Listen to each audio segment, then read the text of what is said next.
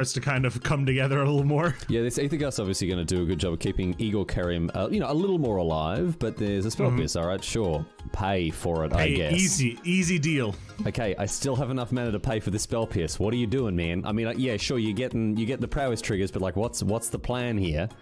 Oh. There it is. A mystical dispute as well. Functional. Yeah, functional spell pierce enough to get in for Xaxes.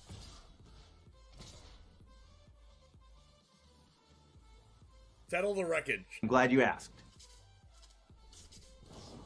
Oh my god!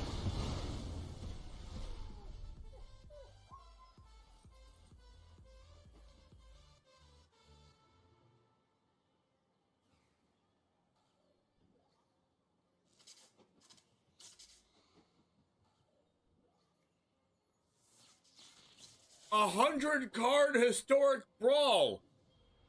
Settle the wreckage in hand after I called it.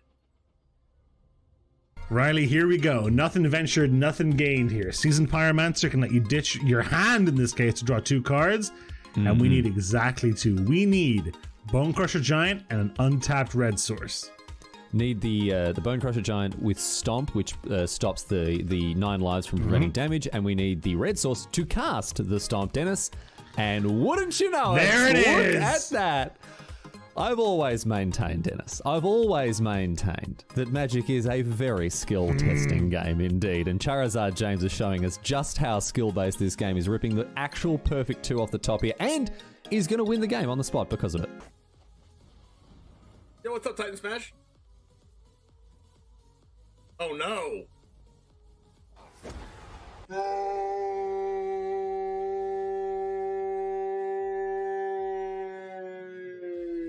If this was the only way Tybalt's Trickery had ever been used, Riley, I think it would have been balanced the way Wizards intended it. I think this is actually Magic as R&D intended. Tybalt's Trickery. Getting rid of an eye twitch? Why are you scared of an eye twitch? Now you have to deal with the lolth. What was that? I'm terrified of an eye twitch, dude. Like, if only it had been something like a lolth, you know?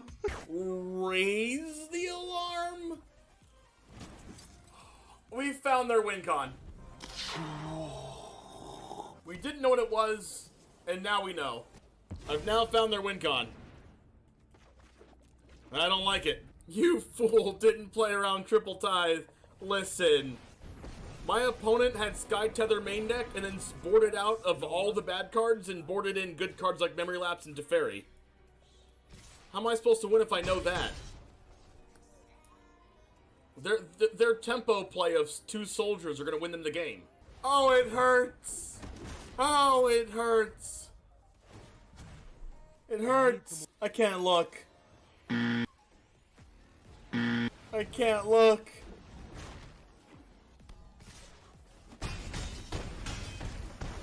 Ow.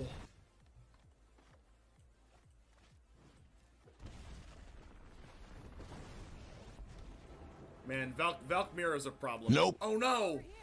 Wait, what just happened? Why was this 5 mana? Oh no. It came in tap. Oh no! It came in tap. Oh my god! Did we do it? Yes! I attack! Holy shit! I attack! I attack! I attack! Everyone's clenching right now. No! Oh, he lost! He lost! I attacked! No! No! What? Oh, he lost! Oh no! Oh man! What? Okay, I want them to kill this first. So I play this first. And I want these 2 to cast my other spells. No!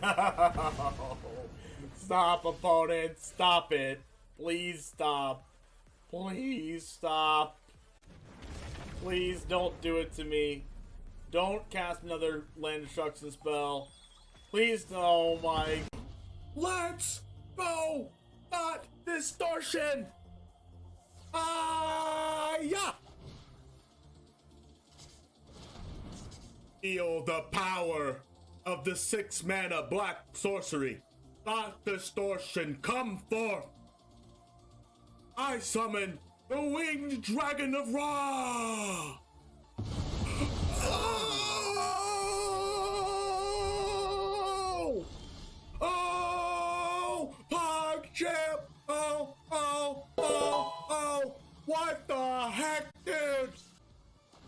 exaggerating.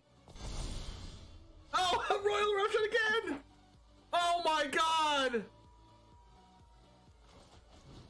Kicker! Base! Oh, double Chandra emblem! Oh, is this... Yes! Oh!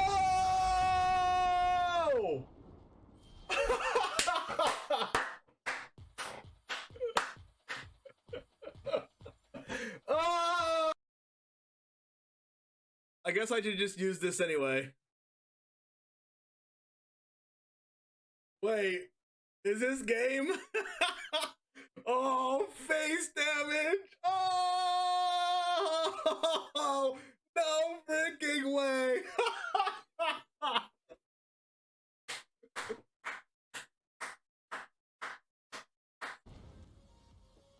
Alright, give me Scorpion. Off the top, right now.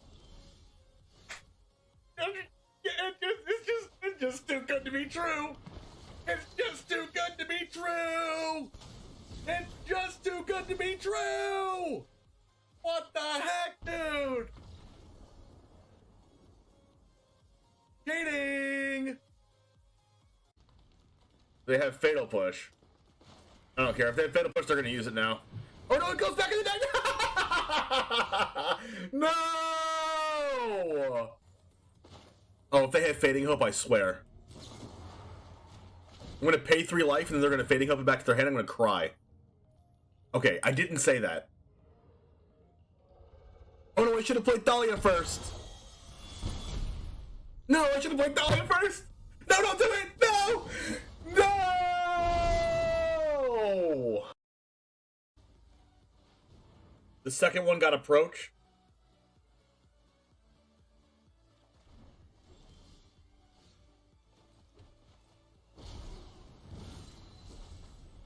Wait, that still counts as casting, doesn't it? Wait, what? That's the worst possible.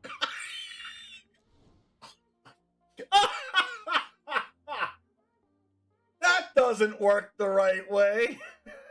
Riley, does your opponent ever make a play that doesn't seem to make sense on the surface, but then over time starts to kind of come together a little more? Yeah, this Aether Gust obviously going to do a good job of keeping Igor Kerim, you know, a little more alive, but there's a Spell Pierce, alright, sure. Pay for it, I guess. Easy deal. Okay, I still have enough mana to pay for this Spell Pierce. What are you doing, man? I mean, yeah, sure, you get the prowess triggers, but like, what's the plan here? Oh. There it is. A Mystical Dispute as well. Functional. Yeah, functional Spell Pierce enough to get in for Xaxes.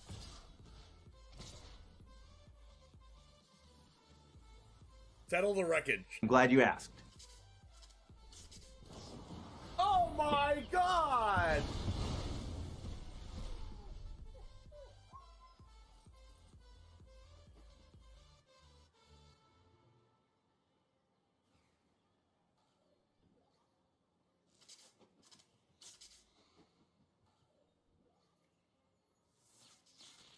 A 100-card historic brawl.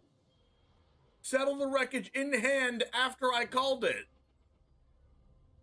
Riley, here we go. Nothing ventured, nothing gained here. Seasoned Pyromancer can let you ditch your hand in this case to draw 2 cards, and we need exactly 2. We need Bone Crusher Giant and an untapped red source. Need the Bone Crusher Giant with Stomp, which stops the 9 lives from preventing damage, and we need the red source to cast the Stomp, Dennis. And wouldn't you know there it is! Look at that! I've always maintained, Dennis, I've always maintained that Magic is a very skill-testing game indeed, and Charizard James is showing us just how skill-based this game is, ripping the actual perfect 2 off the top here, and is going to win the game on the spot because of it. Yo, what's up, Titan Smash? Oh no!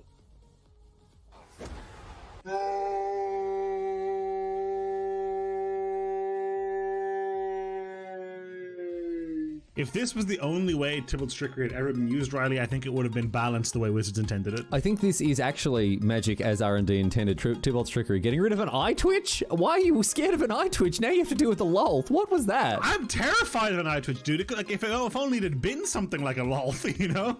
Raise the alarm. We found their win con. We didn't know what it was. And now we know. I've now found their win con. I don't like it. You fool didn't play around triple tithe. Listen. My opponent had Sky Tether main deck and then boarded out of all the bad cards and boarded in good cards like Memory Lapse and Teferi. How am I supposed to win if I know that? Their tempo play of 2 soldiers are going to win them the game. Oh, it hurts. Oh, it hurts. It hurts. I can't look. I can't look.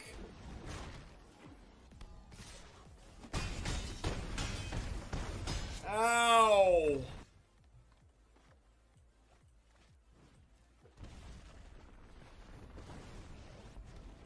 Man, Valkmir is a problem. Nope. Oh no! Wait, what just happened? Why was this 5 mana? Oh no! It came in tap! Oh no! It came in tap. Oh my god! Did we do it? Yes! I attack! Holy shit! I attack! I attack! I attack! Everyone's clenching right now. No! Oh, he lost! He lost! I attacked! No! No! What? Oh, he lost! Oh no! Oh man! What? Okay, I want them to kill this first. So I play this first. And I want these 2 to cast my other spells. No! Stop, opponent! Stop it! Please stop. Please stop. Please don't do it to me. Don't cast another land destruction spell. Please, oh my... Let's go! Not distortion! Yeah! Feel the power of the 6 mana black sorcery. Thought distortion, come forth. I summon the winged dragon of Ra. Oh! Oh! Pogchip! Oh! Oh! Oh! Oh! What the heck, dude? I was exaggerating. Oh, Royal Eruption again! Oh my god! Kicker! Base! Oh, double Chandra emblem! Oh, is this... Yes! Oh!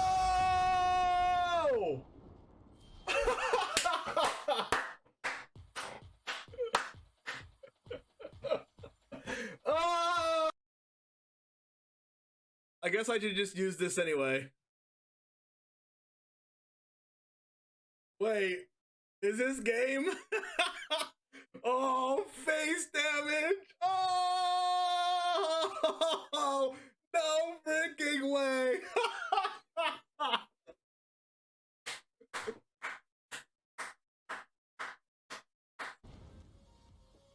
All right, give me Scorpion off the top right now.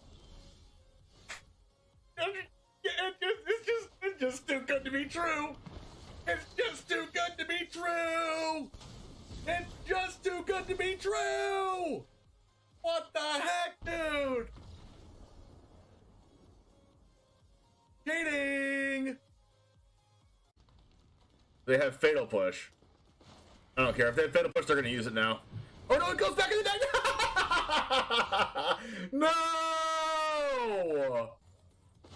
Oh, if they have Fading Hope, I swear. I'm gonna pay 3 life and then they're gonna Fading Hope it back to their hand. I'm gonna cry. Okay, I didn't say that. Oh no, I should have played Thalia first. No, I should have played Thalia first. No, don't do it. No. No. The second one got Approach.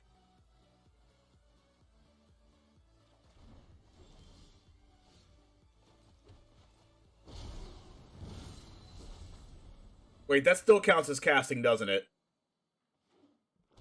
Wait, what? worst possible.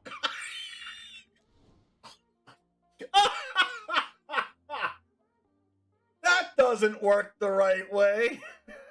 Riley, does your opponent ever make a play that doesn't seem to make sense on the surface, but then over time starts to kind of come together a little more? Yeah, this Aethergust's obviously going to do a good job of keeping Igor Kerim, a little more alive, but there's a spell pierce, alright, sure. Pay for it, I guess. Easy deal.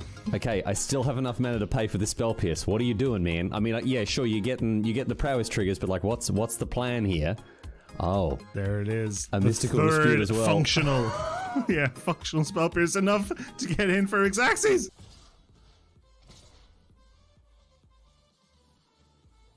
Settle the wreckage. I'm glad you asked. Oh my god!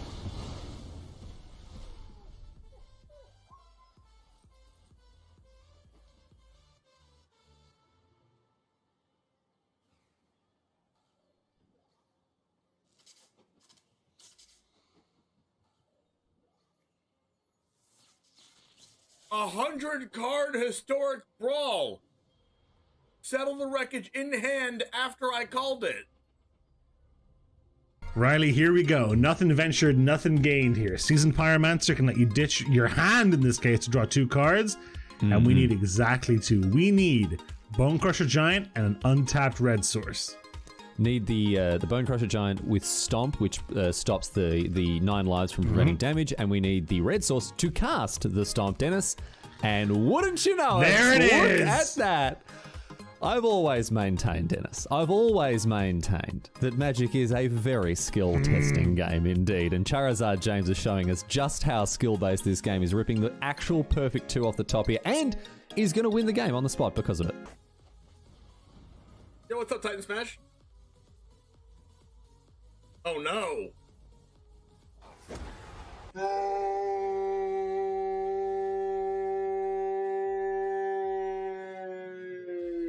If this was the only way Tybalt's Trickery had ever been used, Riley, I think it would have been balanced the way Wizards intended it. I think this is actually Magic as R&D intended. Tybalt's Trickery. Getting rid of an eye twitch? Why are you scared of an eye twitch? Now you have to deal with a lulth. What was that? I'm terrified of an eye twitch, dude. Like, if only it had been something like a lol, you know?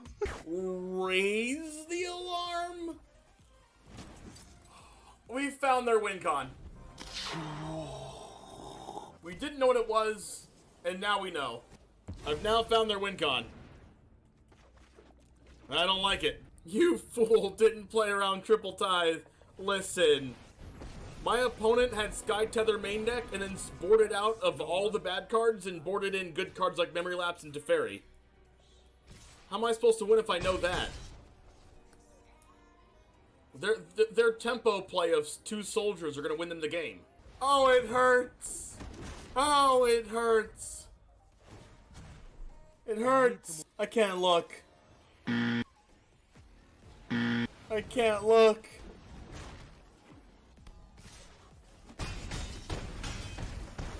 Ow.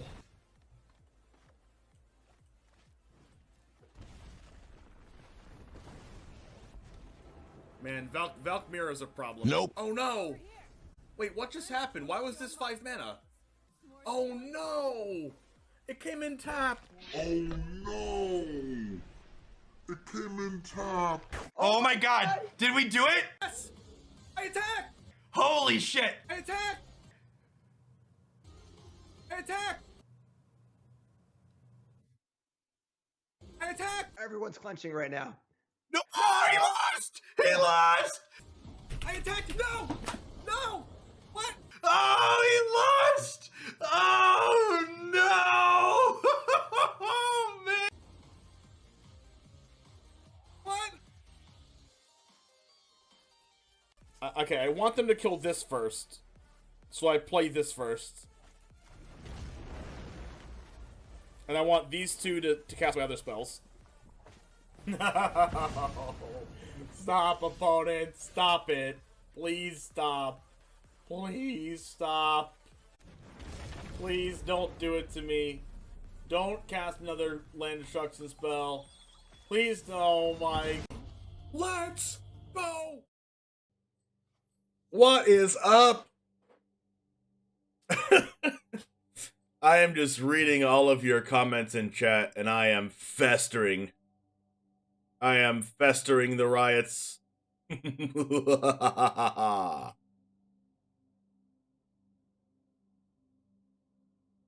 You will riot to me, and then you will summon me.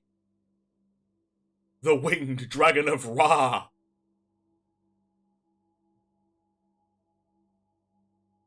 How many riots did we get today?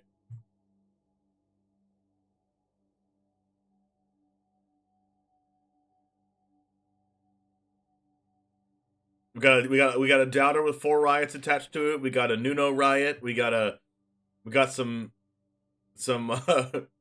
Nuno riots more. I attack. Wartalk, Thirsty Came Miss Lizard. What's up? We are playing Mono Black Snow today. The first riot was from TG Bot. Why? Any Commie War believers in the chat? Wait, is that Dazen? What's up, Dazen?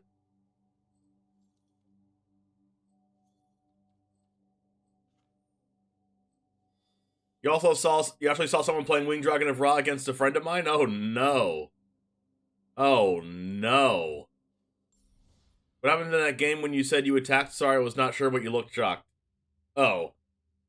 I was at like 1 second on the clock in the finals of a Hooglandia Open, the actual finals in game 3, attacking for game. Lethal damage on board. My opponent blocked with his creatures that didn't matter because I had lethal through the blockers anyway. I clicked like pass through blockers or whatever, and then the timer ran out. So I was like, I attacked because I had 1 second left. I played to get my 4 wins in the day and got first 2 when Guardian of Faith wrecked Esper, and then 2 more with Thalia and Raidane wrecked Orzhov. Broken. Yeah, Thalia and Raidane are really good against Orzhov. Winged Dragon lost the match? No! It's iconic! It has to win! I'm trying to jump up excitement for our new 5-color saga. What, the new 5-color saga commander? You're gonna try it in standard? YOLO 5-color Yori and Niv pile? Of course, I'm gonna do that. I'm gonna be doing that too. It really does suck. It does suck. Who is here, by the way? Who is here during my Hooglandia Open freaking blunder of an attack step in the finals? Playing black-white snow against green-white ramp.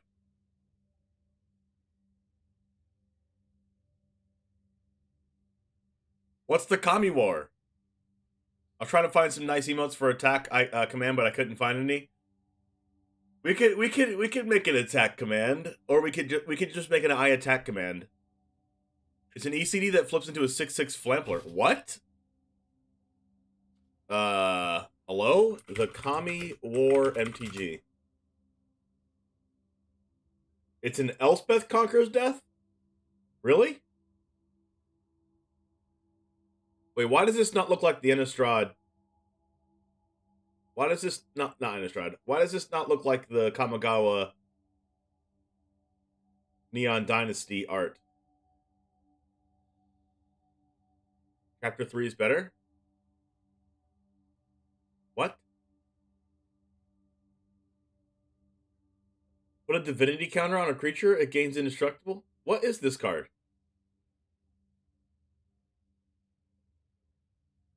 What? I am confused. Can someone link it to me? You watched it on Hoogland's channel. Dang, it sucked for me. It sucked.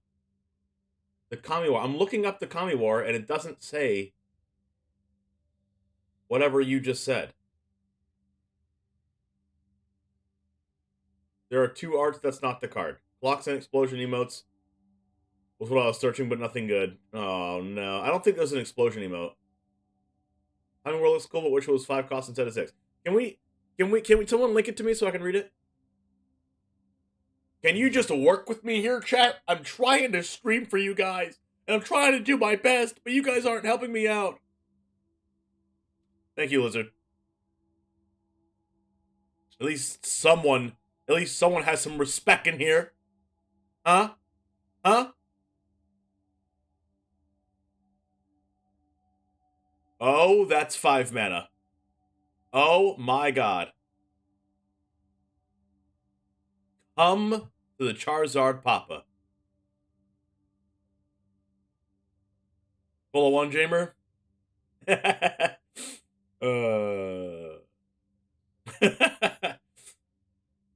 Alright. 5 mana. No, it's 6 mana. It is almost for the whole price, the whole low price of what? What's 6 mana, 5 colors in Magic? What's that dragon that's 5 colors that's in standard right now, but it's 7 mana? For the low price of a big dumb dragon, you get the Kami War. Exile target non-land permanent opponent controls. Oh my. It doesn't say with mana value 3 or greater, like it does for Elspeth Conqueror's Death, so that's good, but it's 6 mana. It's a lot harder to cast. Return up to one other target non-land permanent to its owner's hand. Up to one other target non-land permanent to its owner's hand. Okay, so it means you just can't bounce the Kami War. Then each opponent discards a card. Oh my god. Well, this card reminds me of... This card reminds me of, like, Elspeth Conqueror's Death meets the Elder whatever. The Elder Scrolls. It's not called the Elder Scrolls, it's called the Elder Reborn. The Eldest Reborn. Exile then return it to the battlefield transformed under your control. It turns into Okagachi Made Manifest. Okagachi Made Manifest. It's a 6/6. It is all colors. It is a Flampler. Whenever it attacks, defending player chooses a non-land card in your graveyard. Return that card to your hand. Okagachi Made Manifest gets +X/+O till end of turn where X is the mana value. So probably like 1 or 2. So it's like a 7 or 8/6 ish. God, this card's insane. In standard. In historic, probably in some kind of the Sanctum of All enchantment Yorion deck. But hey, I will be playing with this card. That's for sure. You know I'm playing with this card. Tomorrow's the first day of the set, right? Freaking bananas. By the way, if you haven't checked out my Boros deck, mid-range deck on my YouTube yet, and you missed it yesterday, go check it out. Go give it a like. Giving it a like is the literal best thing you can do. It's free.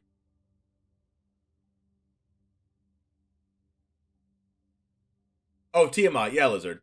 You mount your own opponent's stuff. Or your stuff. Yes. It's not even legendary. Yeah. Yeah, it's basically Elspeth Conqueror's Death meets Eldest Reborn.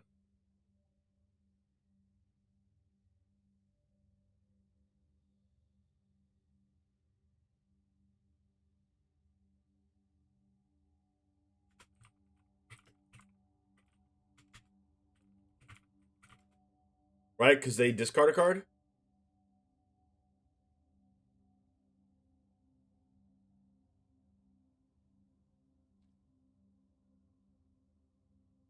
I don't want any of these cards.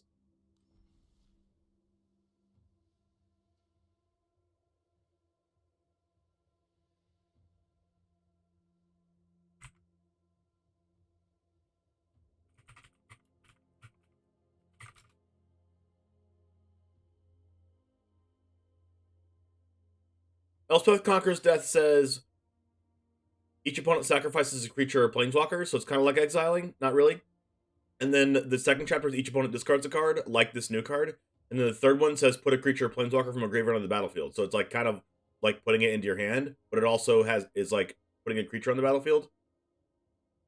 So it's like kind of Eldest Reborn and Elspeth Conqueror's Death are like very similar cards. But like this one is kind of like all of them combined.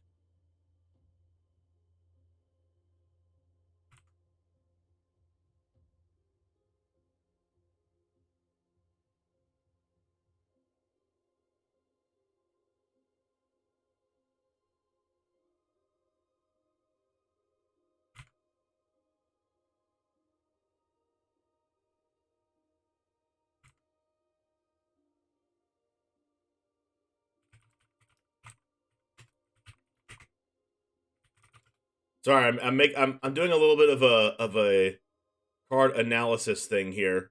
Elspeth Conquers Death, Eldritch Reborn, and Kami War.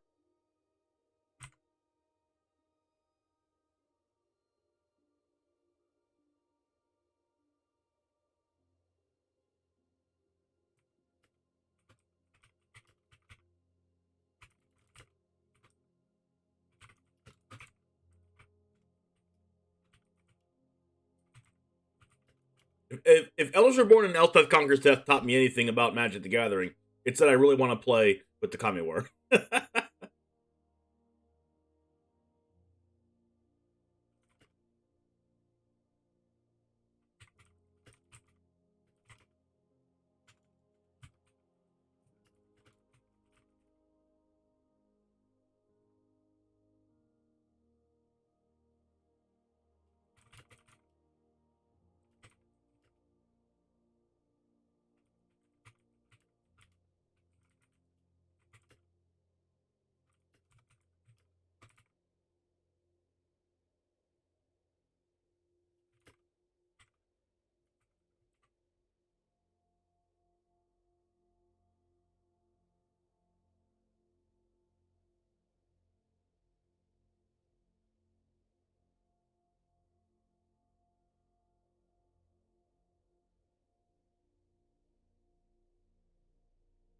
Like, I really, really, really want to play with that. And I want to do really dumb, degenerate things with it. Chat, it's up to you. It's up to you to come up with the literally most degenerate thing you can possibly think of with that. If Kami War swings once, it's at least a 4/1 or 5/1 if you count the bounce as a card. Well, yeah, for sure. Well, I mean, it's not a card unless it's a token. But still.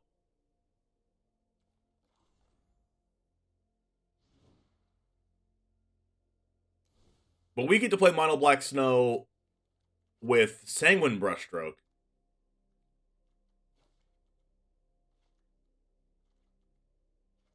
Which is better.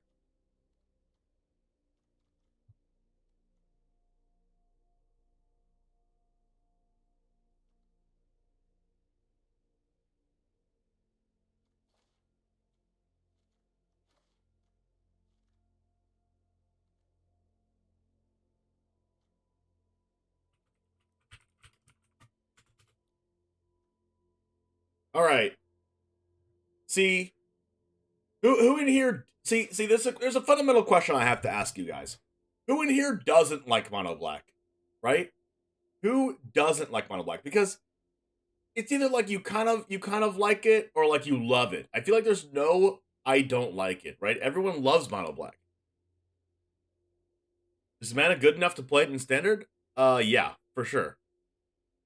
We have Pathways and Slowlands. You just play Sultan and lean on the World Tree or something? I mean, you could also do that, but Lotus Cobra? Yeah, you can also do that.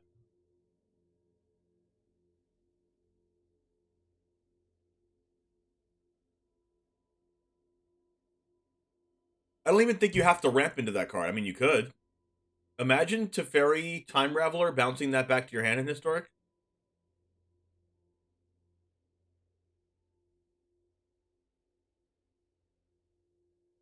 I mean, it might be just way too expensive, right? I mean, even Niv Mizzet Reborn is too expensive half the time.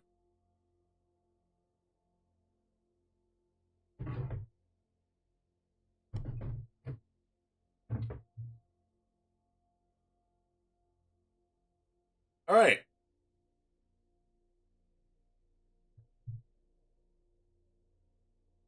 What's up, Jamers? Today, we have Mono Black Snow. And if it's your first time in Jamestown, we've done a couple of Mono Black decks before, but we're kind of like an aggressively slanted mid-range player. We also love to play these big control decks. And I love this style of deck.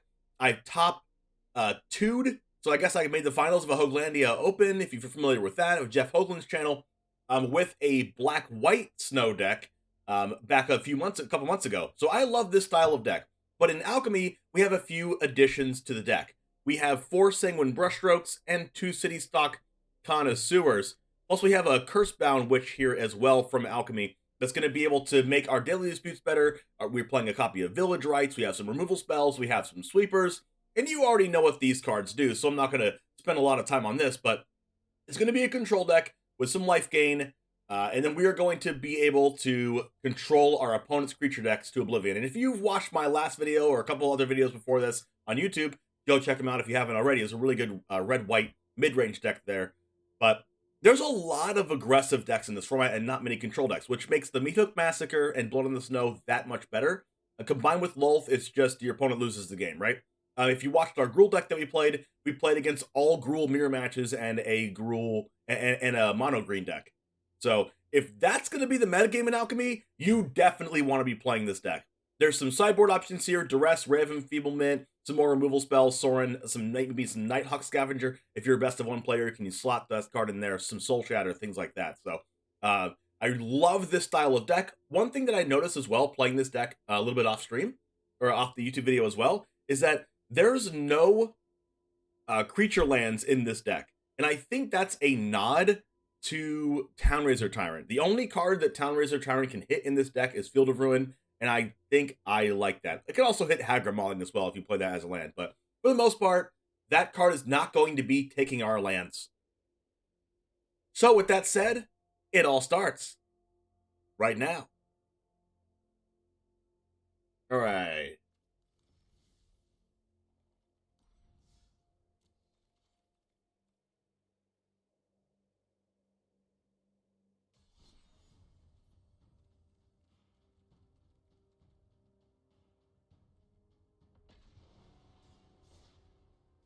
I think I'd be kind of surprised if Lotus Cobra was played in the deck, but like I'm not gonna rule it out.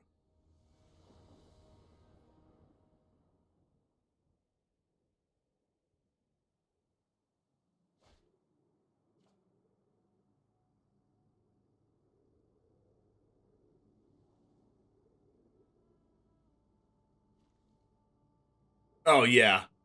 We don't have a turn 1 creature, but we're on the draw, and we have 2 removal spells on the draw, so I think we keep this. We can also Deadly Dispute off of Sanguine Brushstroke. Alright, this is a Townraiser Tyrant deck, so I'm not going to play this until turn 5. If I can help it.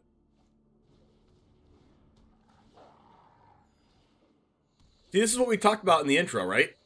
We're going to be playing against these decks, and as long as we play against those, we should be okay.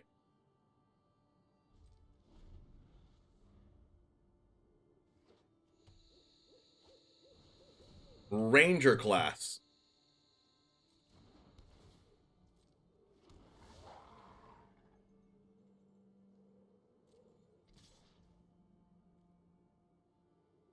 I actually think I want to save my removal spell for what they're going to play next. I think I might actually just use my Power Word Kill on this 2/2 just to bait out their Snakeskin Veil potentially. Pack Leader, okay, that's a better target.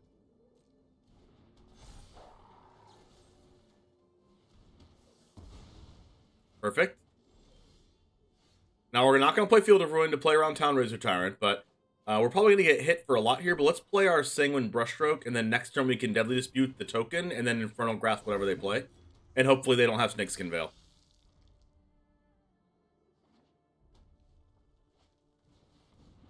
Okay, we can just Infernal Grasp the Halana, potentially. The problem with Halana is that it makes something else huge, also. So, like, you have to deal with Halana, but you also have to deal with the huge thing they just made.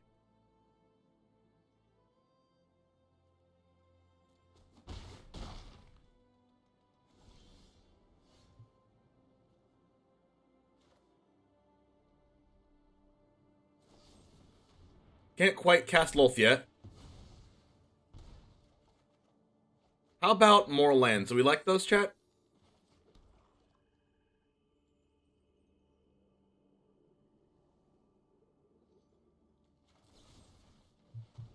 Unfortunately, doing it in main phase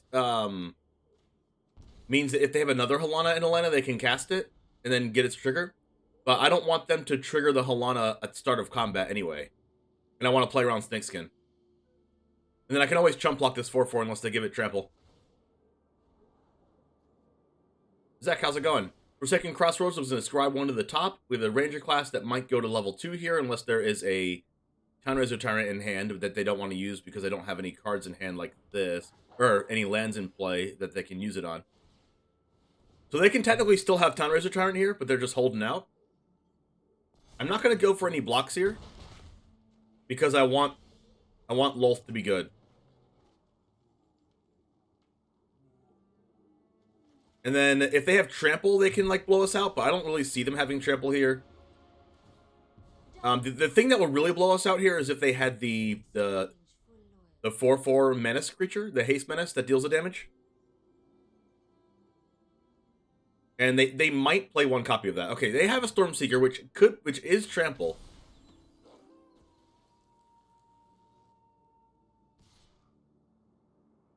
And we don't have to really worry about this because they have a second Lolth.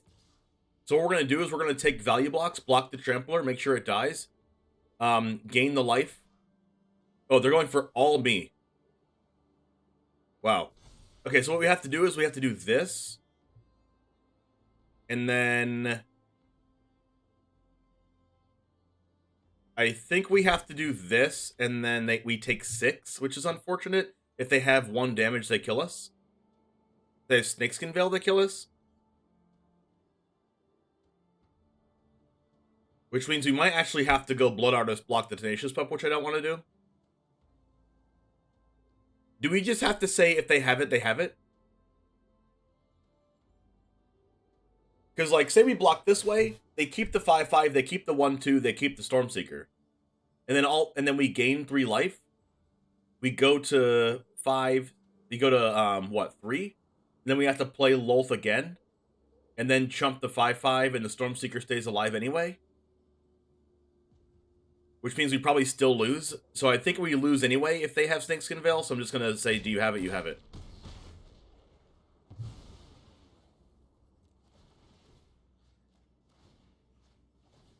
And this is good for me.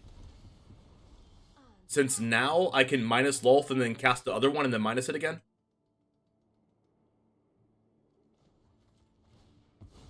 I'm still not going to play this Field of Ruin because I want to play around Town Razor Tyrant.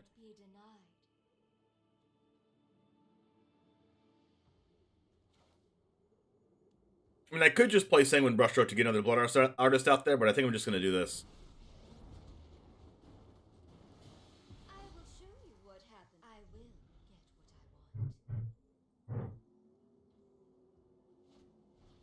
get what I want. I guarantee you they've had this the whole time waiting. I guarantee you they've had it the whole time waiting. It is a guarantee.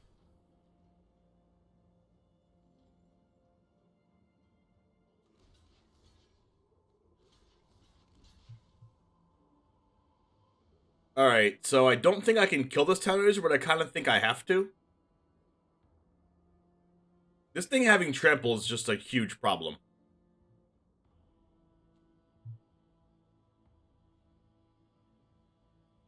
So I have to get rid of my Blood Artist here. Right, because 5/1 is 4? Oh. Crap. I actually can't kill the Town Razor this turn. Right? God, trample is so hard to beat in this deck. 5/2 is 3. Block, block, block. It's unfortunate.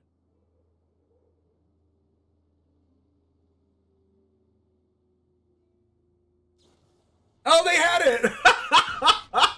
Oh my god, they had it! Oh my gosh, they just drew it! They had to just draw it right now. What?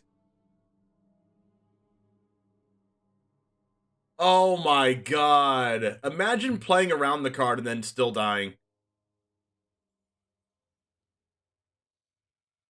Wow. If they didn't have that Stormseeker, then they were just so dead. Alright. Yikes.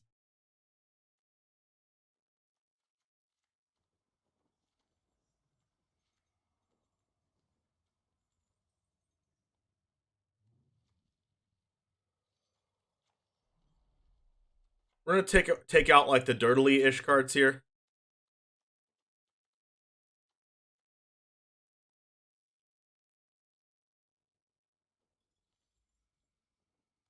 They probably don't have a hand.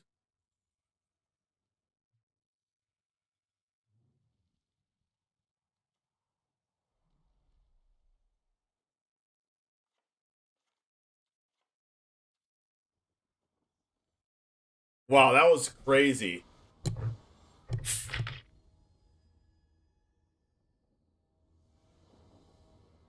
They had to draw Snakeskin for turn.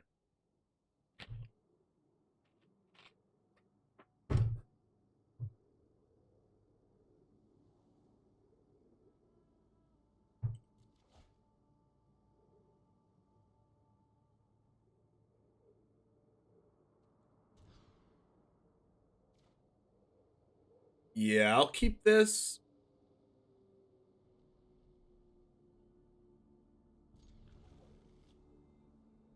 I guess I'm putting back the Cursebound Witch. Hey James, how you doing? I'm doing awesome. Yo, thanks for asking. What's up, Vincent? All right, we'll go this into this.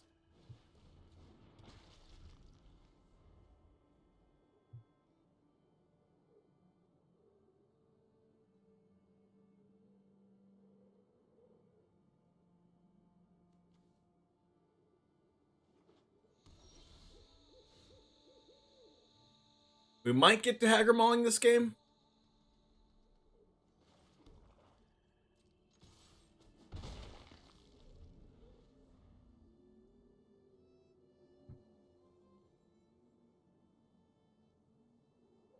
Maybe?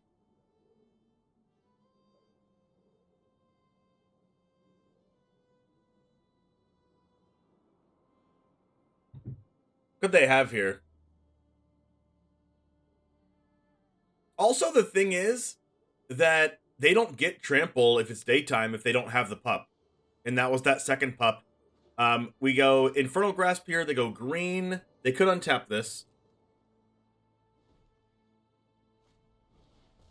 Pack Leader? Sure. They still don't have a basic land, so we can hold this Hagger Mauling, technically. Sorin. Alright. We play this. And then this is going to gain us a ton of life. I like this card in the sideboard as a one of. And if you're playing best of one, you can just play this. Oh, wow, now they play the basic land. Okay, I see how it is.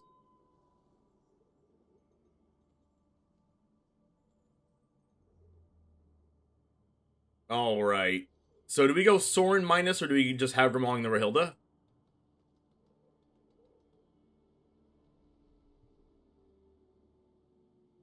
I feel like we go Sorin minus.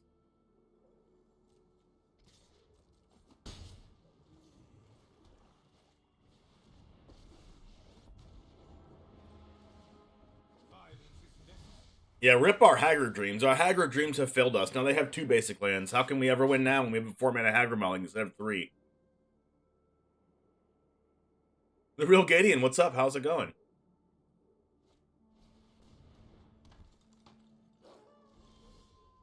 Alright, we stopped them in our tracks. We stopped them in their tracks, chat. Blood on the Snow. Do I take 6?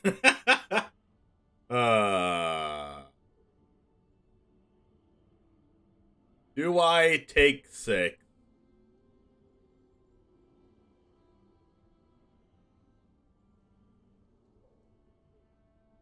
Do I take 6?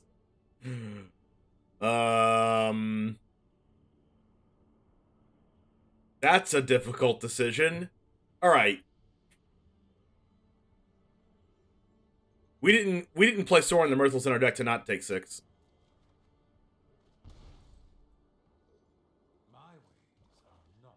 for the weak. Why did I do that? Can someone tell me why I just passed instead of casting Hacker Mauling?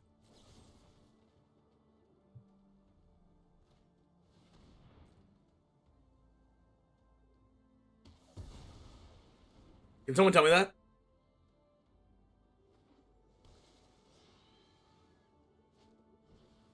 I was playing. Yeah, I was playing around Veil, but I didn't realize that the werewolf mechanic actually did that. Okay, I'm reading these cards for the first time in my life.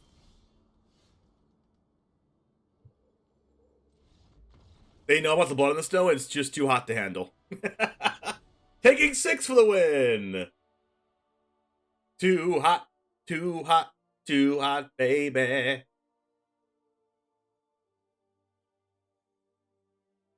Do we want this Fell Stinger for the Death Touchies?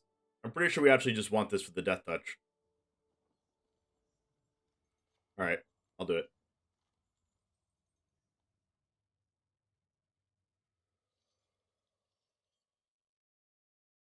I'll do it.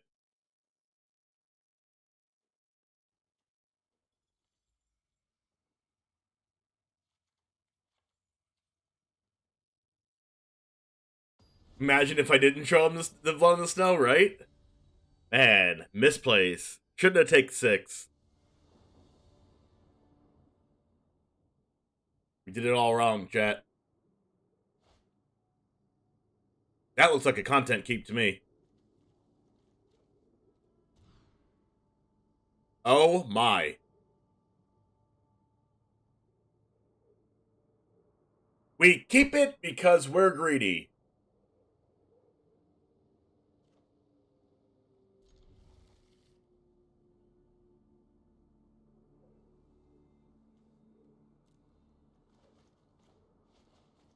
And we're gonna win the game.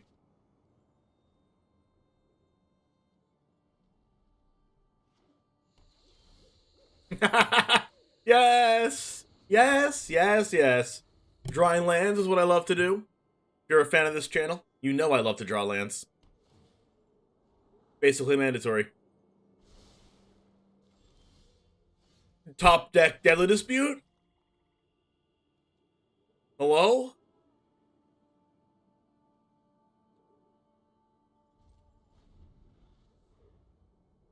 One lander? Win the game?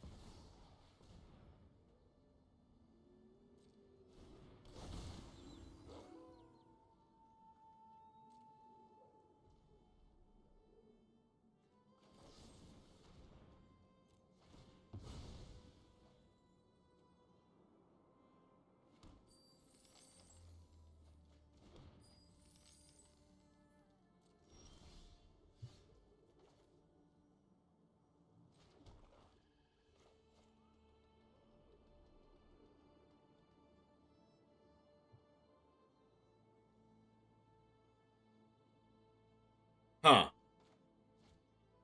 What if I meat hook for 3?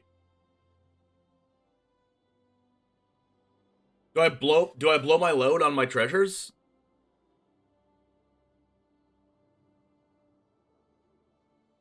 Just for Snakeskin Veil?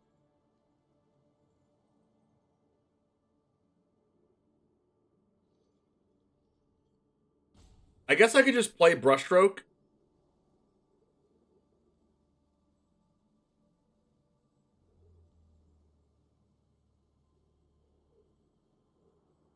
And then just let them have a card.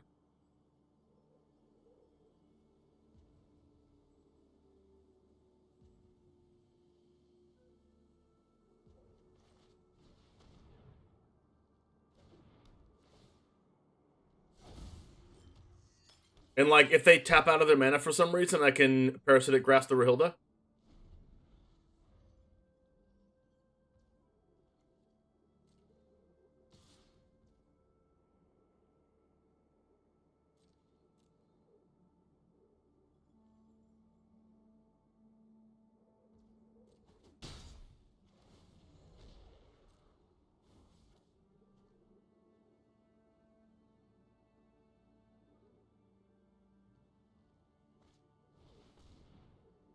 Yeah, they're not going to tap out of it, are they?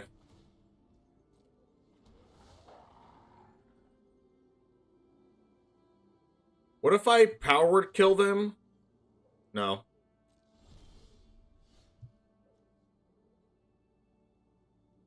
I need to meat hook for 3 this turn.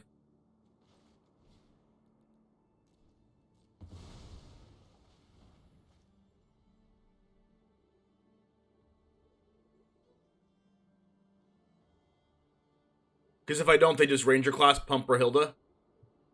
And then they can hold Snakeskin Veil to make it 4.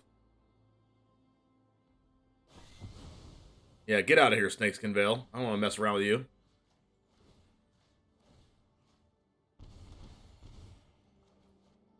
They missed a land drop last turn, so I'm going to play this just in case.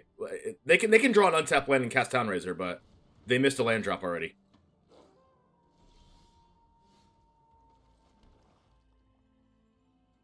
Alright, so I can Nighthawk Scavenger. Or I can just, like, go double removal spell. I think I like double removal spell. Now, let's go Scavenger. Let's go Scavenger.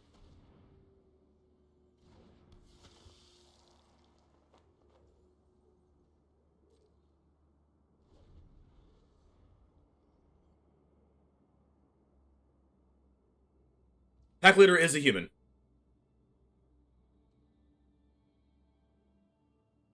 And even if and I could anyway, because Parasitic Grasp I can just pay for 3.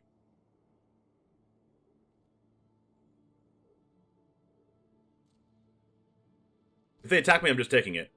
Oh, I guess they're going to use the Infernal Grasp, that's why. Okay.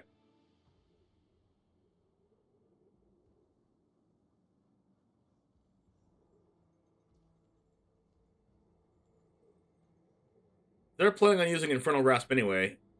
Nah, I'm just gonna go no blocks. If they use Infernal Grasp, then I'm okay with that. I can just bring it back with Blood in the Snow later. Automaton, how's it going? Good to see you from the MTG Malone fam. Aha, this is where they get blown out by Parasitic Grasp. Yeah, they know that I know that they have Snakeskin Veil, so they're not gonna leave open mana for it.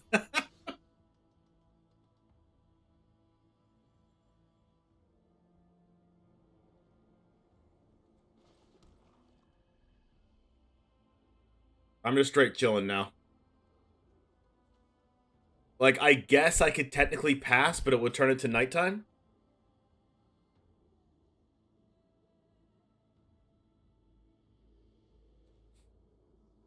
But I think I'm okay with that.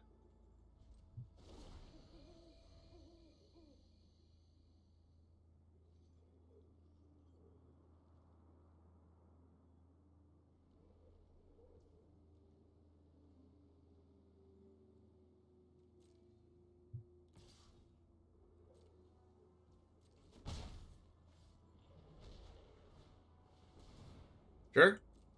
So I'm gonna make them use their Snakeskin Veil, and then I'm gonna Blood in the Snow. Happy Snakeskin Veil, opponent.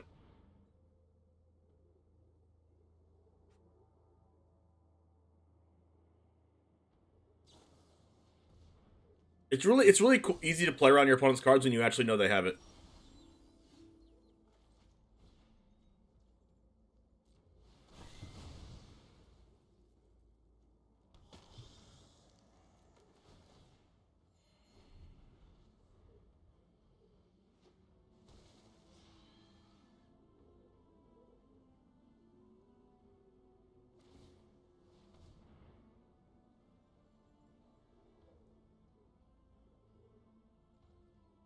Alright, maybe... Oh, they can't even cast whatever it's called next turn.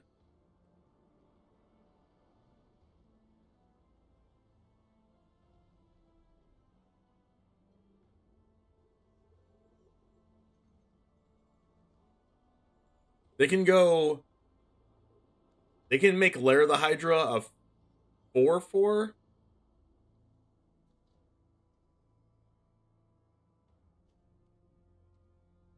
So I should just attack with this and then uptick Sorin. They can go whatever it's called in the thingy. Yeah, exactly. I'm happy that you get the lingo here.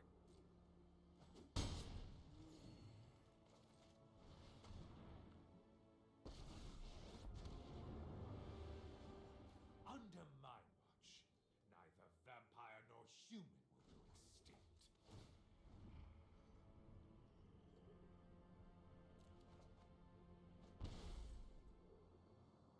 Nothing on Innistrad is free.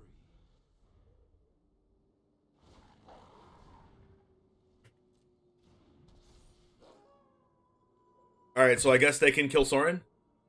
Well, with Storm Charge, they were going to kill it anyway. Then I can just bring it back with Blood in the Snow, so we're all good.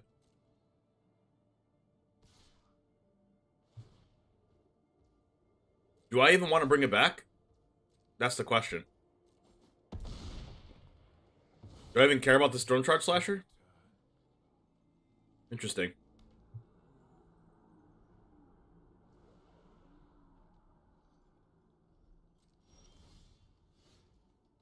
Huh.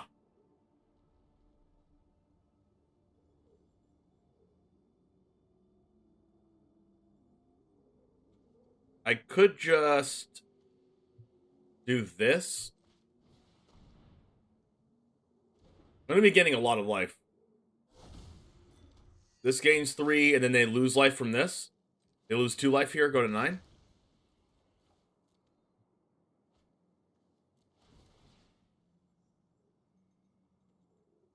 I agree, Cody. I'm going to hold it.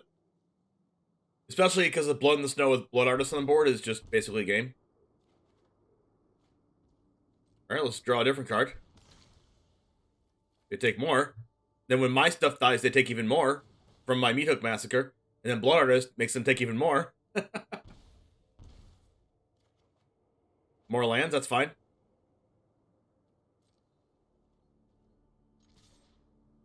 They go to 4. And then next turn, Blood in the Snow is lethal, right? It's already lethal, even with just the Storm Charge Slasher. They take 2 from Meat Hook and then 3 from Blood Artist, and that's 5.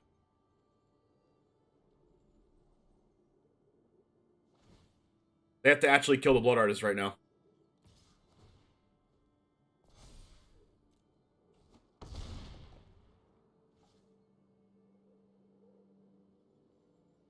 It looks like they Mana Screwed into Mana Flood, but...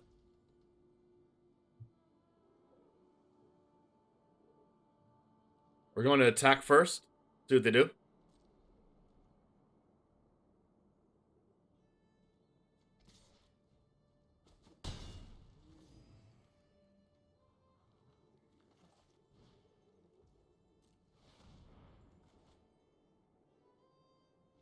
Let's go! Well, we just destroyed them. You love to see it.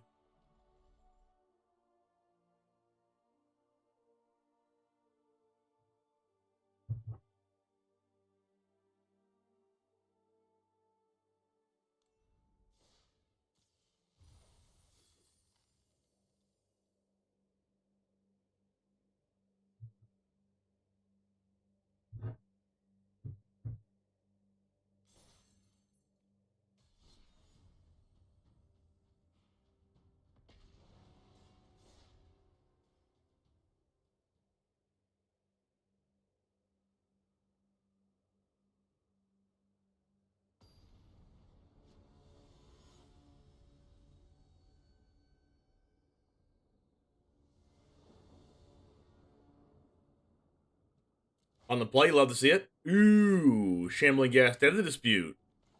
Sanguine Brushstroke, and Crystal Stalker Connoisseur. Alright, all we need to do is draw a land off Deadly Dispute and we'll be fine. And before I just don't draw a land. Oh, fellow Snow Gamer. Fellow Snow Gamer. Cool, cool.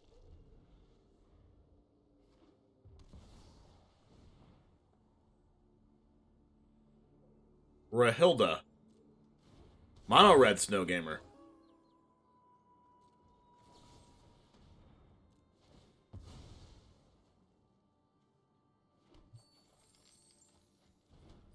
Three Brushstrokes. Infernal Grasp.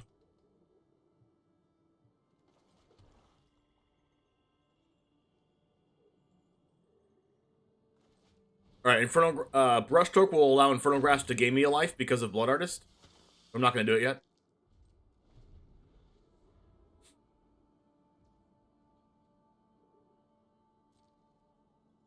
Alright, now I do it.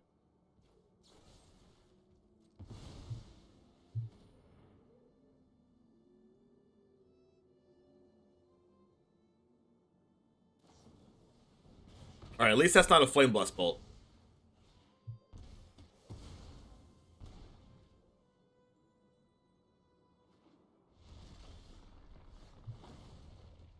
Alright, not going to play Field of Ruin because they probably have the other card. Let's go ahead and try to get out of their hand. Alright, discard your 4/4 dragon, please.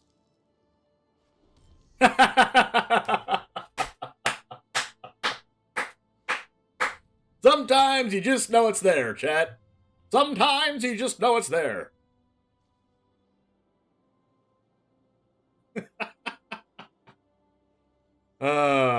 It's so satisfying. So satisfying.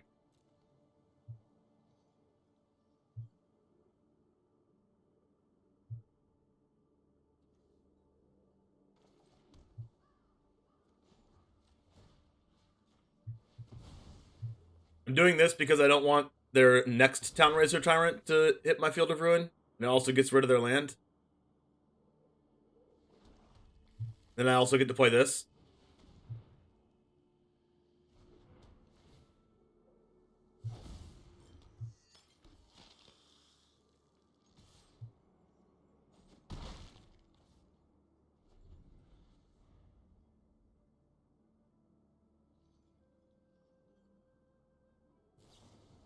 Brittle Blast my Connoisseur. That's actually really strong. Because now it lets Blood Artist get exiled. Another Den.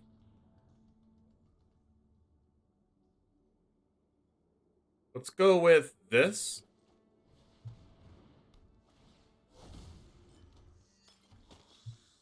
Do we discard Cursebound Witch or do we play it?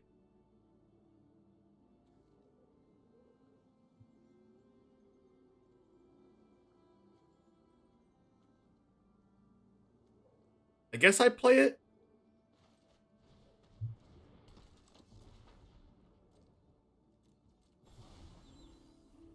It does turn it back to daytime by playing it. Which is good. Very good. No, another Brittle Blast! Wow. Now this gets exiled. Yikes.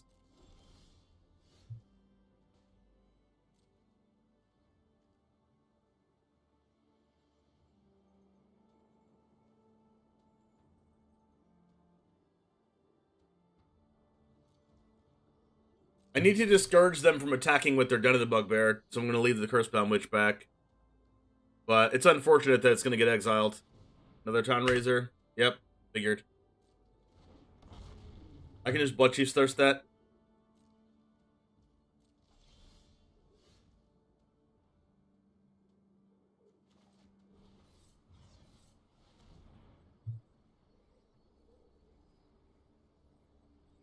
Village Rites is a good draw here.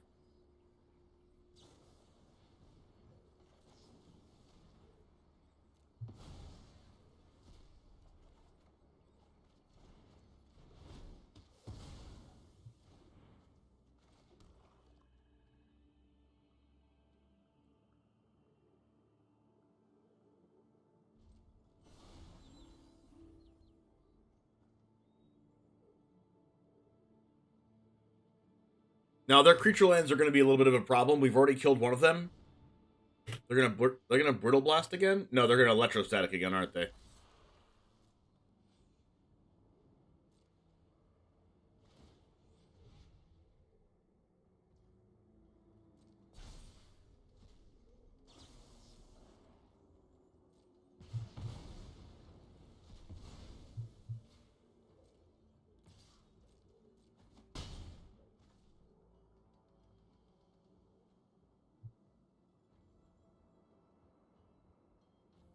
What can I get back here? I can get back Blood Artist to the board if I Blood in the Snow?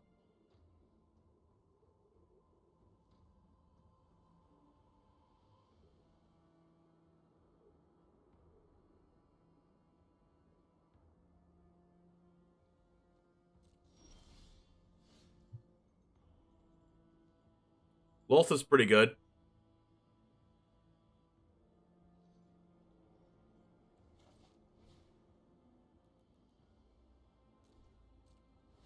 Always be here for one more just in case they have some random pump. If you're not planning on using your mana anyway. I want to get as much burn damage as possible, which is why I'm not firing off these yet. It's not like they're going to kill one of these with a braid or whatever. They don't have an answer to these anyway, so I can just wait on these. And then I play Lolth, and then I play Blood on the Stone to bring back the Lolth after they kill it, and they take damage the whole time from Meat Hook, and then I hit them for 12.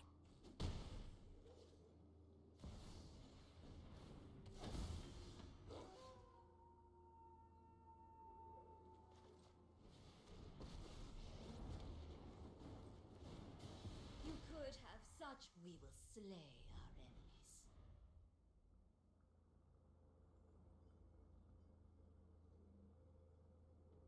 Alright, they have another Bloodthirsty adversary, so they're going to Brittle Blast my 2/1s or something.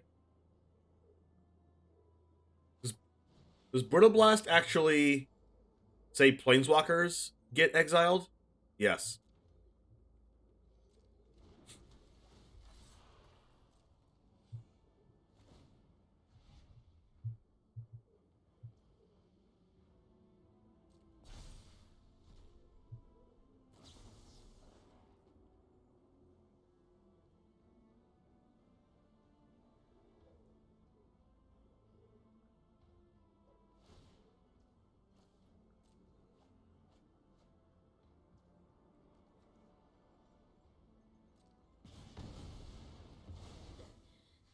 The light is insufferable.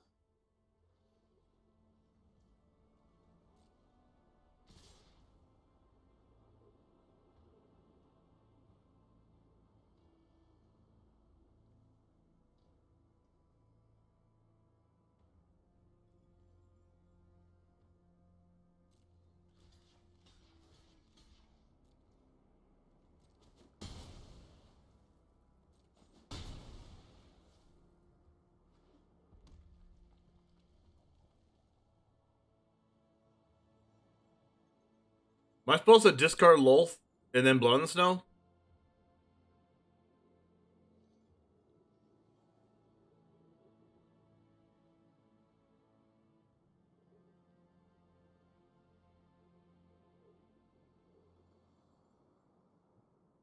Probably.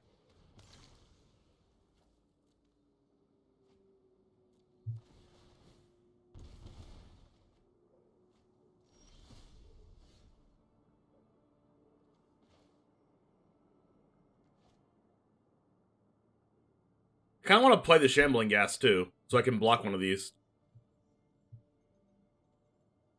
Miss Lethal.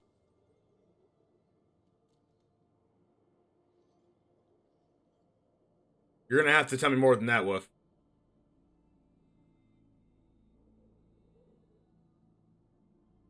Why not just not block with the spiders? Oh, that's probably why it was Miss Lethal. Oh, true. If I didn't block with the spiders, I could just attack them? That's fine.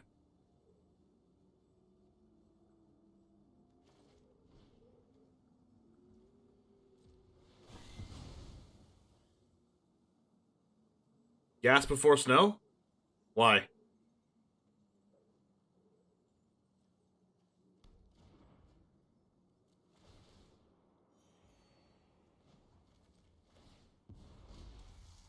I will cull the weak.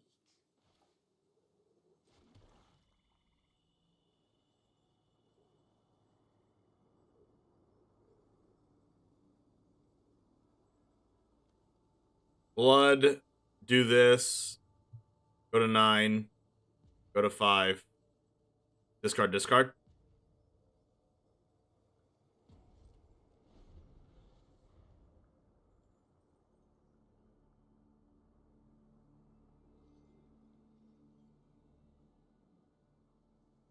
Yeah, I could have done that. I just didn't calculate it. Well, actually, it wasn't lethal if they just have any interaction.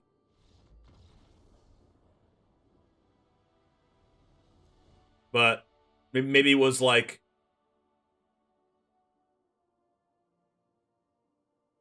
maybe I don't even know if it was worth being greedy there. Like, yeah, it was lethal technically, but I don't even know if it was worth being greedy there. Because like it is a greedier line to do that. Like, I'm already winning the game by just doing what I did.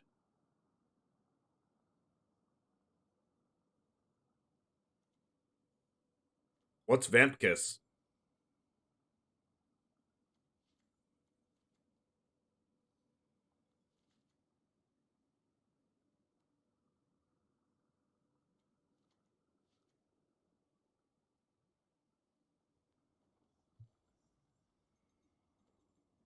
Two blood, two drain? Well, it's just deal damage now. It's not gain life anymore.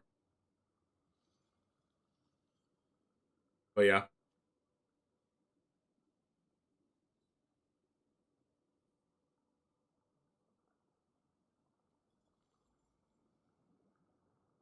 Am I going Valentine here? Probably not.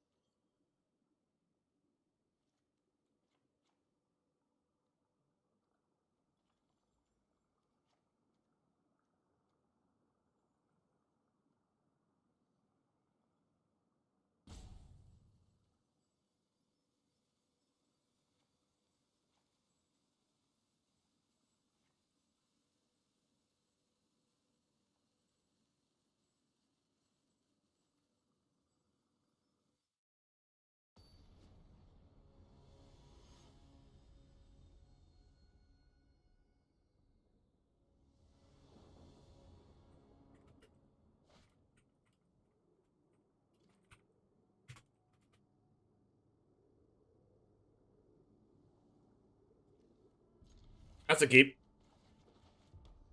Turn 1 Cursebound Witch. Hopefully we draw a land at some point. We have Sorin for life gain. We have our Nighthawk Scavenger for life gain. We have Brushstroke for life gain. They play with fire this, we still get to trigger this. Let's get... Oh, we can get a land!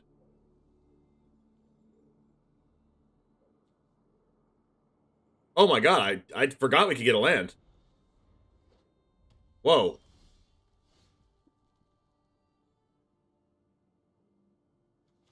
Busted. Wow.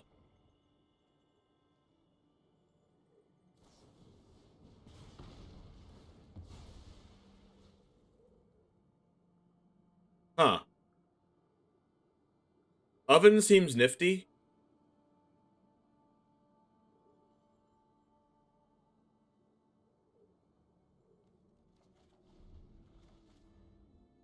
And then we'll just get the cat, and then we'll win. They're trying to hit their land drops or something? Oh, they hit it. Or they go land Bloodthirsty from hand. Okay.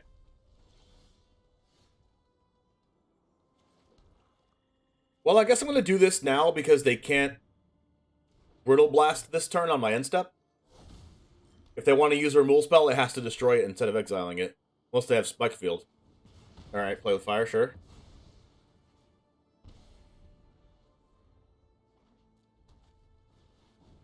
Counter is going to hit the Witch's Cottage.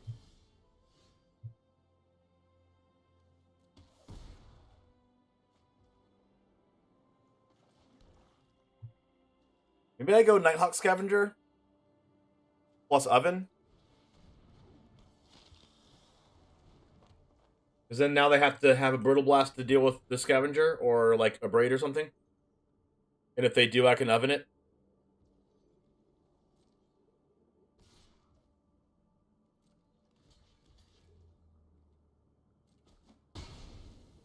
Mansonian, how's it going? Did they not realize that card has Death Touch? Okay, they have a second one, got it.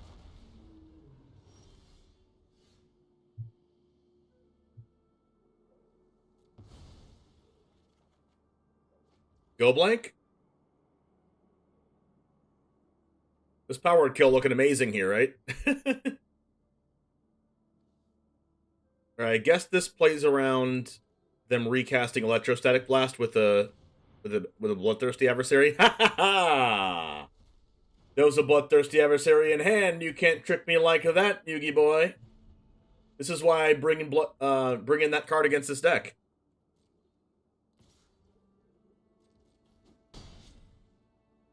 Think I'm discarding Sorin here?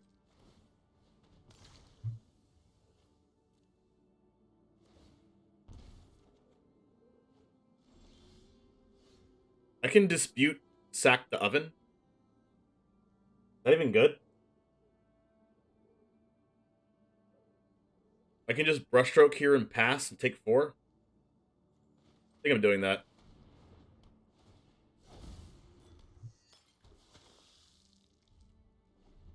Then I can deadly dispute the blood. Because I want to try to get Cat eventually. So I can Cat oven shenanigans.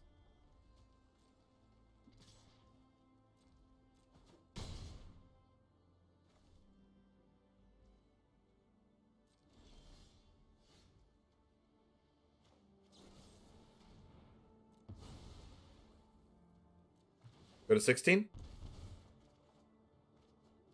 That is 100% lands.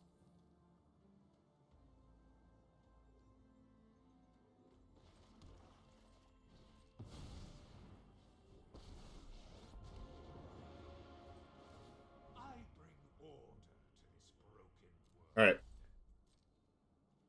This is how we're going to deal with Town Razor Giant right here. I don't want to take 3 because then it puts the 2-turn clock on. 8, 4, 4. And they can't kill the Sorin with the Town Razor anyway. They'll say Brutal Blast. Or like any removal spell.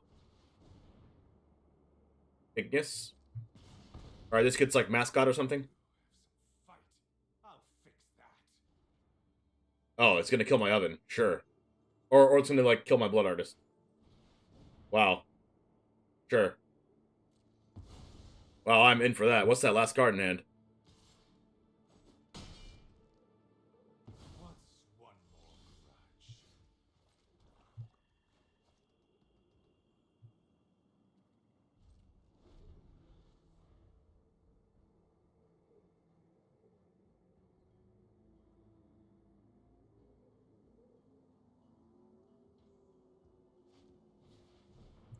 Bloodthirsty, returning the start from scratch?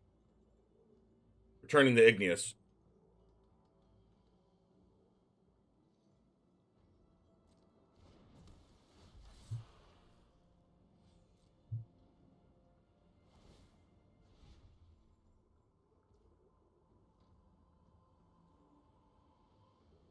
That's unfortunate.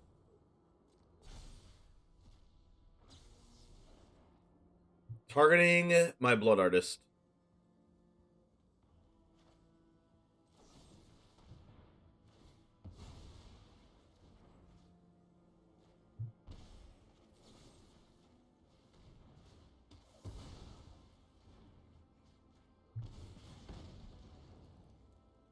I could have powered killed my own Blood Artist to stop them from getting a card, but they got Environmental Sciences, which is really confusing to me. Ooh. Like, why wouldn't they just get Mascot and hope to draw land?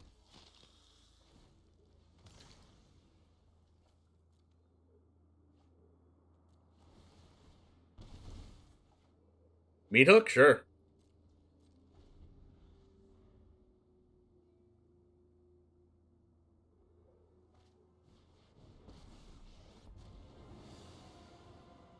You know what's great at dispelling darkness? So I'm a little hot-headed. So what? Maybe they needed the land because they have another Bloodthirsty? I don't know. Meat Hook's pretty bad. Guess I'm just casting this in passing. And I'm gonna need to draw like a Lolther or something soon. Some card advantage card. Oh, that's a Bloodthirsty. Think of something good. I can start from scratch. My Blood Artist.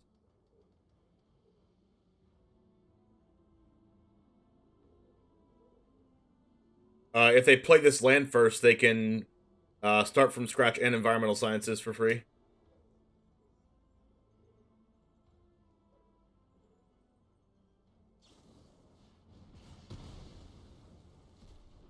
I am. Okay. Alright, that's fine. So... I'm gonna need something good here.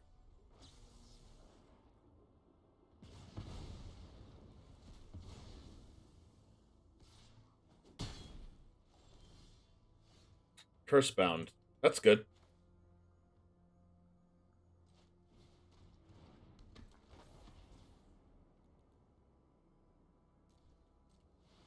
Get a card off of this.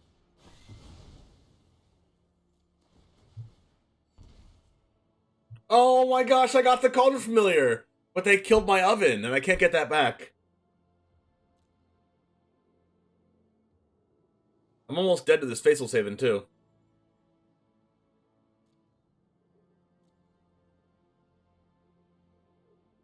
Tornado Scarabs is too slow right now. I have to get the bat. I have to get the bat. Dang. They killed my oven, chat. I was gonna cat oven them. That's unfortunate. At least I'm dead in 4 turns of Faithful Saving instead of 3 because it's nerfed. Hashtag Alchemy.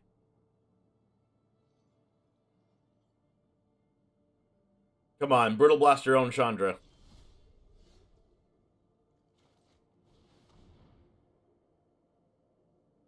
Dead from Chandra ult? Most likely.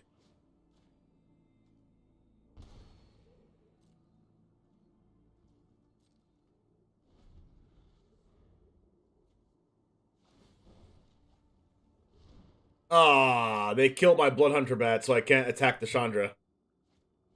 That's unfortunate.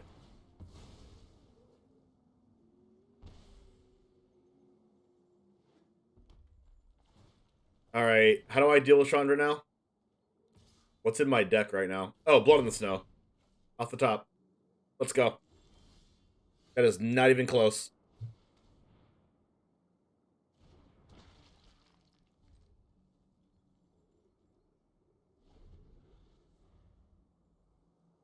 I'm drawing the worst cards to draw. No after party. I'm wiped out. No more holding back, Chandra. Give it your all.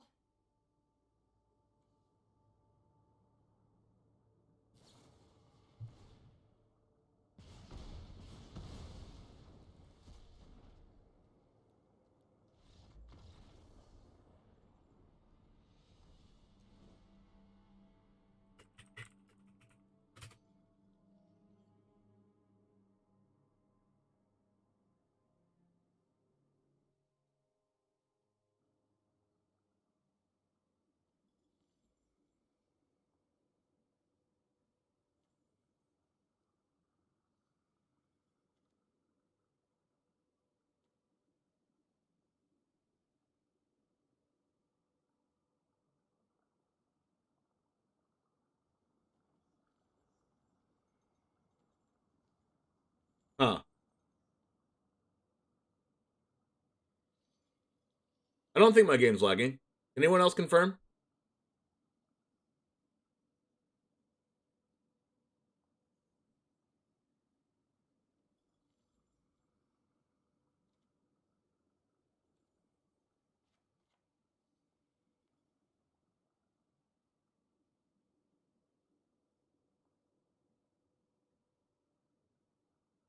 How's it going, Captain?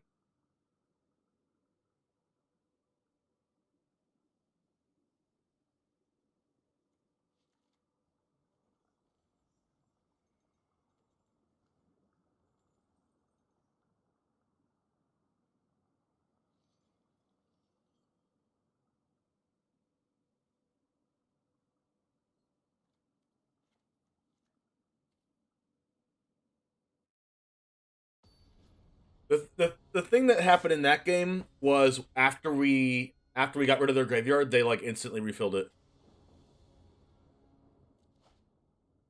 Yep, we keep this.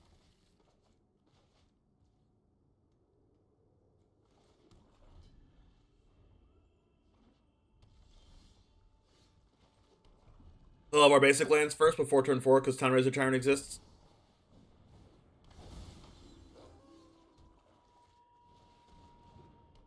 Alright, and then we're going to get to Deadly Dispute, the Blood Token next turn. Or cast Sorin.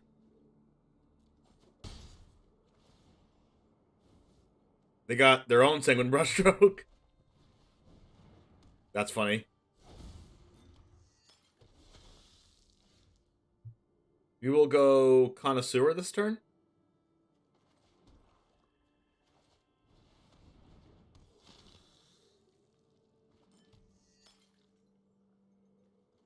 Yeah, that always gets rid of Town Razor.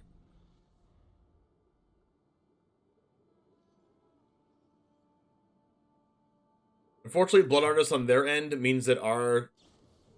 Dang, they always... Do they have 4 copies of this card? I'm pretty sure they do.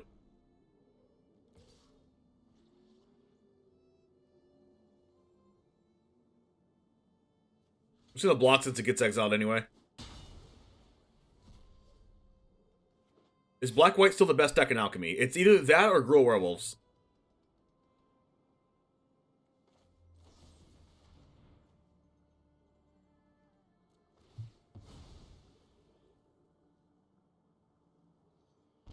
But, like, this deck has a chance to be really good in this format as well.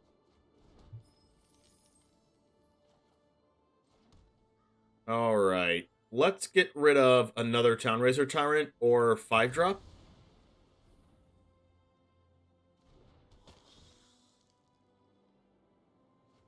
We got rid of another Brittle Blast.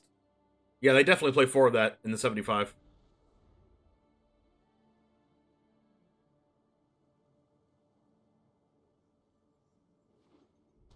Our Blood in the Snow gets marginally worse because of the Blood Artists. Okay, Bloodthirsty Adversary gets to recast a Brutal Blast. We get to Blood in the Snow them, and we get to take 3 more damage. So we take 5 here. Oh, Faceless Haven's a werewolf, so it works with Rahilda. Oh, that's funny.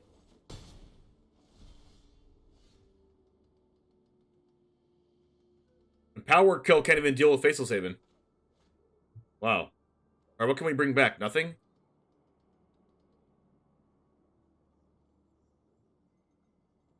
What do I have exiled for Rahilda? Deadly Dispute and Blood Artist? No, just Deadly Dispute, right?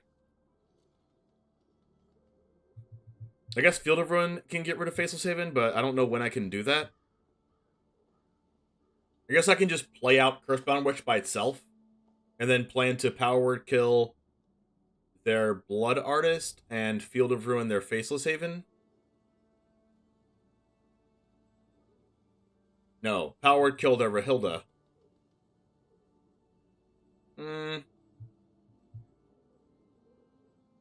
I guess the only other thing I could do is Field of Ruin their Faceless Haven right now and then cast Sorin and minus it. But that's not good against Rahilda either. I think I'll just do this for now. A little bit risky because I'm at 13, but...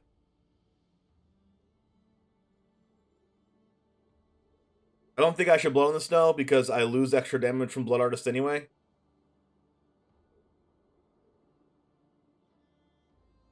And depending on what they have in hand, we'll see. They're going to combat.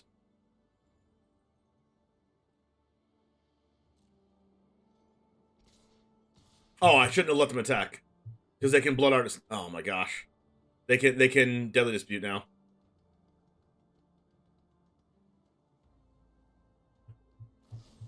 Oh, they did it right now. Wow.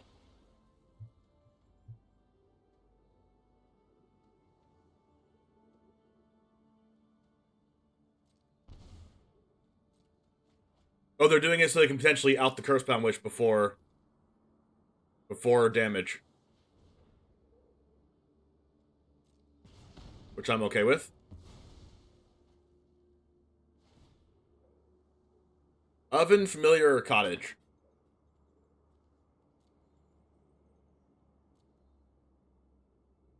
Guess I get the Oven.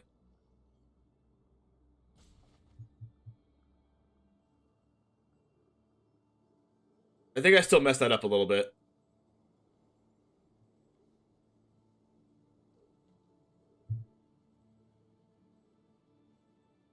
So I Power Word kill Rahilda? I don't really want to, because Blood Artist is there. God, imagine getting Sanguine Brushstroke and then it killing me.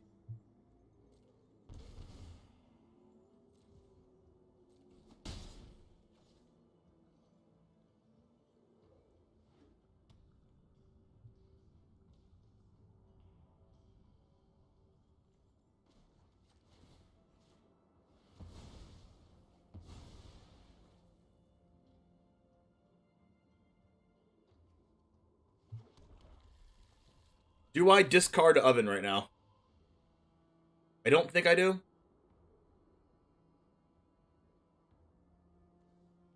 I can Blood in the Snow right now and get back Cursebound Witch.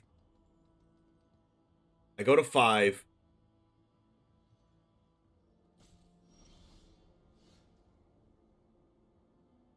I could just go Sorin. What if I just go Field of Ruin, the Den of the Bugbear, and then go Sorin minus? I could still just die from Blood Artist.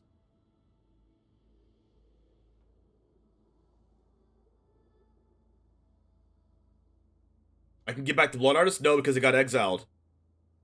It got exiled from Brittle Blast.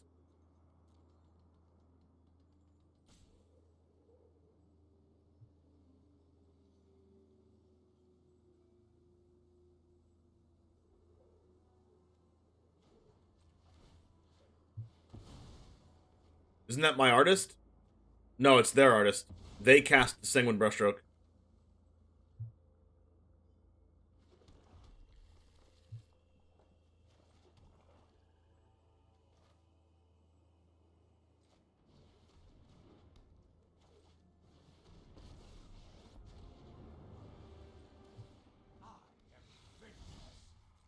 I might still lose because Blood Artist is on their board. Unfortunately.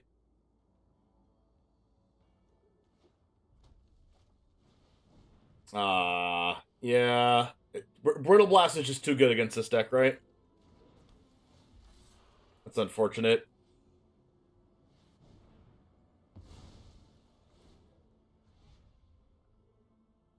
I didn't draw anything to exile their grave.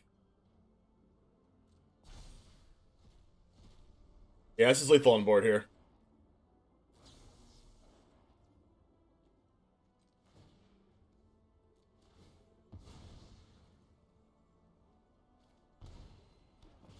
God, that feels really bad. I feel like I was in control. I feel like I was in control and lost 2 games out of, like, basically them cheesing it. Somehow. They did draw a lot of adversaries. I also didn't draw, like, Meat Hook Massacre to start gaining life.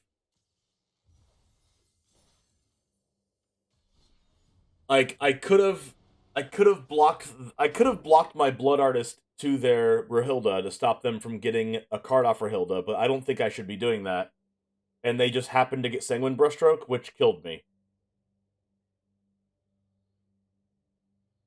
Because that Blood Artist stayed on the board the whole game. I could have killed the Blood Artist, but I killed their Rahilda instead of killing the Blood Artist. They had a removal spell for every blocker I played. They had Brittle Blast like almost every turn. Every turn it mattered at least.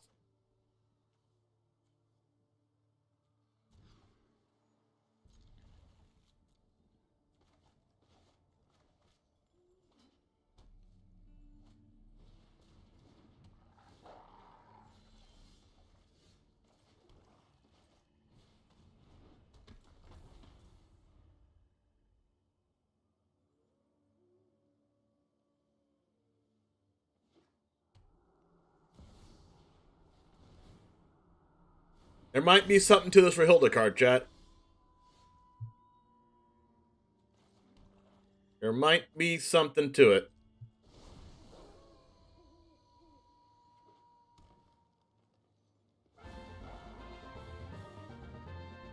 Yo, Sepsis Bear, how's it going? Love you. Oh my goodness. 7 months. Thank you so much for coming back. Do I lose again? Oh man, this is really tough.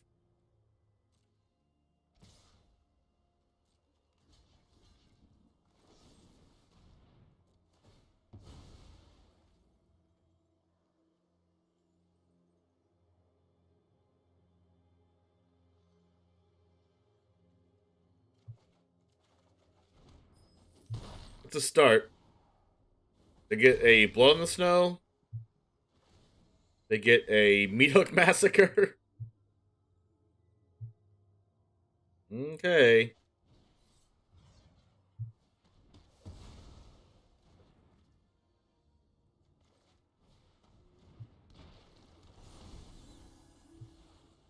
When's released? Tomorrow. Double Strike Trample. That was basically create your own Embercleave. Oh, come on.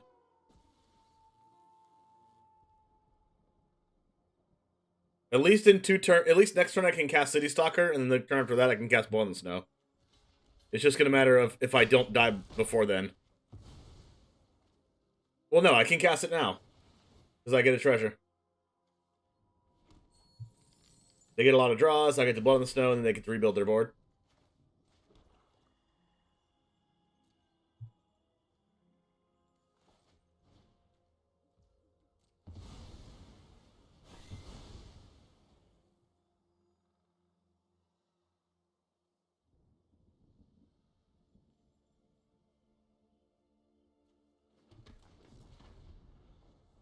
Alright.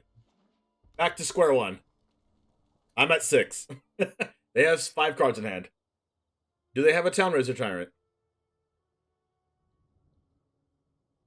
People are reluctant to play their Town Razor Tyrants into only basic lands. Alright. We definitely go City Stalker here. Because if they have Town Razor, they're going to discard it now. Every time, chat. Every time. Without fail.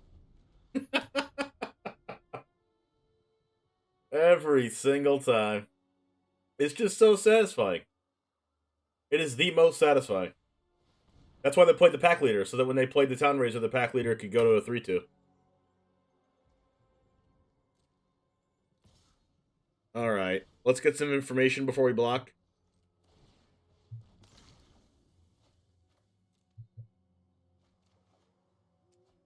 Okay.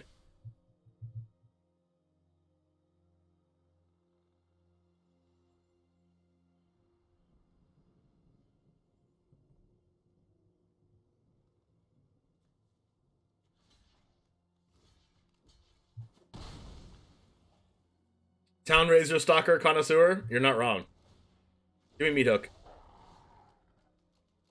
Okay. Not terrible.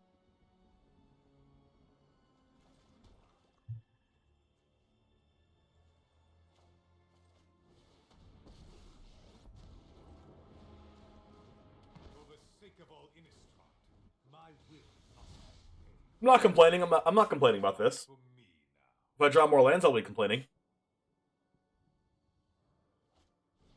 Oh god.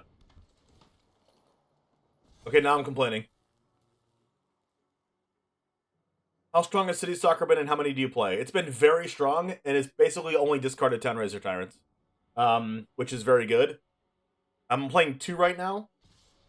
I think 2 or 3 is a good number. If you're playing like more of a Jund style build, like a Rakdos aggro deck or whatever, and that with City Stalker as your top end, I think it's strong.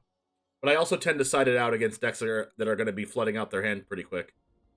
Everything's coming at Sorin.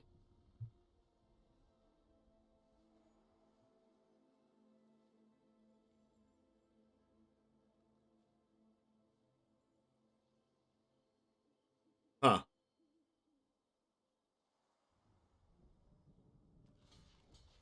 Think I just do this?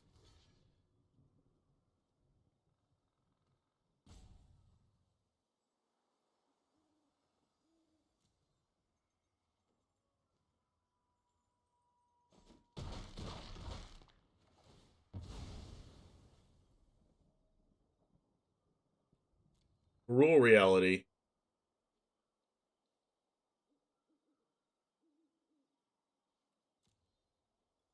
Interesting.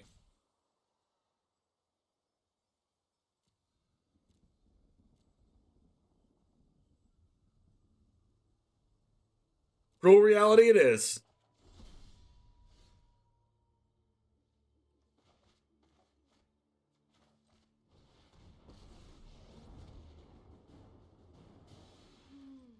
I'm hungry. Aren't I the generous one? Not my way. What kind of deck would you consider playing for City Stalker, or is it strong enough to play as a 4 of regardless of the deck? I would only play City Stalker as a 4 of if it's like your top end. Like a mono black aggro. Mono black mid range. But then at that point you'd be playing Lolth. Like maybe like a Rakdos aggro with some copies of that card and Town Razor Tyrant as your top end. Something like that. They go no attacks. I draw land, I go Cruel Reality. And then they start sacrificing their stuff.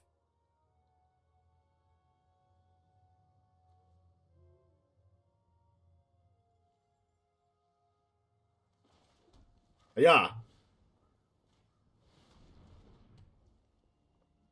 No 0 on Lolth because I don't want to go to 7. I've definitely died because I did that before. And that's not going to happen today.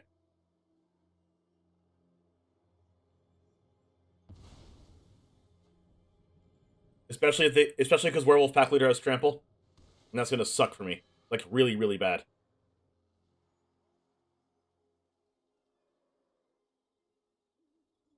I might actually just die this turn because Werewolf Pack Leader has Trample. It's going to be a 6-6 Trample, then it's going to be an 8-6 Trample with its own ability, then it's going to be a 10-8 Trample.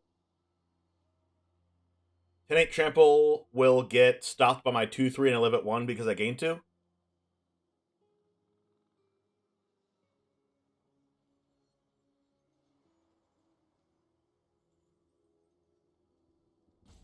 Black-white with 4 Agadeems, 4 Amaria's Call, which are land anyway, seems strong as a 3 or 4 of, yes. For Alchemy, for sure. If you want to play City Stalker, I think it's pretty strong. You could probably play it as a 3 of in like basically any 2-color deck.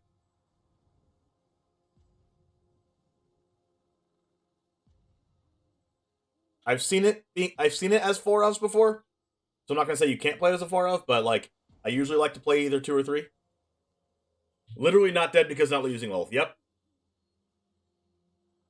Well, I mean, I'm not literally not dead this turn because I'm not using Lolth. I'm only not dead. If I used Lolth, I would have to block with more than just my 2-3. I would also have to block with my Spider.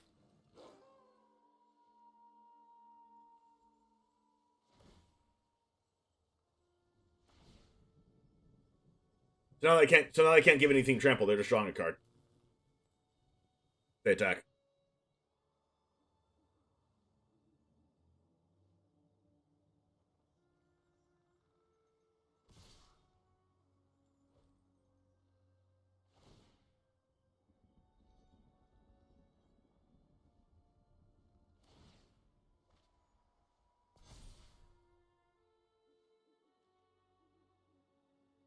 It says first strike, so that's kind of annoying.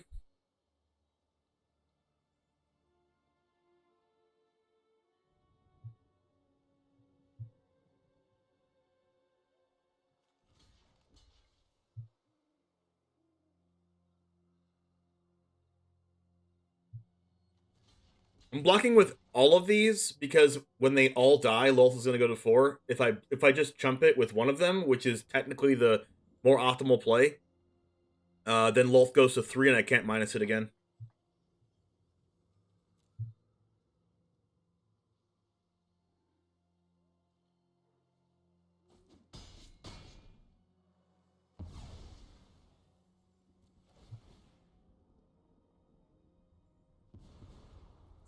Do what I demand. Alright, give me Blood in the Snow, please.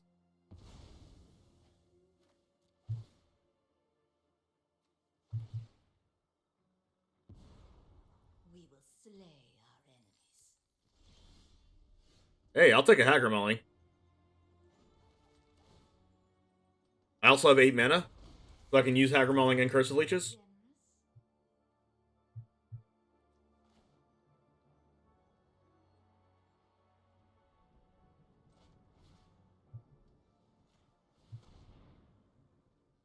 And they have to, like, sack their Stormseeker?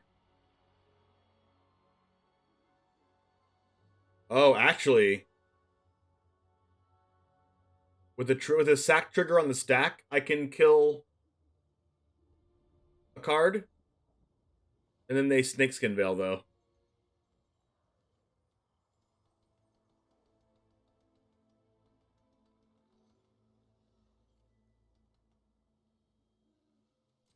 So I'm just gonna wait.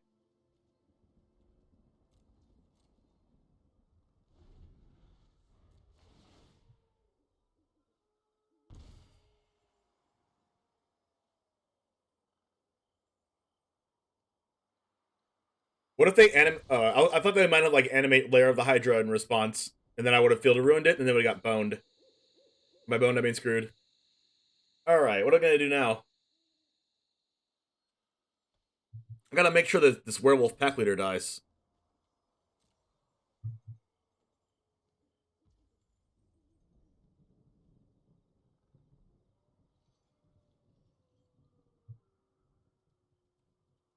Because if they use Snakeskin Veil, now they can't, if they use Snakeskin Veil, they can't make pack leader have trample, so.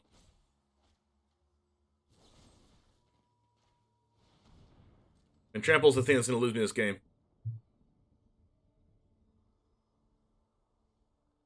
Of course, if they have Snakeskin Veil and a land, then they can do it. Alright. Perfect. Now they can animate the Lair of the Hydra and give it counters, but that's fine, because I can chump block it. Tovolar, sure.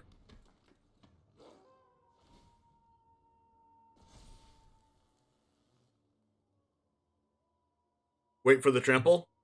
I didn't want them to get a draw, because they can draw into Snakeskin.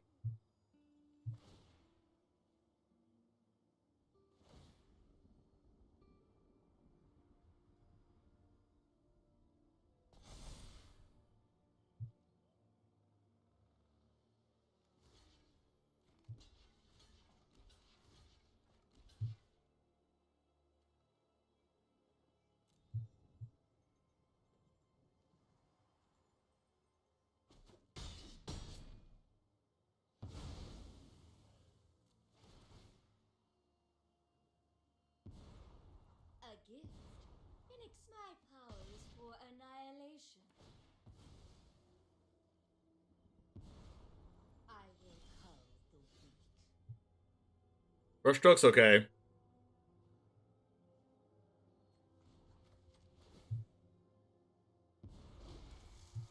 Subservience will be rewarded.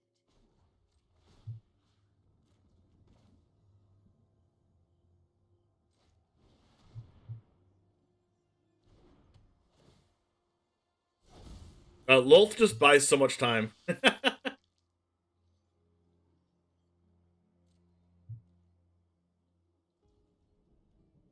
Now they have to sacrifice their Tovolar? Or whatever else? They might sacrifice Helana in Atlanta because Tovolar has trample. They're going to sacrifice their Lair? They're doing this so they can use Lair in response to me Field of Ruining.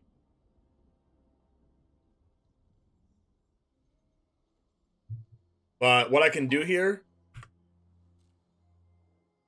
is I can do this before the cruel reality trigger by holding full control, and now they have to sacrifice something, and they can't do this in response. 5-head? Pablo, thanks for the follow.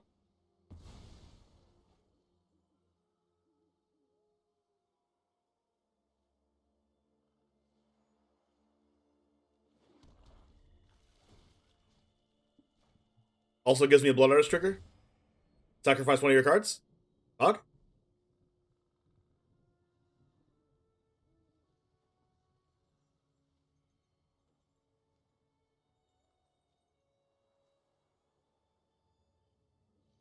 Yes, opponent. Yes. Do it. Think about it. Think about it. What would you like to sacrifice, opponent? What would you like to sacrifice?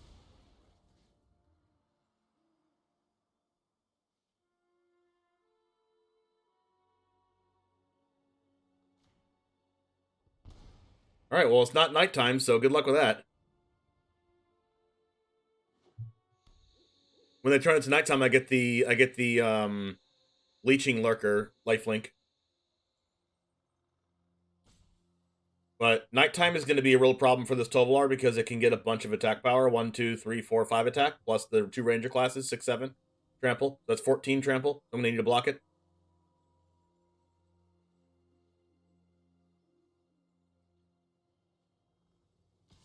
Oh yeah, that's true also. Oh, they get to Blood in the Snow or Meat Hook Massacre, I guess.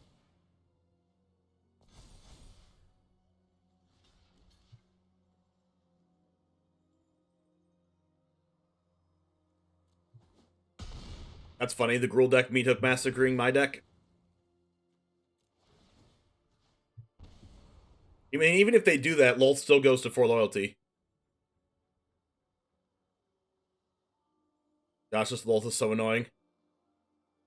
They're going to want to put the... I think they're going to pass, actually. Just to put it on nighttime. Maybe. Just kidding.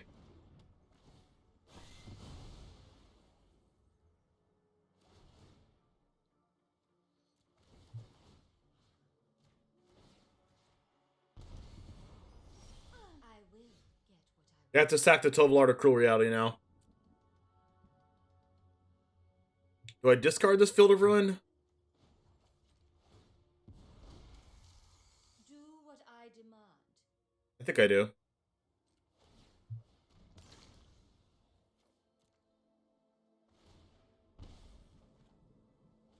How about another Lolth?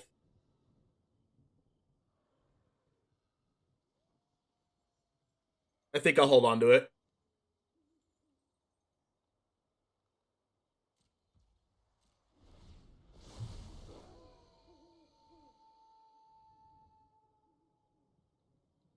Gosh, this Cruel Reality is putting in so much work.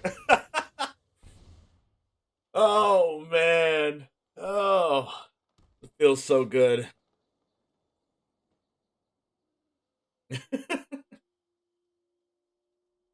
Max Tax, thanks for the follow. Alright. Ranger class? Other Ranger class? Nope. A Trampler.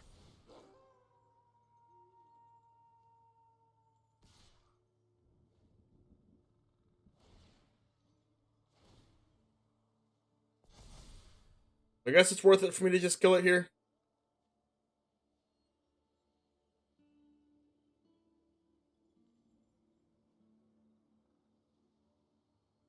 I guess it doesn't matter if I kill it.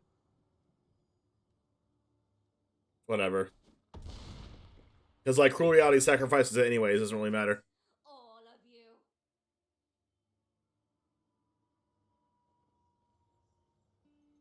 Is this what it feels like to be the mean person playing Cruel Reality? I think this is what it means.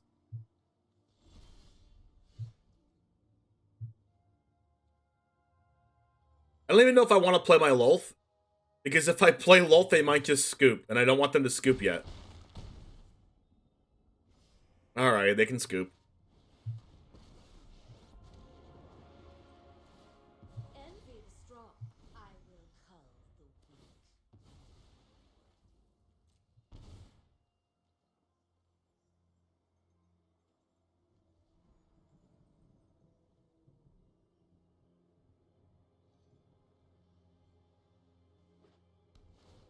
You don't have to have it in your main deck? That is true, Banana. That is 100% true.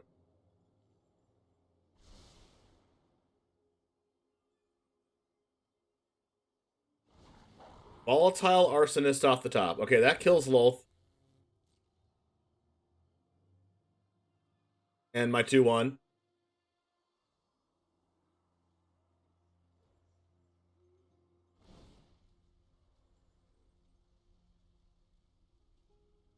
But I get to Village Rights.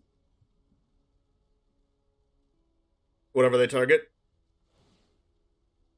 I mean, that was a good draw, but I still have game, I think.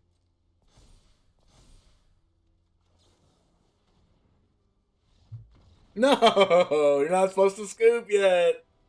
You're not supposed to scoop yet.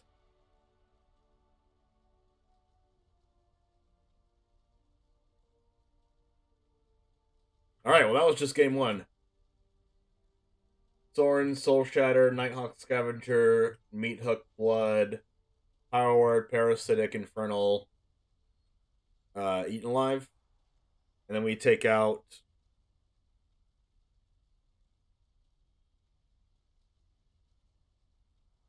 I think we take out Connoisseur on the draw.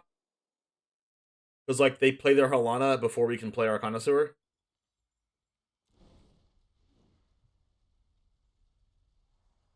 Then we bring it back on the play.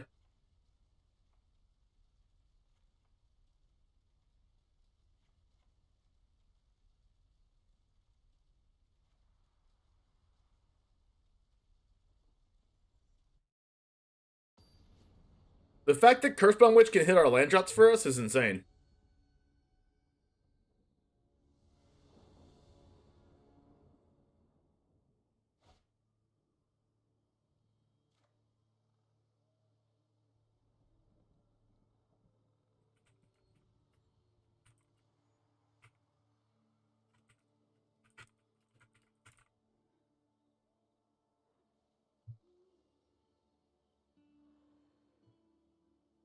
Yep. This is good.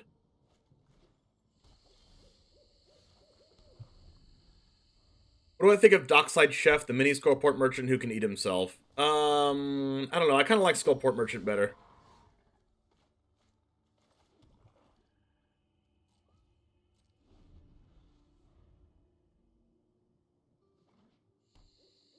Like, the Skullport Merchant 1/4 body is really strong, and the fact that it makes a treasure that ramps you into Lolth is, like, really relevant. Tovalar. Okay, so that's a human, so I get to Parasitic Grasp this.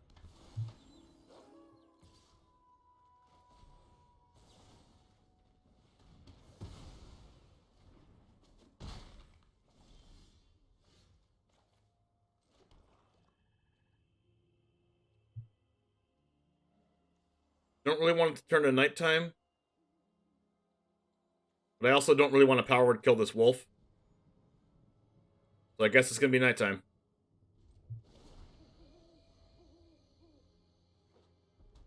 I feel like using power word kill on anything else is better.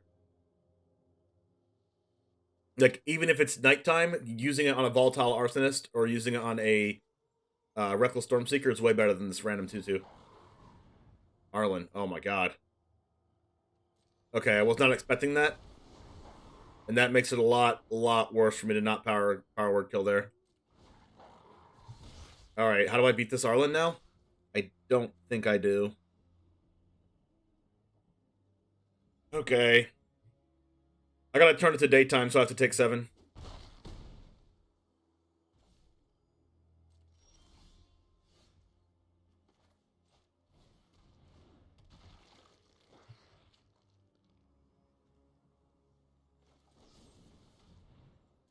How's it going, Mike? Treasure.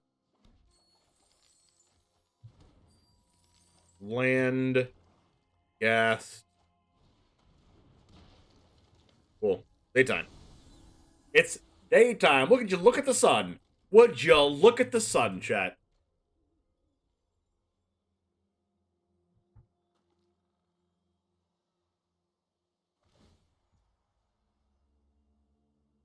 Flash creatures.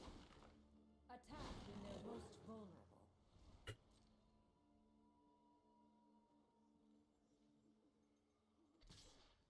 Here comes the sun. Do do do do.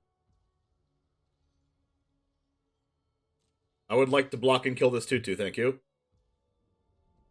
What is this, a snake skin or something?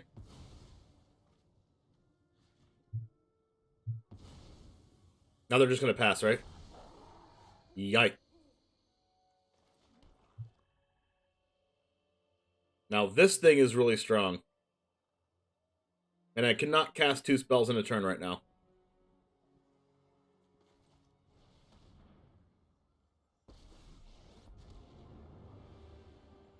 Out of my way. Well, what I can do is I'm going to put a stop on my end step and then power word kill whatever they flash in. And that's 2 spells. You can deal with my servant. I'm busy. Busted. Got him. Hashtag got him.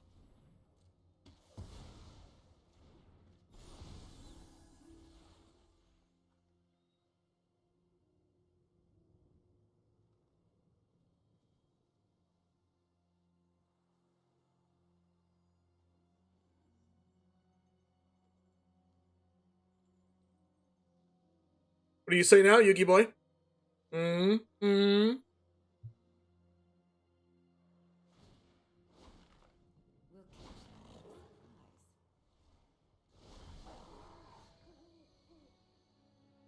All right, land. Cool. What if we attack Arlen?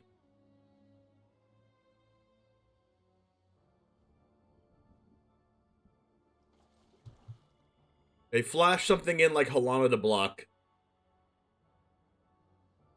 And we don't make a 2-3 yet. We could go 2-3, then Soren make another 2-3. But if they flash in Helana again, then they can just block this. Oh my god. I'm much happier that I didn't cast play Field of Ruin though. Okay. Well, I think we have to plus this to try to draw a spell. That's not a spell. Yikes. Nothing on Innistrad is free.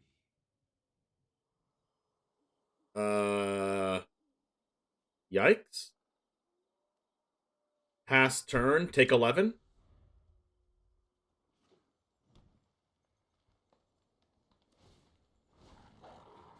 I need to be able to hold the Soren so if I draw a spell, I can cast 2 spells.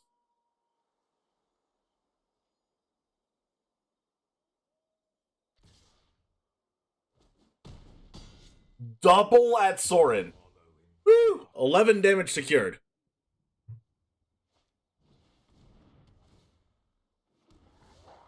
Alright, give me Blood in the Snow. Alright, that's a card.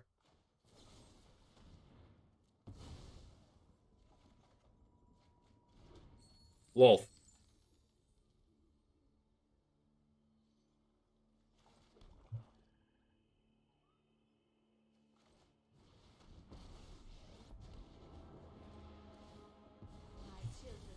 Plus 11 life. Thanks, Soren. Yeah, I know.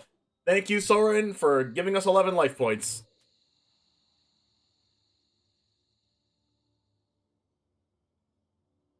And they plus Arlen again. This is annoying. Why is Arlen so actually amazing right now?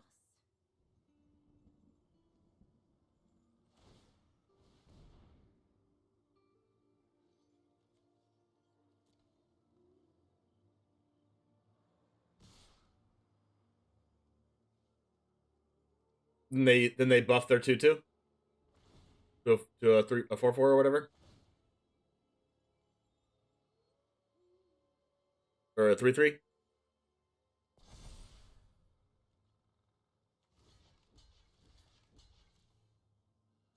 Wolf does buy so much time.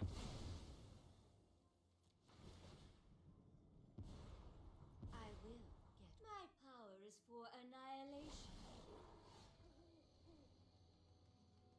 Okay. Huh.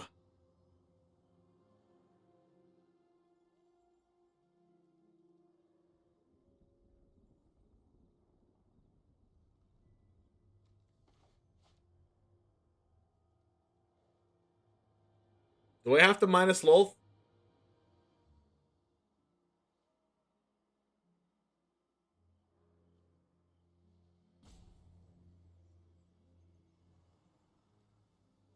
I should just zero it, right? Then if I get Blood in the Snow, I can bring back the Soren.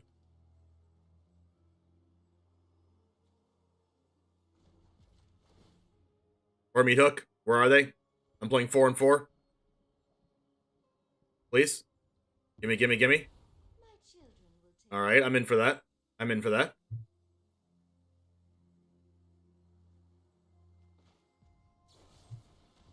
Give me blood, please. Blood in the Snow, Meat Hook. No, just Blood in the Snow. Blood. Give me the blood. Whoa. Or lands, that works too. Lands also works.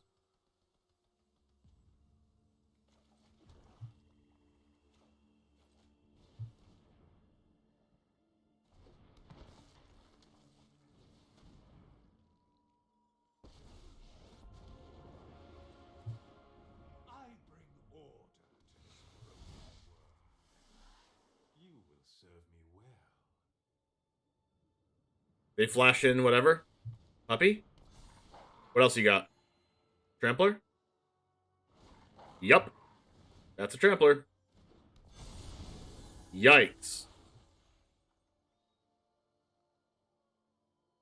Alright, now they got nothing.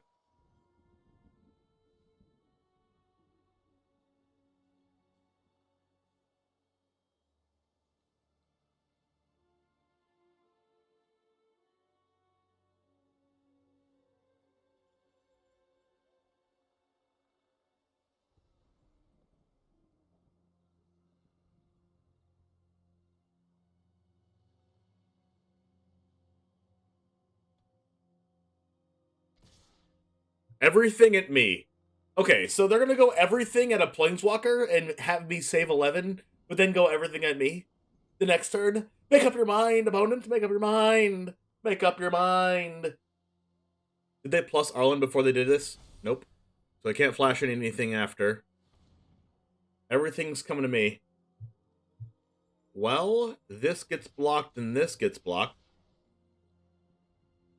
I take 7.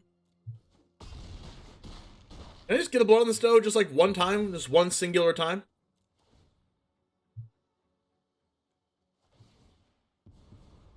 And I, the generous one. Like, just give me a sweeper. I have 4 lands in my hand and 8 lands in play. Attack when they're most vulnerable. Oh my actual god. Wow. Are you serious? You have to be kidding me.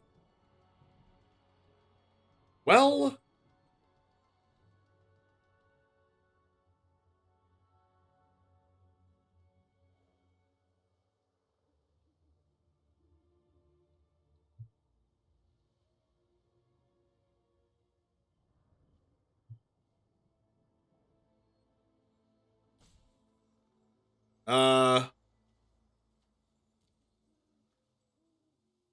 I still die even if I minus Lolth, right?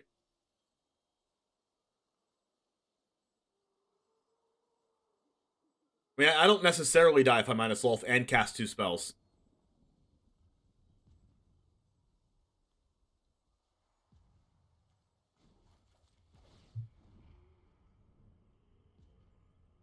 Power word. Okay.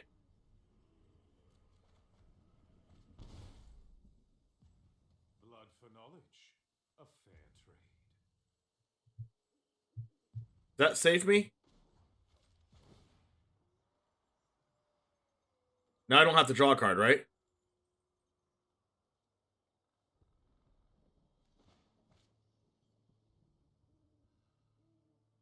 Jeez, chat is going wild.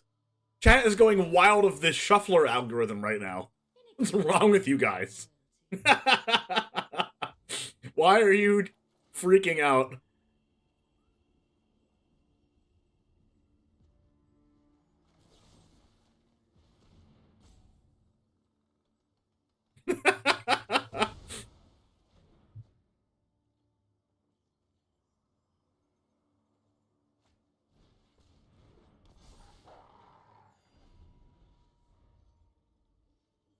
I'm pretty sure I'm dead. Welcome to lands, chat. I guess I needed to plus this to get I should have done the math, right, and calculated that I needed to plus to find Blood in the Snow to win.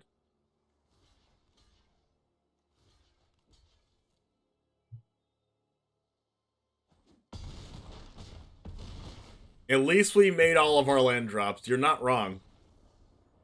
We died on turn 9 to werewolves. And we know that because of how many land drops we made in a row.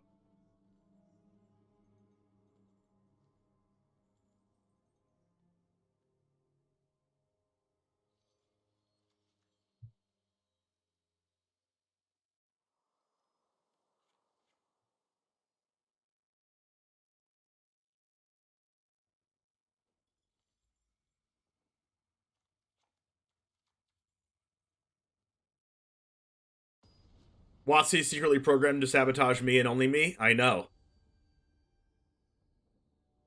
Can't believe he even beat a land quad house. I know, right? Should we just quit Magic the Gathering altogether and play poker?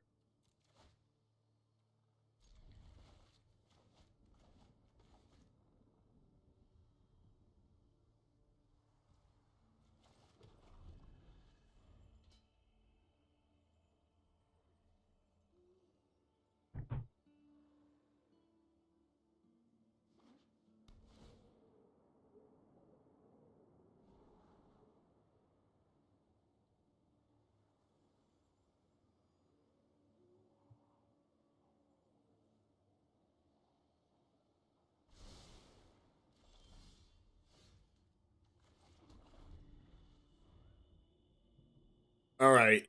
We have Power Kill and Soul Chatter for days. Goodbye.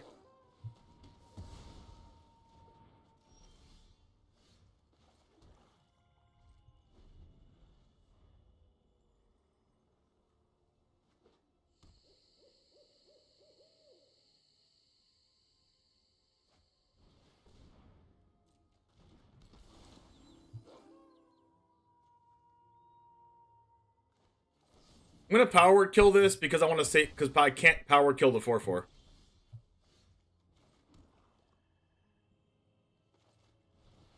Not playing Field of Ruin out once again because of Town Razor Tyrant. No consequence.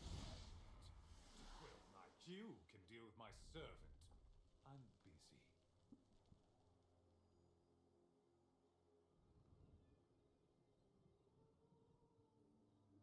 Do they have a removal spell? A braid?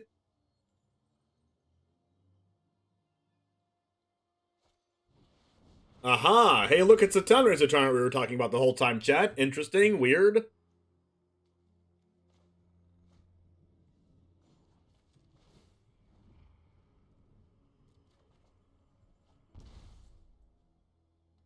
wish to know my secrets? Very well.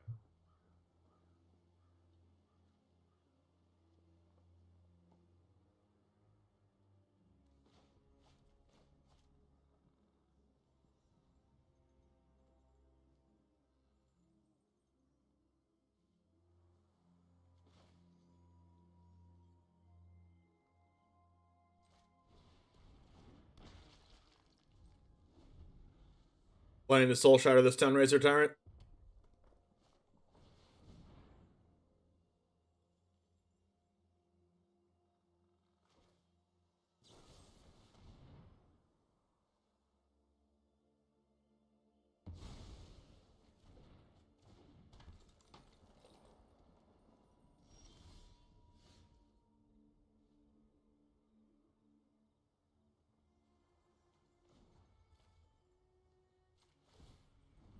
Alright, now I have 6 lands. I bring my own army. I can Fellstinger the Shambling Ghast.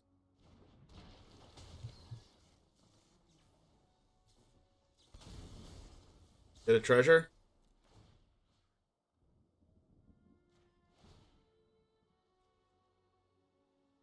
Just in case I draw like Deadly Dispute or whatever. I'm gonna want to sack the treasure and not one of these. Could I had him block first and minus? No, this is. I mean, yeah. 2/2. This is. I guess that has first strike. Yeah. Hey, look, I got the Deadly Dispute. I think I just want to go Nighthawk Scavenger though.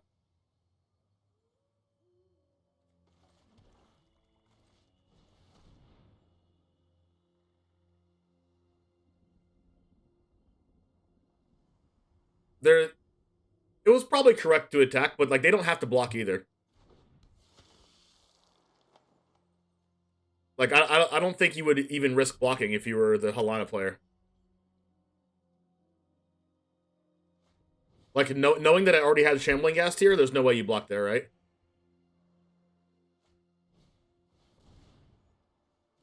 All right, I'm gonna have to get rid of one of these.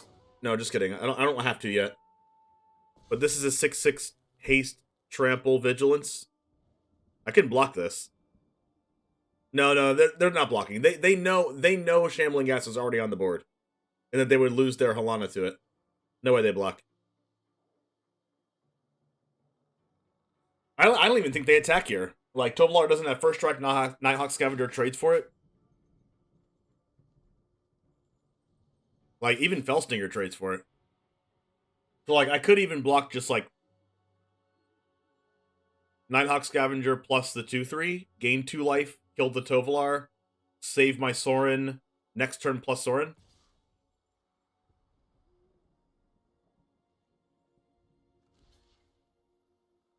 I should probably triple block it.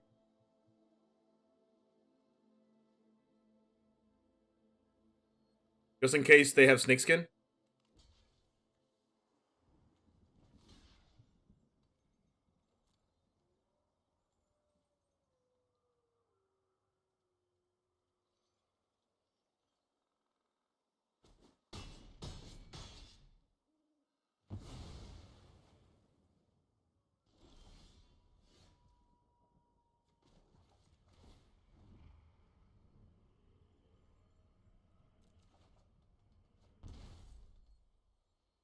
Nothing on Innistrad is free.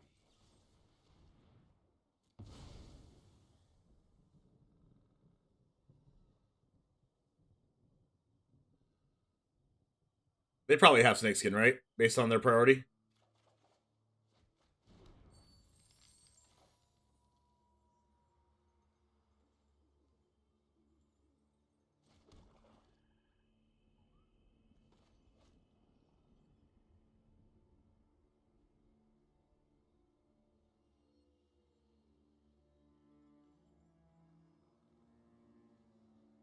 You know what I could do? I can Field of Ruin this now. And if they get a red source off of this, which they're probably not going to. But if they do, if they tap this for red, okay, they tapped it for green. It was an option.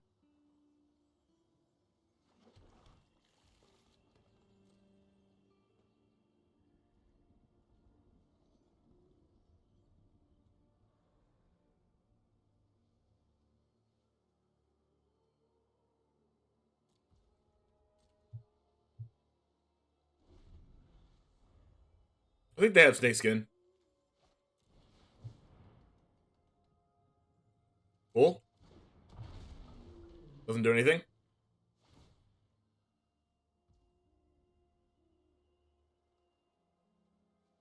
I can block that.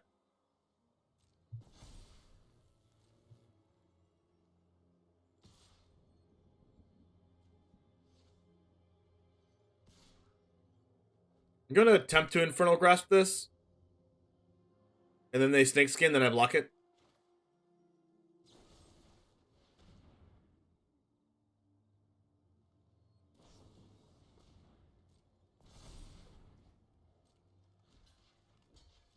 Then I dispute the 2/3.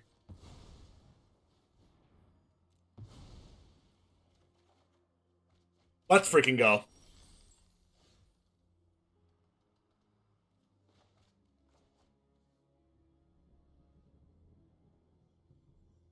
I can probably even make them do more things, but I could just bring back the Nighthawk Scavenger, I guess.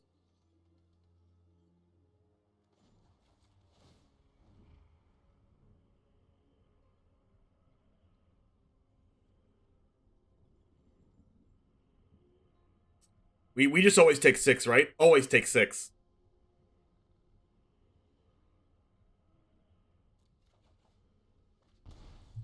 They're not gonna know I have the second one. Blood for knowledge. A fair trade.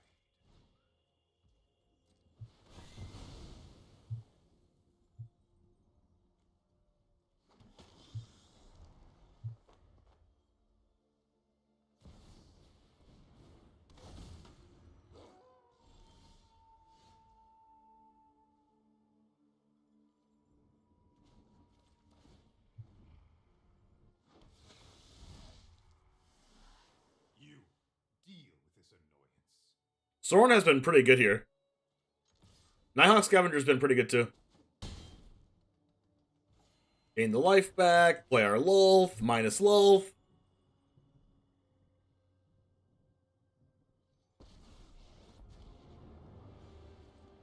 Come closer, little thing. that I may see. We drew a sleeper when we needed it. Is this a glitch? It's a glitch in the Matrix, chat.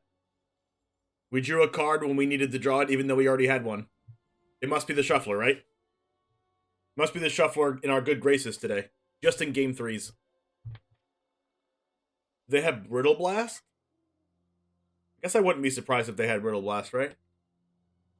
I'd be a little bit surprised, but I wouldn't be like, oh my god, jaw dropped to the ground surprised. I wouldn't be like Tom Brady retires from football surprised. I wouldn't be like, you know, Andrew Luck retiring like 4 days before the season starts surprised.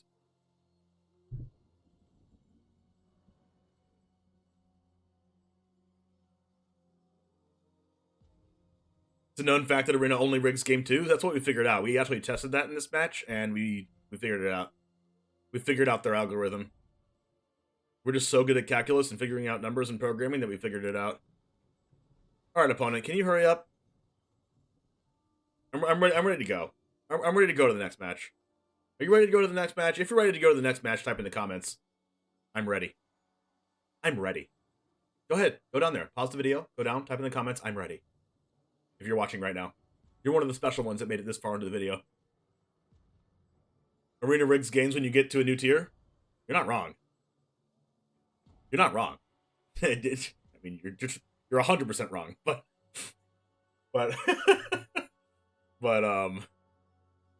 yeah. As soon as it gets me to as soon as it gets me from Diamond to Mythic, is this my last match to Mythic? Opponent salty? Probably. I'm supposed to win with my best deck, but you're beating me with mono black with Loth minusing and making 2/2/1s. How could you possibly dare to play Nighthawk Scavenger and gain a lot of life after you took 6 life to add Blood on the Snow to your hand? You're not supposed to add Blood on the Snow to your hand with Sorin. That's taking too much damage against my aggressive deck.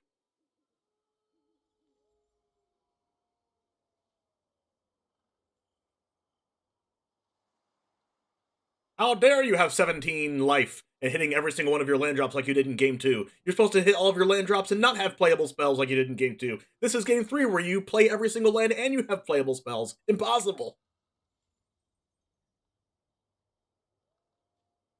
When do they plan on releasing new Alchemy cards? I don't know, Pink Squirtle. Bro. They mentioned something like a week or 2 after the set releases, so I'm assuming in like 2 or 3 weeks. We're probably opponent's final boss and they're pissed. Well, they're our final boss too, right? We're both each other's final bosses. Should I year go them? No, right? That'll be marching down to the level.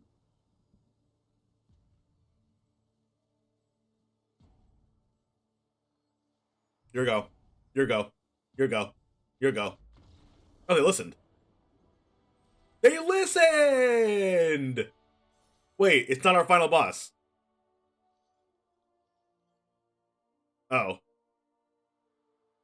Alright. Yikes. I messed up! We're almost to Diamond 1, not to Mythic.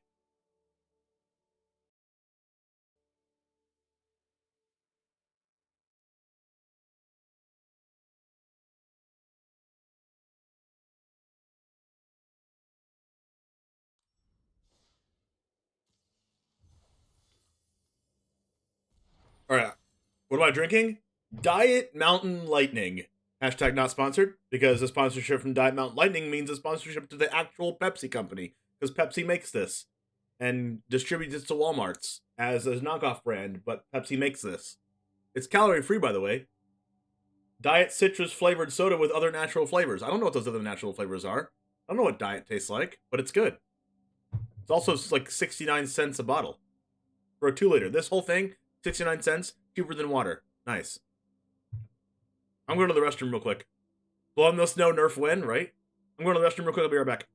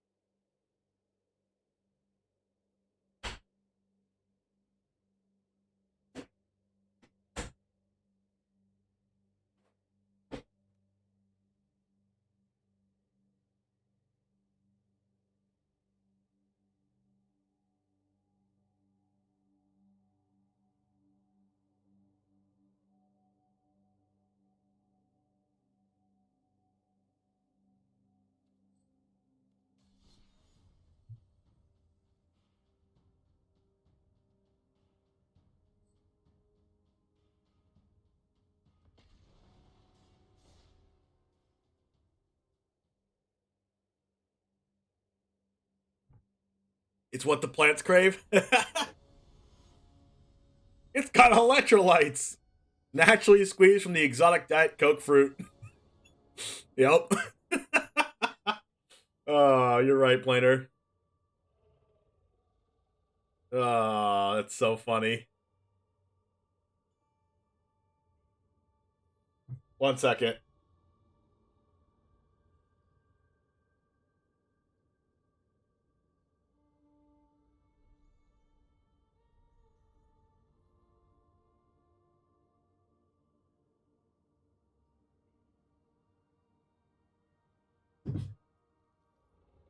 All right.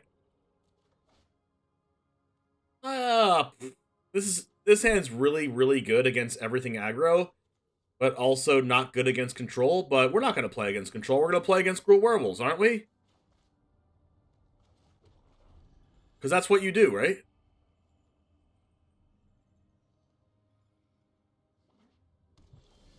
That's not Gruul Werewolves. All right, hold on. Abzan Werewolves. Let's go. 4-color Werewolves.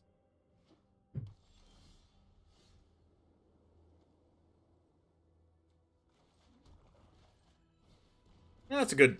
Any one-drop creature was good to draw there.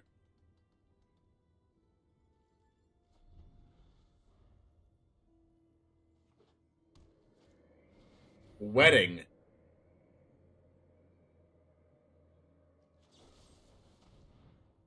I should probably hold this Deadly Dispute for whenever they go to out one of my things.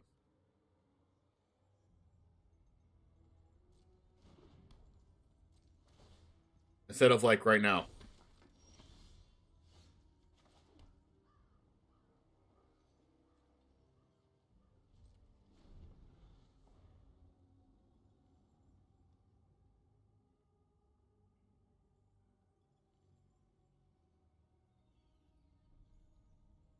Do they have Rite of Oblivion?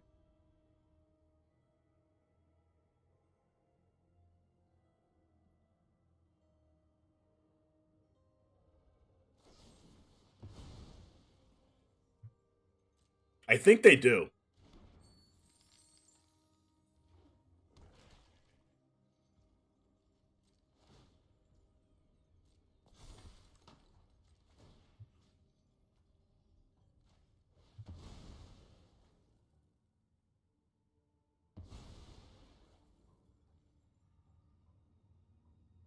And it's not... Wait, you think they... You think they have, the other card?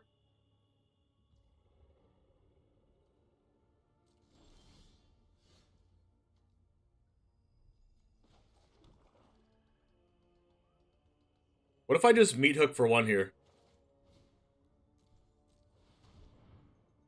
So that they can't, like, hit me with a 2-2? Because, like, if they make their things into 2-2s, then I can't meat hook Massacre because I'm going to kill my own Cursebound Witch. And I don't want to do that. I want to make them try to kill it.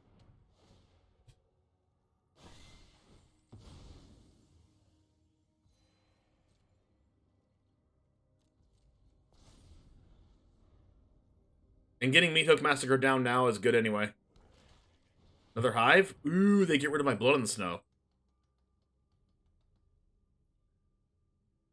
I guess that's okay.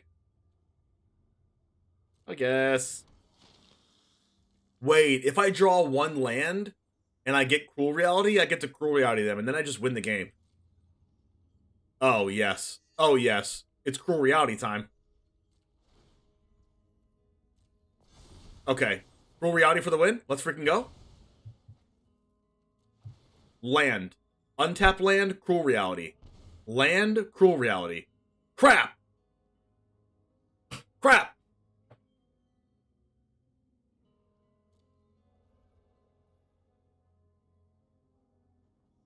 Hive, Stalker, 2-2.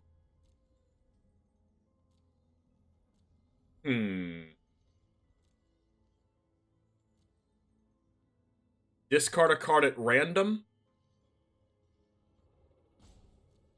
Curse of Leeches. We drew our land, but we did not get a good old Cruel Reality.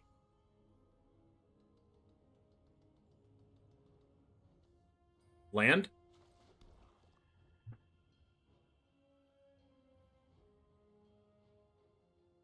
to get his exiled anyway, most likely. True. At least it makes him do that, though. Let's see. I can meat hook for 4. I would like to hold the meat hook for when I resolve Brushstroke. I could resolve Brushstroke, then they try to get rid of it, and then I Village Rites. So I think I like that.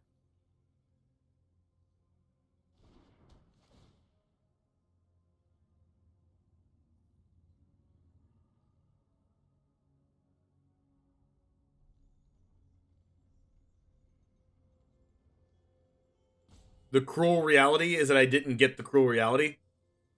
See, that's why I like my Twitch chat. They make jokes like that.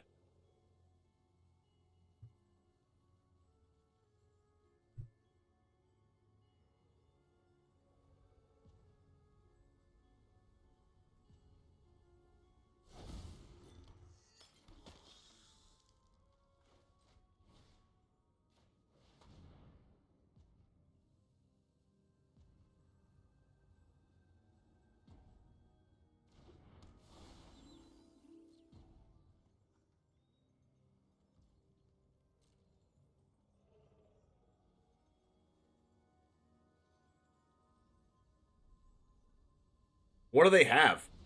Oh, they have this blood token that they want to use.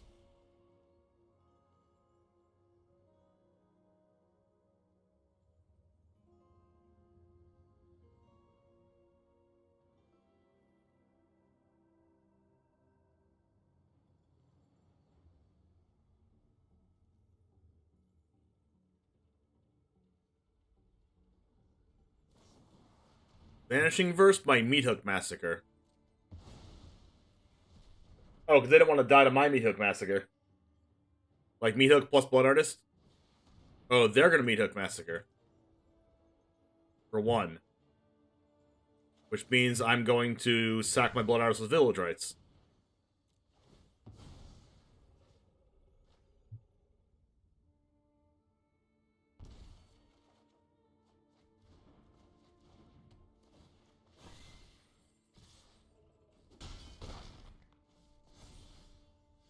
Okay.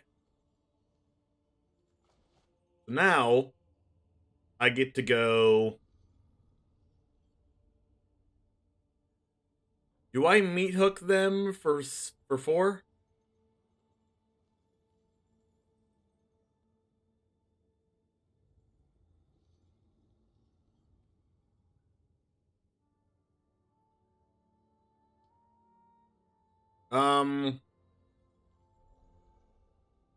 Do I just cast Lolth?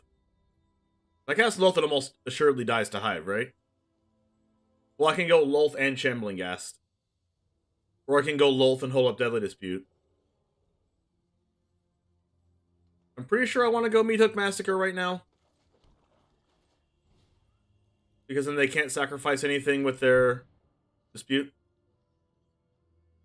Was Cruel Reality good in Standard? I don't... No, it wasn't.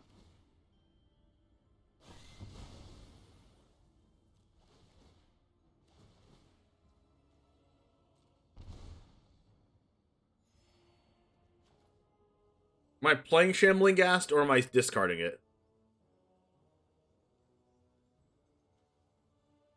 I think I'm playing it because it's a good Deadly Dispute target. But this Hive of the Eye Tyrant is going to be a 4/4 attacking me with Menace. Probably gets rid of my Blood Artist in the graveyard. My poor Lolth. That was a reason to play Lolth, I guess.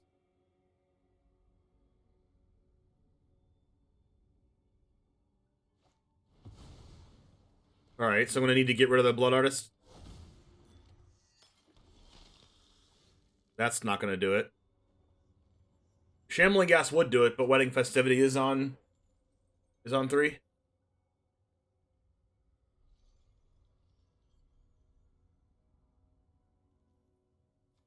I can get a Blood on the Snow.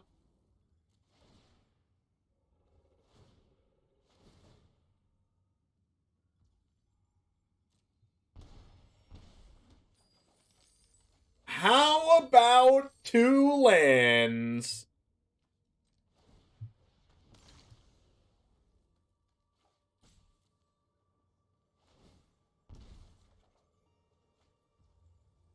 All right.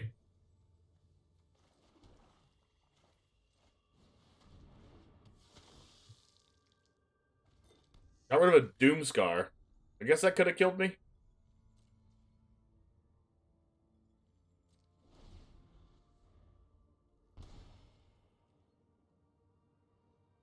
This Curse of Leech is going to do like 10 damage this game. We need to start playing a little bit faster because this match is probably going to go to 0 time.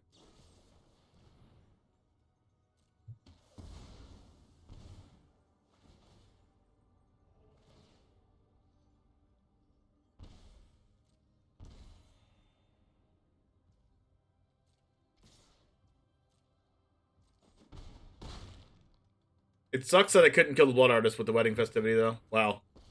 I need Blood on the Snow. Blood on the Snow, bringing back, like, Lolth or Crystal Stock would be really good.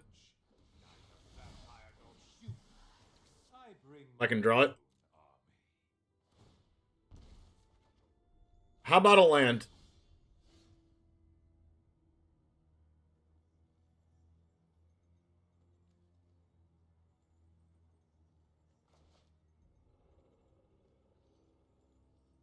Okay. What if I...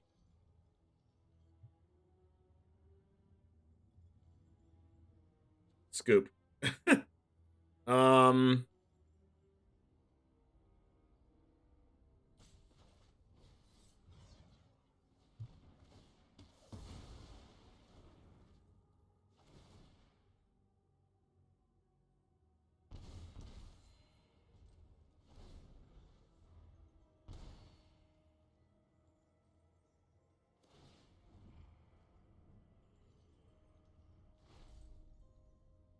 My ways are not for the weak.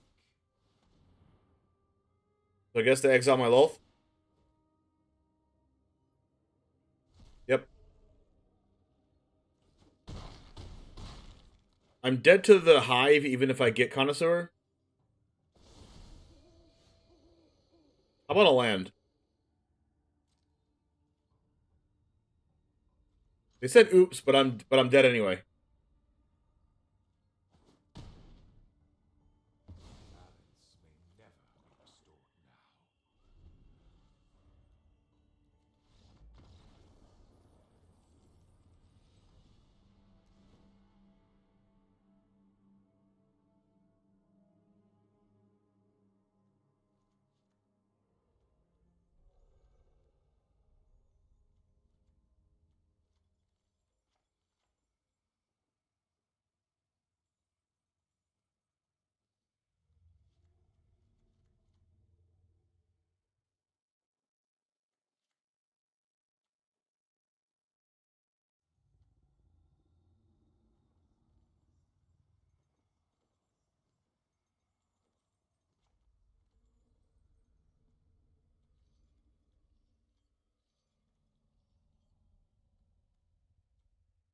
Hmm.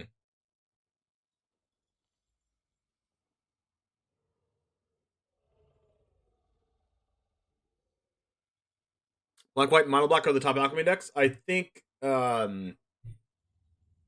black, red, mid range, and green, red werewolves are at the top as well. But I think black, white, and mono black are at the top too.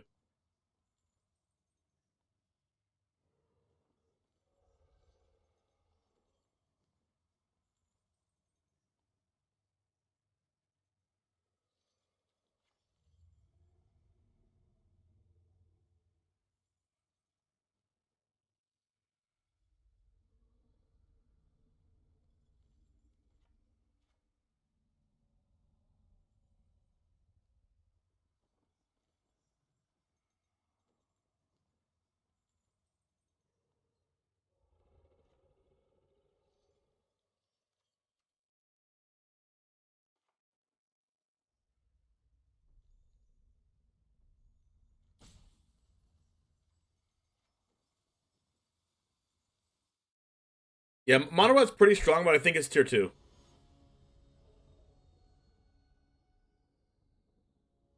I'm gonna do a tier list eventually.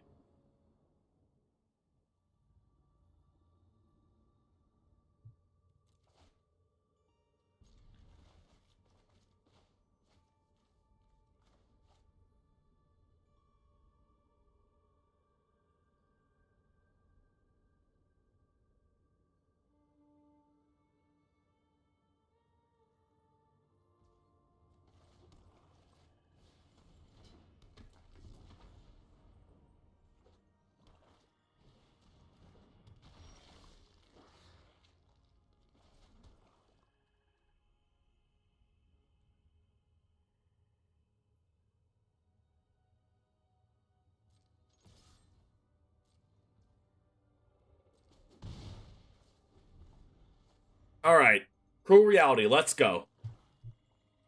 Now, if we go Cruel Reality, they just get rid of it out of our hand, right?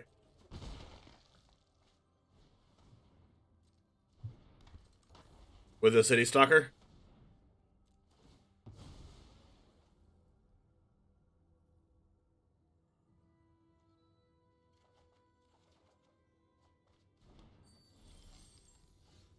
Go Blank's pretty nice.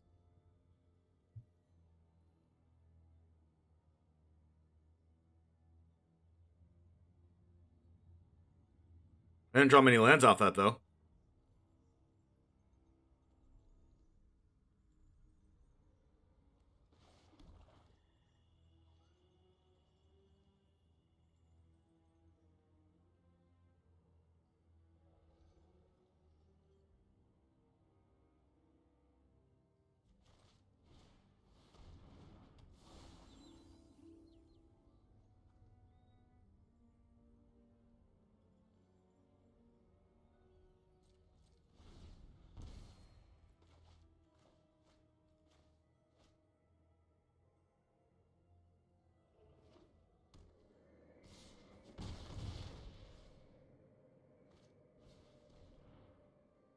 Goodbye, Go Blank.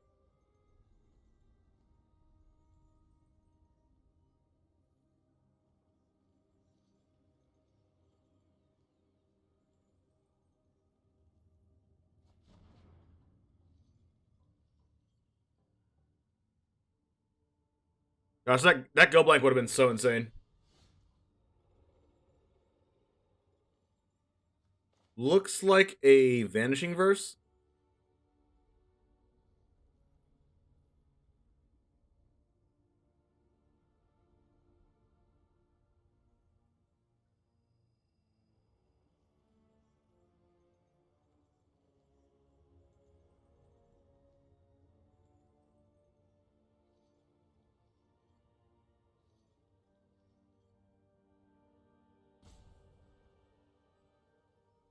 I think I'm actually doing nothing.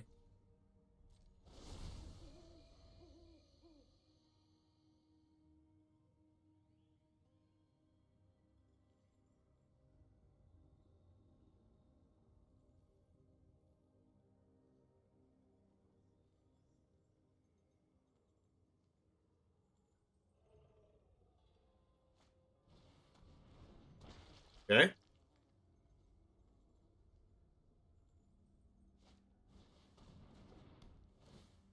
Meat Hook for 0.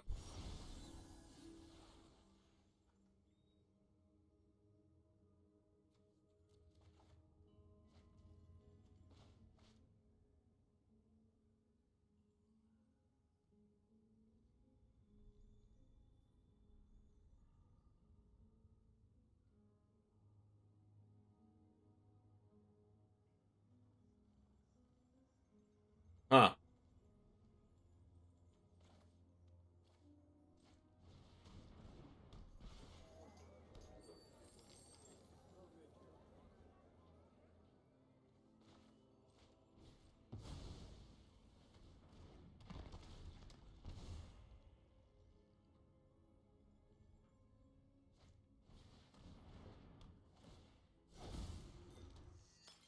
Alright, I can kill the Blood Artist if I can sack the Shambling Ghast. And I can because I have Skullport Merchant. The land was good.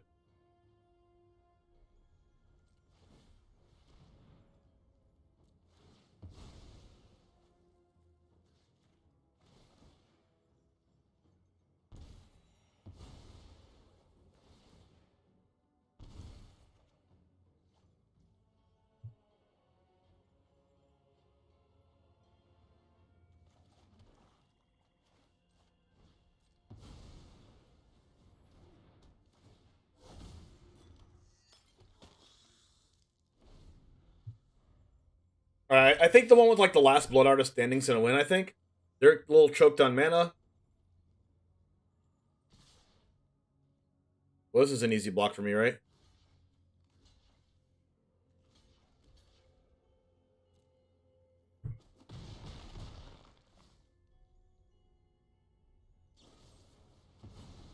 Alright, now they kill my Blood Artist.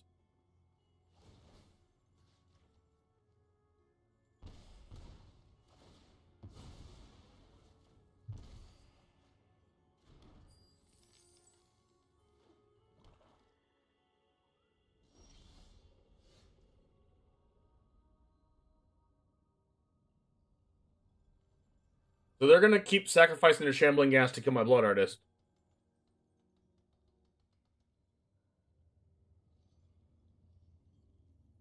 I could Meat Hook for one.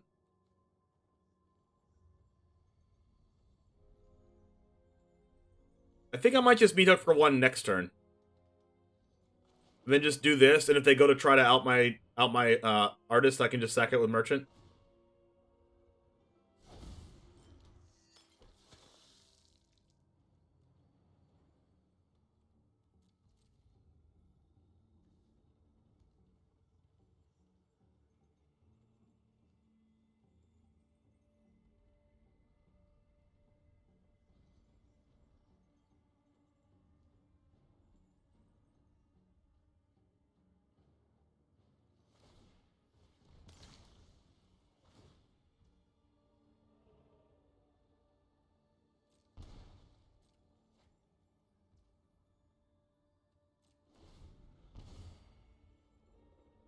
Oh my gosh. We're aware that while Alchemy has developed a strong digital audience, players are also looking for a true-to-tabletop, non-rotating format. We're looking into the best way to present that while preserving the uniqueness of what we have now. Oh, oh, oh, oh, oh, oh, oh, oh, oh, oh. Wow. Wow, wow, wow, wow, wow, wow. Okay, so Soren leaves me? What if I don't want Soren to leave me?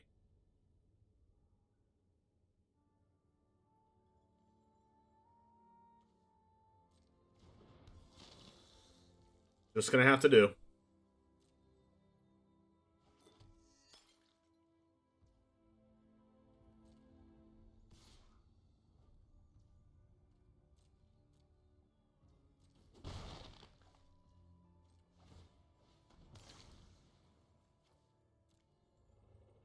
Adding a separate historic queue with this slight tweaks doesn't feel like the right option, but we're committed to making the best informed decision.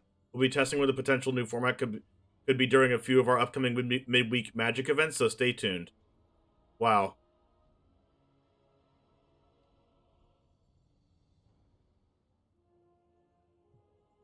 I like Eaten Alive here.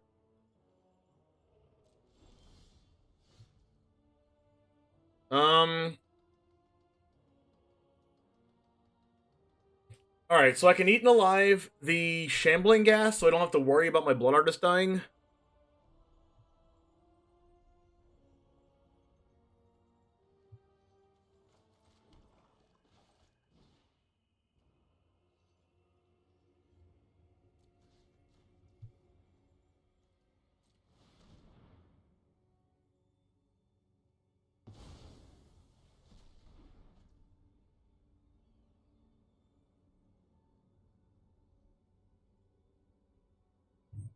Let's see. Fine.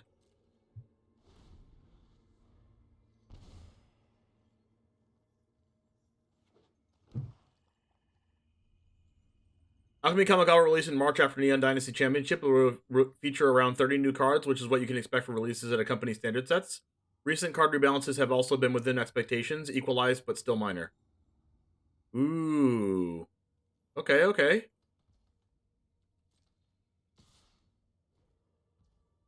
This says Death Touch, so we're not going to be blocking this. They know about our meat hooks. Shadow's Verdict.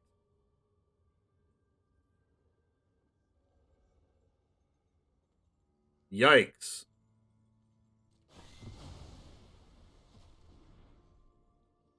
I was not expecting that.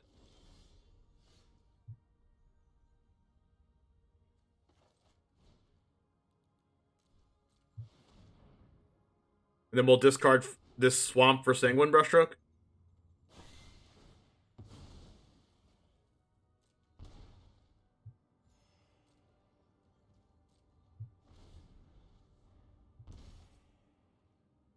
What are the Ukiyo-e lands?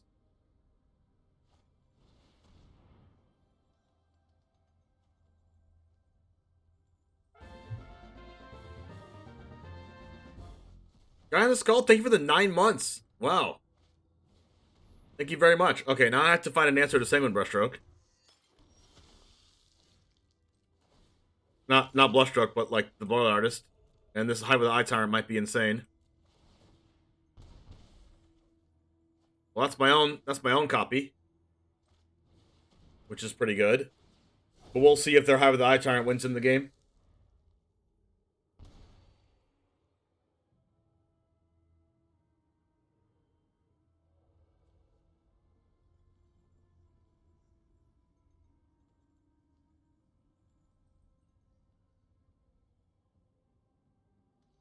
Alright, what do they draw?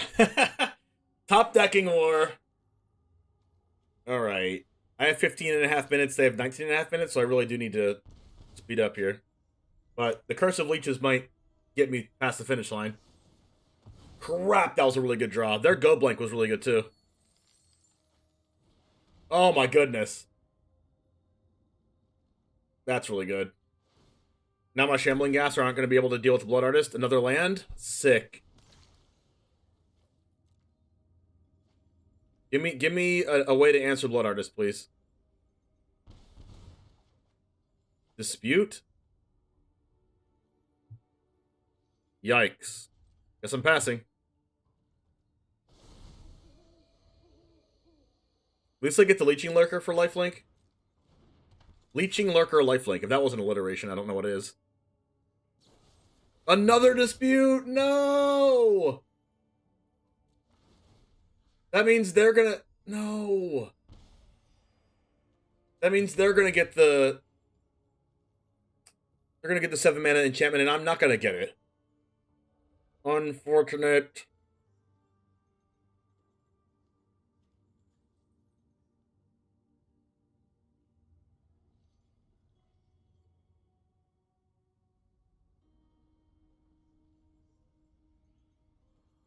Alright, how do I win this game?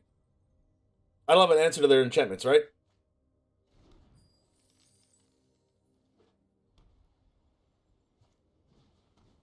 Duress? No! Yikes.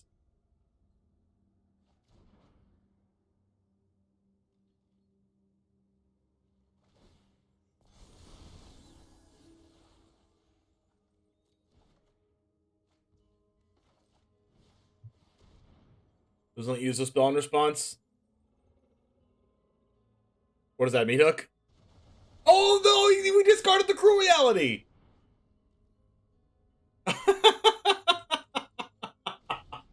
Oh, they actually got it, and then we discarded it. Oh, man. Oh. What does Mono Black get that is better than Black White? Blood in the Snow? Better mana?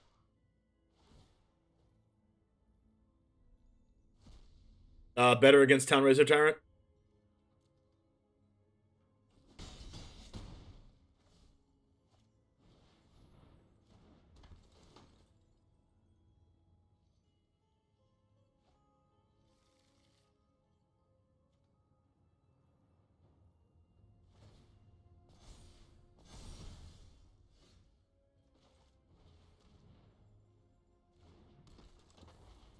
Although we're probably dead now.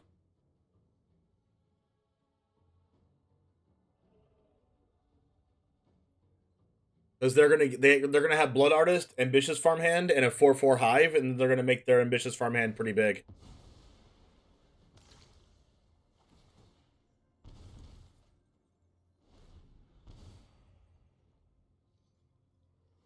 I've gained. Does anybody have a Curse of Leeches counter? This gave me a ton of life. Although I'm pretty dead.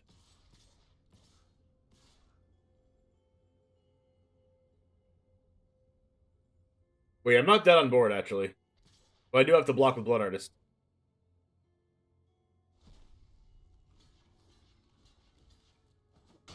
Alright, I'd be happy if I can just get... Wait, am I dead? No, I'm not dead, because my Blood Artist triggers first, right?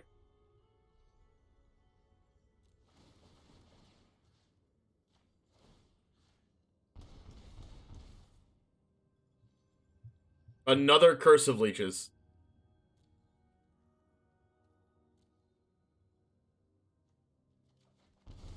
That's not Cruel Reality. Wait, are they dead? Like, can they die somehow?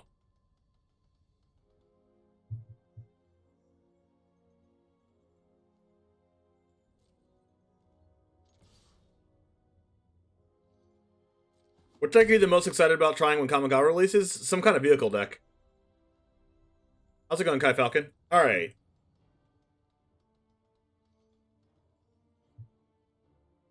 How do I win this?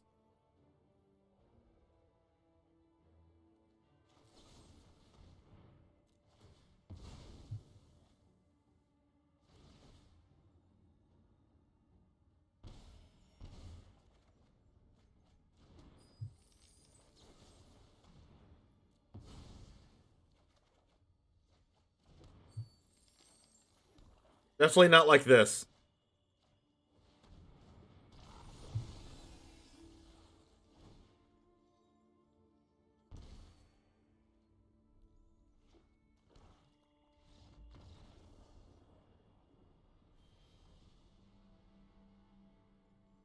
Dang it. Just when we were going to get to Diamond 1, too. I feel like that might be our worst matchup. Orzhov Snow. Oh!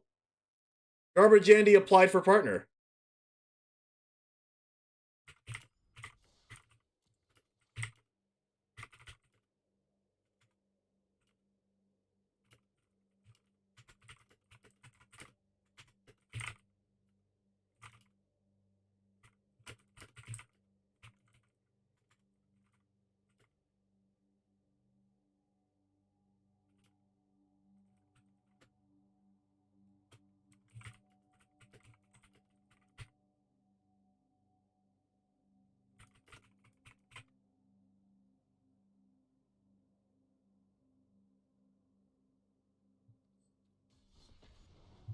Garbage Andy. He's been in this channel a few times.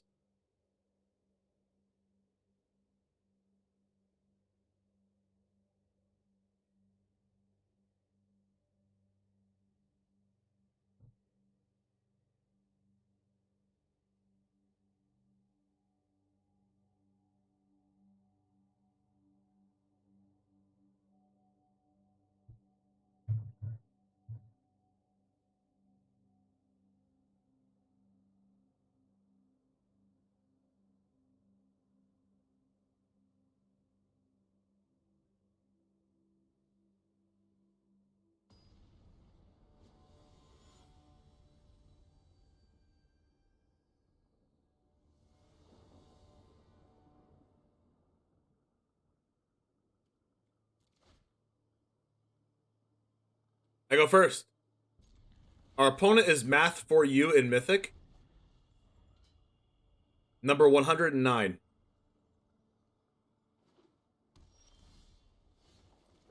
Seems as though they're playing Snow-Covered Plains, so we might have another problem with this.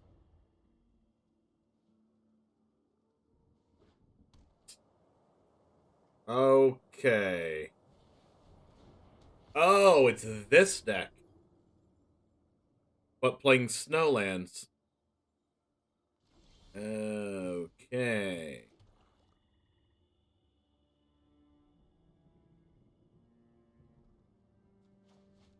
Do I Brushstroke or do I Deadly Dispute? I feel like I Deadly Dispute.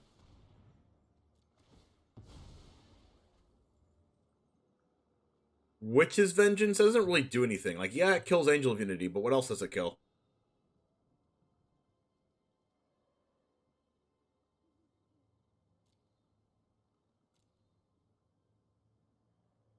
I guess it's better than not having it. City Stalker's good too. Because, like, if they play the thing that gets counters, then that's really good for me. Spellbinder. Dang it. Okay. They can take Witch's Vengeance, which is fine, but then we can still cast it.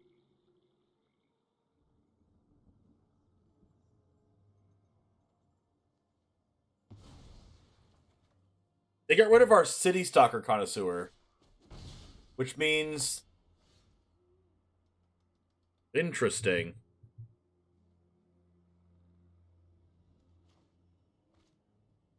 Huh.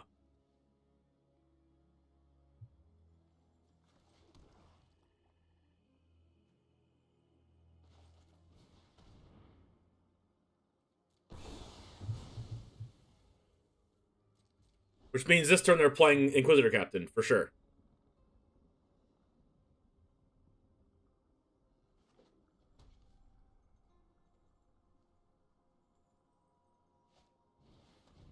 Another Spellbinder. Weird.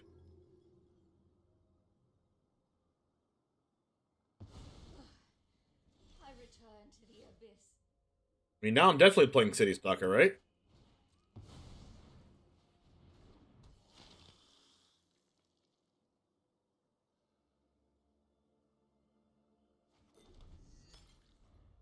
Okay, so they debated me, I guess?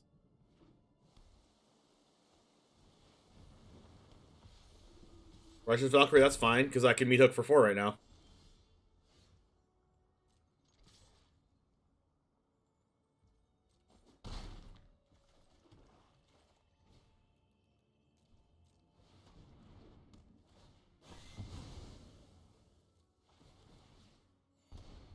And then I can cast Lolth the next turn.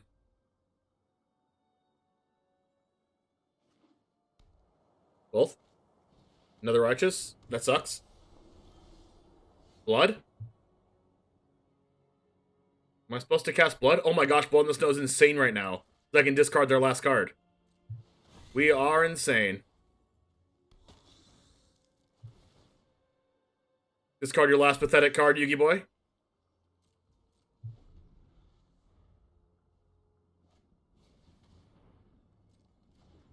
Or it's not exactly bad.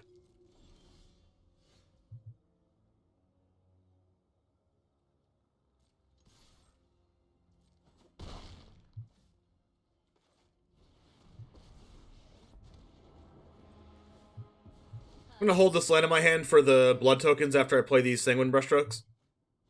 That's a really good draw.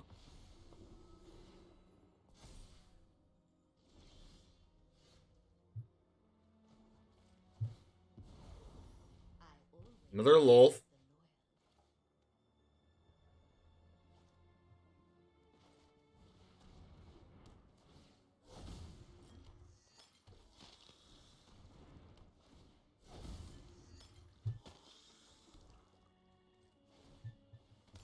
Try to see if we can get a 1-drop.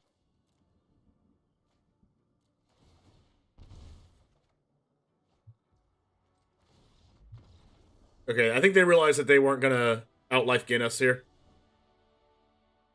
Michael Crits, how's it going? Can I get a streamer shout out for Michael Crits? We did send him to the Shadow Realm for sure. Let's go with Meat Hook, Blood, Eaten Alive, Ray.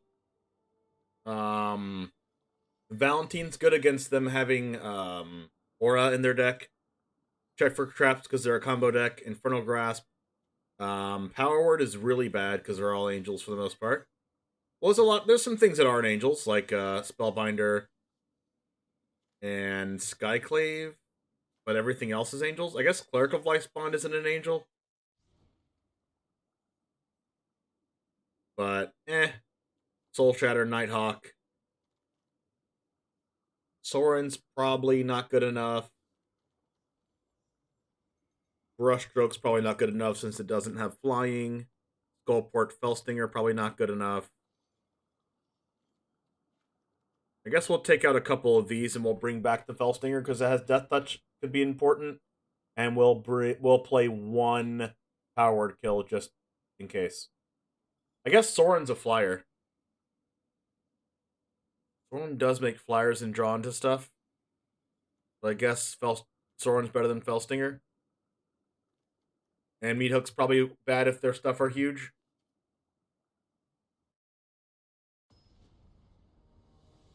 Also, Michael, I'm thinking about doing not a Commander show. I guess it could be that. But a little bit different. We were talking about it in the DGen Discord about possibly doing some kind of Commander thing where the person doing the video doesn't actually play in it, so it can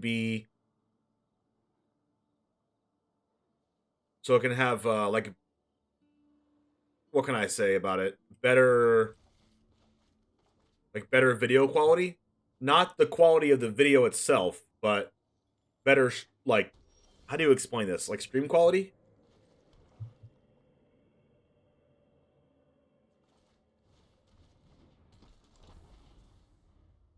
Like we're gonna be able to, like we would be able to put the card on the screen whenever the player has the card, instead of the person playing the game having to do that.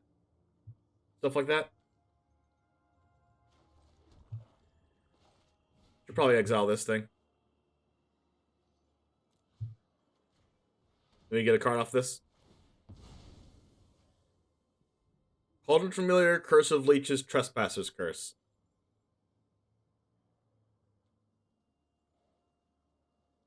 I guess Curse of Leeches is better.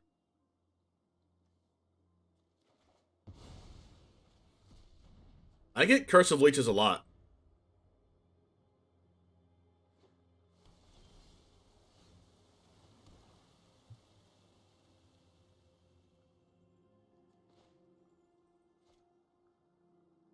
I could just do nothing this turn.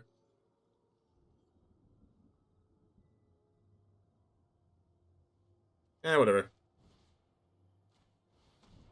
Is there already a date for Stream League 9? No, there's no date yet. Thanks for the Stream League, that was really fun. I'm happy that you enjoyed that. We're going to be doing another one, if not this month, next month. I'm looking at the 27th, but I haven't got confirmation from other people yet. Voice of the Blessed. This will allow me to go Nighthawk Scavenger plus Ray the Voice.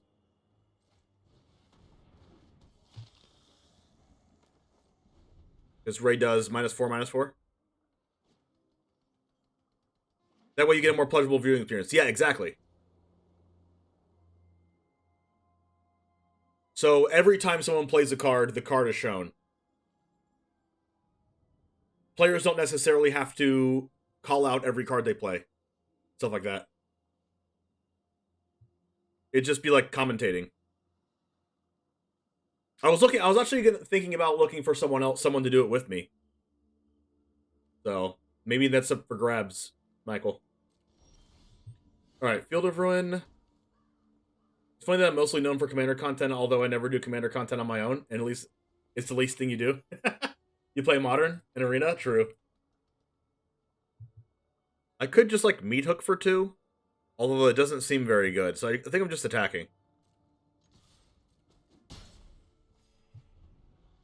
I could Meat Hook for 2 and hold up Ray, but I don't think that's good either.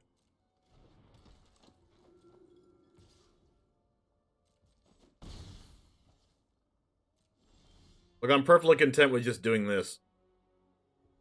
Because, like, they're not racing this.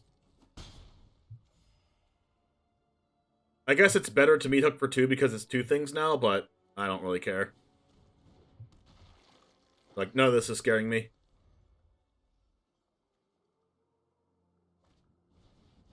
Valkyrie? It's a problem.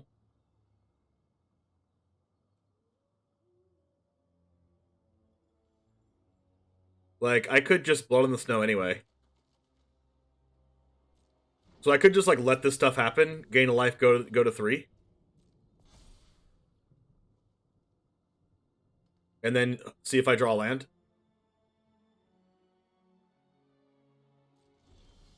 Perfect. I don't think they blocked this since it has Death Touch. You're down? Alright. You can DM me on Discord if you want. Alright, so we go this, and then Blood. And then Blood brings back Nighthawk. Unless they have Negate. But, like, I have a second Blood anyway, so it doesn't really matter. That was just to bait one of these out. I guess I could have, like, Field of Ruin first to get their blue source, because it's very likely they don't actually play a basic blue source. But now they have two, so it doesn't really matter.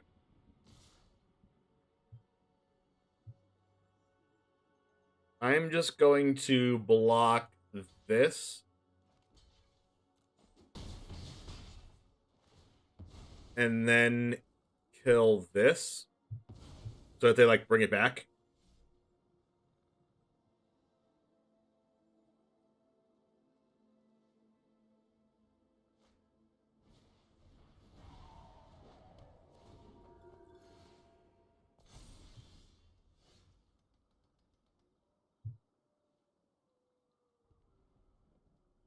I mean, alternatively, I could just try to pick off their things, but I think I should just do attack.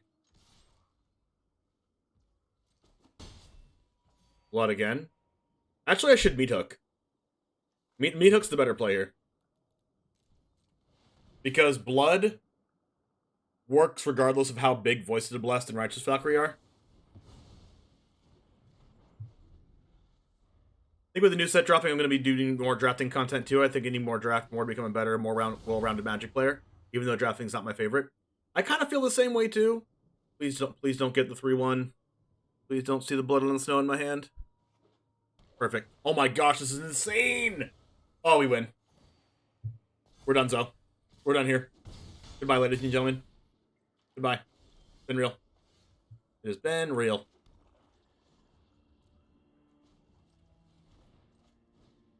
Draw creatures, play this, play with 5 snow mana. Goodbye. Get back my Nighthawk Scavenger thing, get back to Hearthbound Witch. Goodbye.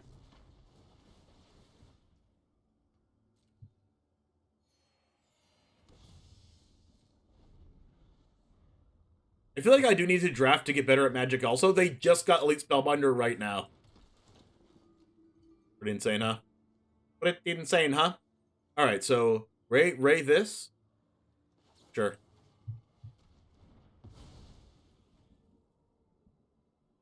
Well, like, I don't really like like, I like the process of drafting.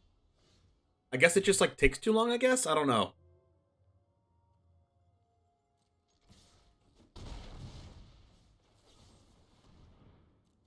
I want to use this for this.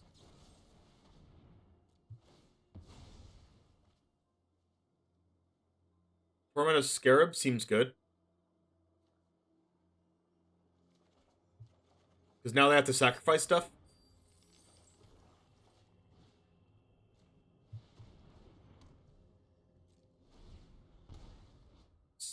Lose 3 life when they say sacrifice an online permanent or discard a card. So you just take 3 life over and over again.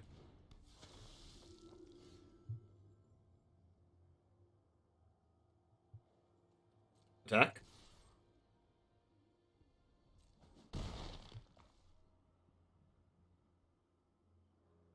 And then we go City Stalker.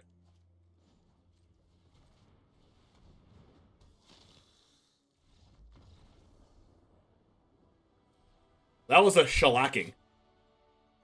We shellacked them.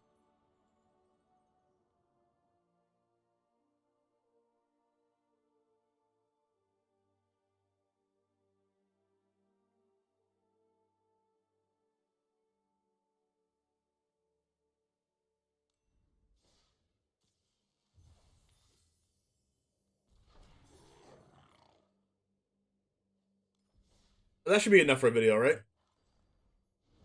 And on a good note.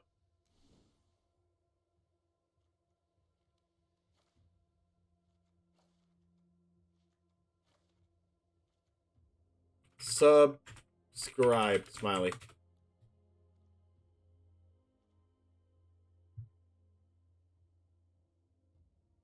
Alright, Jamers, here is Mono Black Snow. I honestly think it's one of the best decks in Alchemy right now. You have Mono Black Snow, Orzhov, Gruul Werewolves, and there's either a Mono Red or a Rakdos mid-range deck / control deck that I think is really good in Alchemy right now. It's the ones that are playing Bloodthirsty Adversary, Townraiser Tyrant, and a bunch of Igneous Inspirations and things like that to gain some card advantage. I think that deck's probably tier 1, and this deck goes right along there with it. This is for all you Mono Black lovers, okay? Make sure to put in the comments if you like something like this and you want me to do more Mono Black content in the future. But thank you guys for hanging out. If you made it this far, thank you so much. You are a real Jamer if you made it this far. Make sure to give a like and a subscribe to the channel if you watched it all the way through. And if you are a brand new subscriber, make sure to post in the comments that you're brand new, and I will personally give you a shout out. So, that's all I have today. Hopefully you really like this deck. I like it as well, and I'll see you in the next one. And as always, peace. All right, let's freaking go. Really good deck unless you're bad at swinging for lethal right when time runs out. No, you didn't say it. I know you didn't say that. I know you didn't mean it. You might have said it, but you didn't mean it. You didn't actually mean that, right? Right? Right?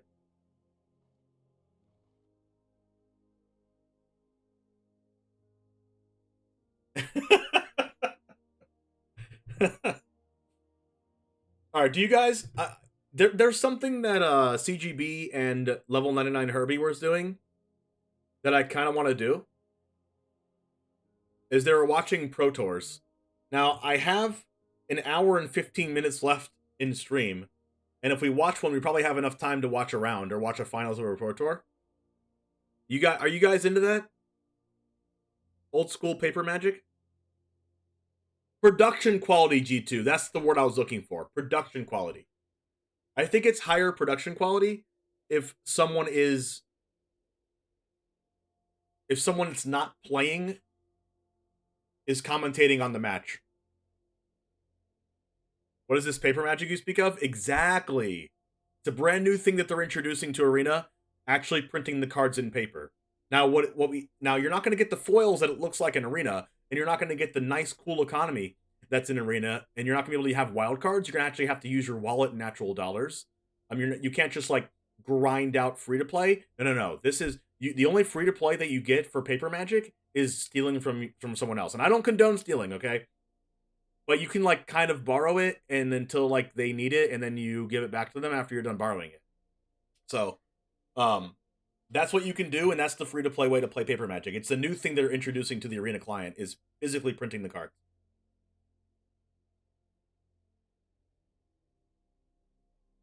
So if you like that, the new format of paper magic, let me know if you like to watch that, and we'll do it. You were 2 lost, 7 months in Magic and MTG, and it was 2012 tour. Yeah, true. We can watch an Arena one. We can watch like a, Autumn Burchett one or whatever from 2019, 2020, something like that. Or we can watch like a, Mythic Invitational Championship. I remember when some players would share collections and use the cards together as needed. Oh yeah, that's what pro players do. Like, I did that all the time in Yu-Gi-Oh! We just share all of our friends just have a bunch of cards that we all use, and we're like, oh, you have this card? Can I borrow it for this tournament? And they're like, sure. And then you just give it back to them at the end of the tournament. As long as it's a card they're not using in their deck. So, like, everyone has a huge pool of cards because they're your friends.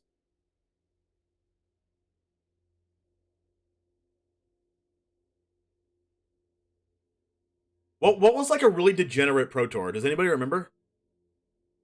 What was like a really degenerate Pro Tour with like really dumb stuff happening? You know which one I want to watch, kind of? I kind of want to watch I don't remember if it was like PVDDR or if it was like Reed Duke, but they were playing like an Oko mirror match in the finals. Yeah, that's what I was thinking of, the Oko Pro Tour. Do you want to watch the Oko Pro Tour with like Wicked Wolf and stuff and Hydroid Crisis and stupid, really dumb Sultai ramp stuff? Yu-Gi-Oh! Players are notorious for stealing cards. How did that work? I don't know. Let's do it? Oh, yeah. Oko Pro Tour, let's freaking go. Pro Tour Oko. What if I Mythic Championship 6? Is that what it was? Richmond?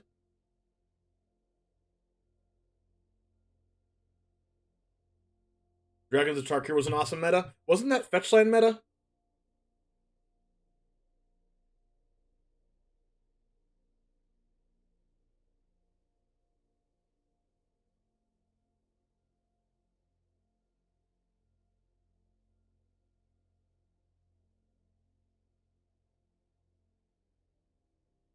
November 2019?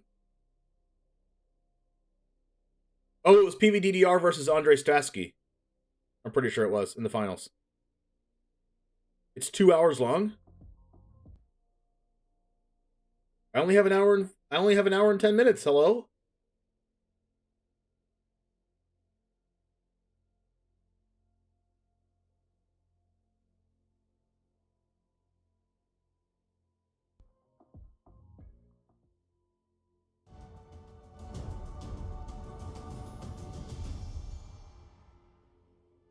Hello there, welcome back to the booth here at Mythic Championship 6. That's Paul. All right, hour 10 minutes. And as always, So I need to go hour 2 minutes.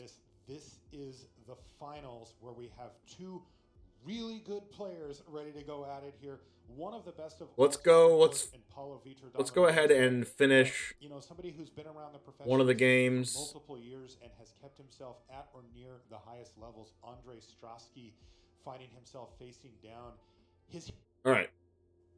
Currently 6 a.m. Haven't slept a wink because I will miss my appointment if I do. Oh my gosh, Fluffy Pants. That is a good one to keep on top.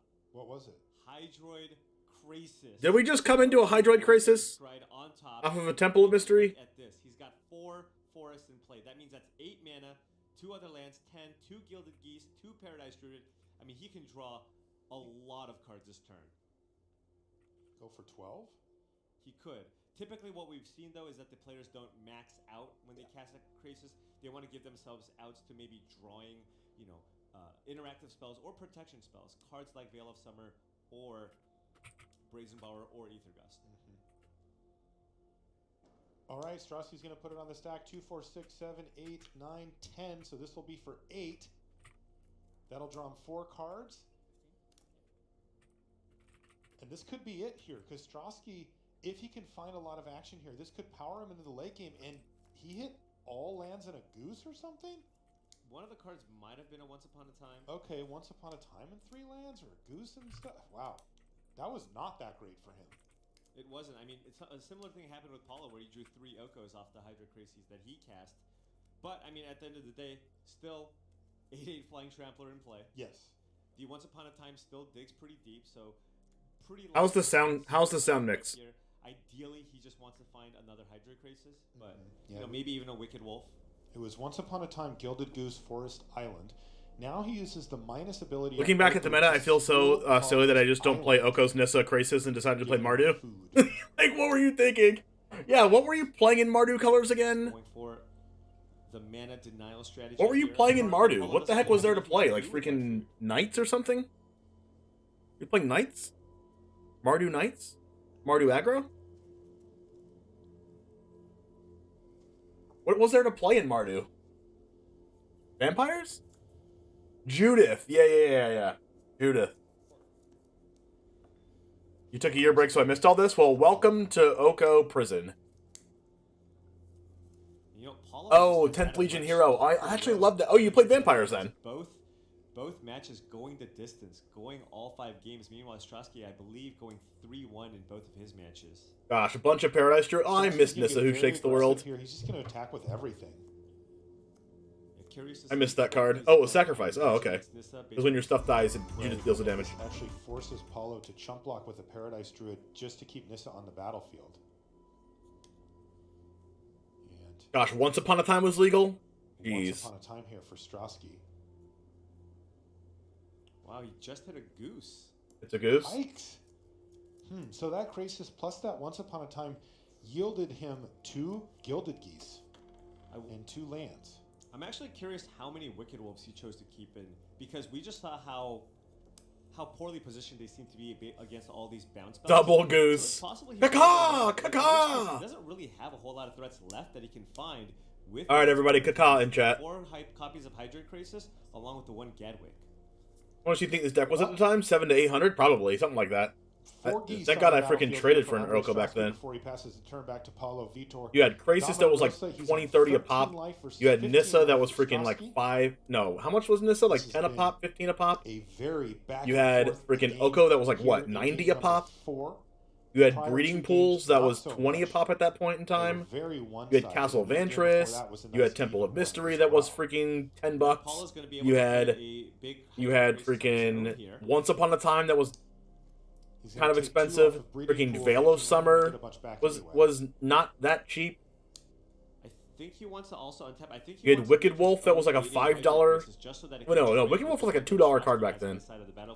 For him to do that, untap a land. You could like sideboard Questing Beast, and that card was freaking 15, like around 15, 20 bucks back then, right? Yeah, it does seem to be the case. As you said, though, that doesn't actually match up well against the opposing Hydrate Crisis. And Hydrate Crisis was especially good back then because if Oko +1'd on it, it wouldn't just be an Elk. It would be an Elk with the counters on it. So if you see that Hydrate Crisis there, obviously it doesn't have flying or trample, but it's a 6/6. But that was originally a 3/3 Crisis. Attack here, right? He just attacks with the 8/8 Hydrate Crisis. It has trample. Yeah. That can finish off the Nissa. So even if Paulo blocks... I actually still have those paper cards. I still have my Gilded Geese. I still have my Hydrate Crisis. I still have my Nissas and my Okos, and I even have some Uros. So he only has access to 2 mana. Had he had 3, he could run out the Brazen Borrower and double block and trade, and also make Nissa go down to 1. 1 instead of 0, yeah.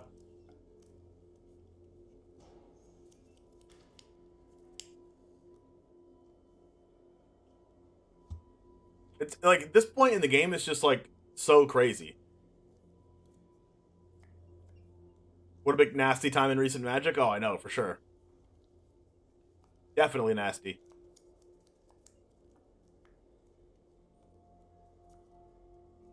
Players really taking their time now, and it makes sense. We're in the finals, and as you can see, these pro players don't play with higher rarity cards. That's the thing about like all of the permanents, like locals grinders and freaking pro players.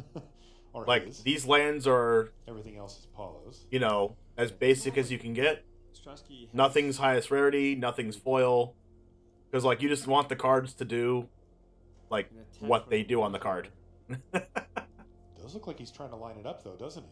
Oh, look at this camera angle. Paulo's currently Let's freaking go. 14. He's got several blockers in play too. Those are the potential attackers. Of course, 2 more attackers can be created with Nissa and Oko Thief of Crowns.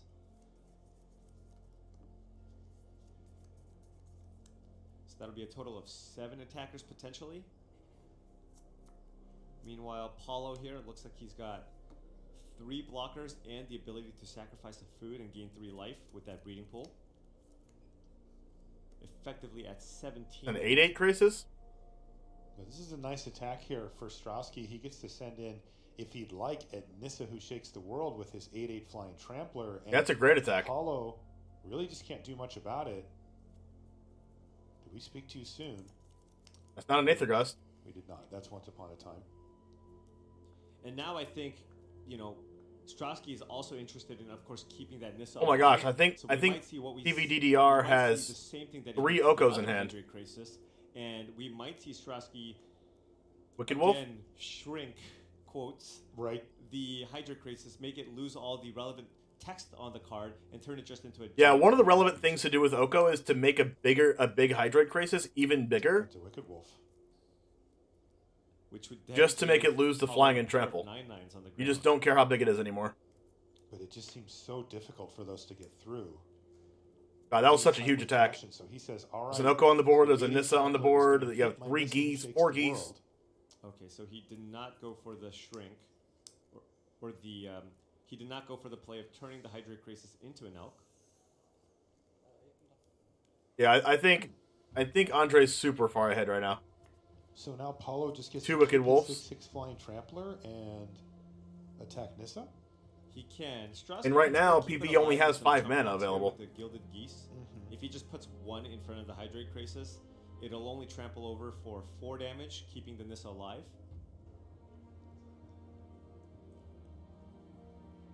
But he's going to do it anyway.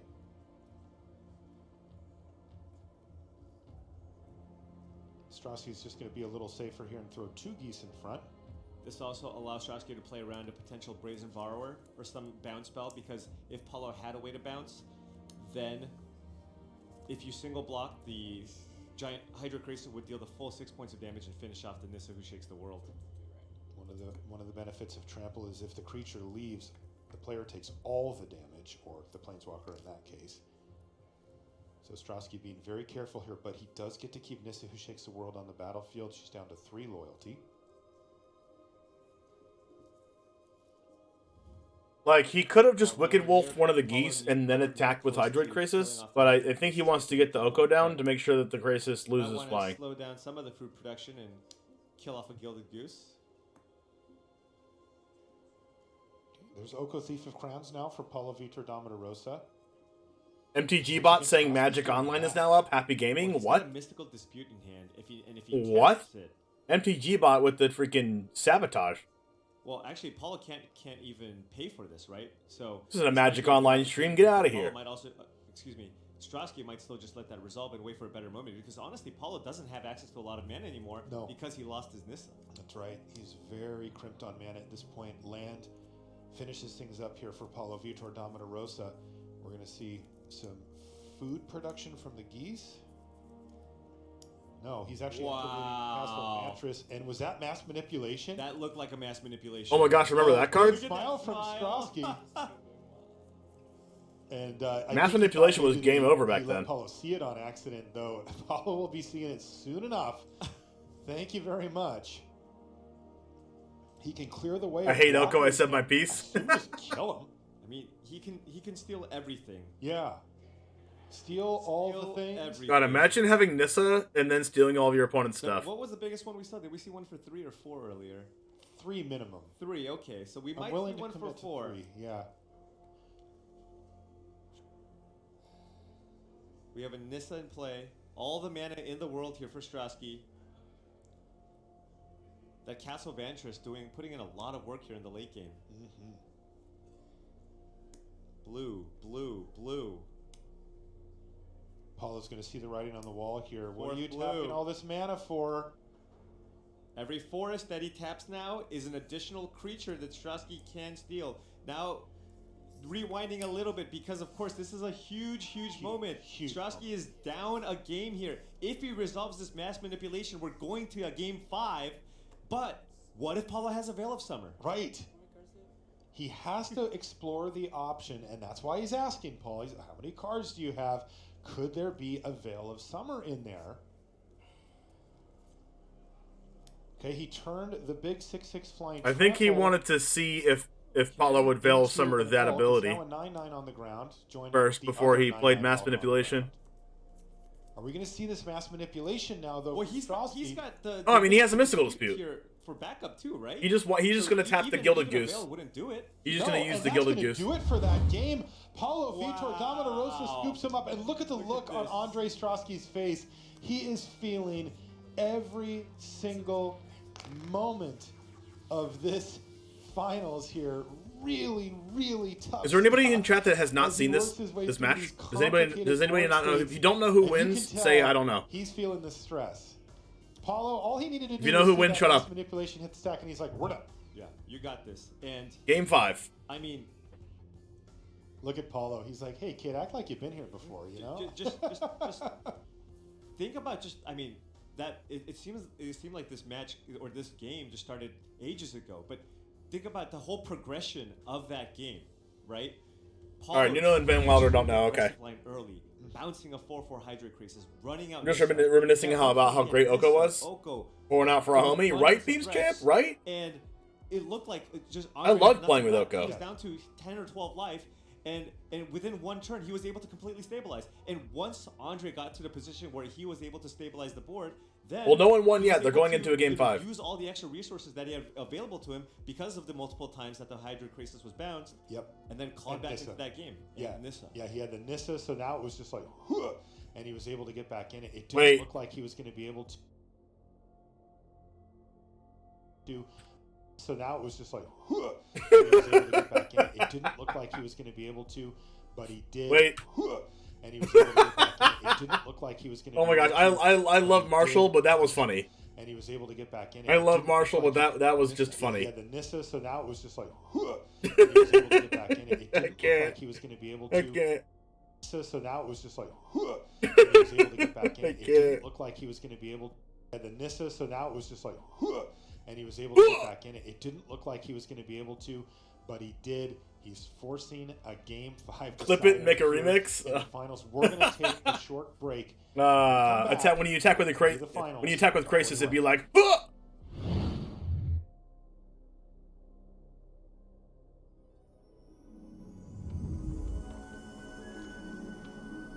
Eldraine. Let's get to the match. And Paulo was like, yeah, what?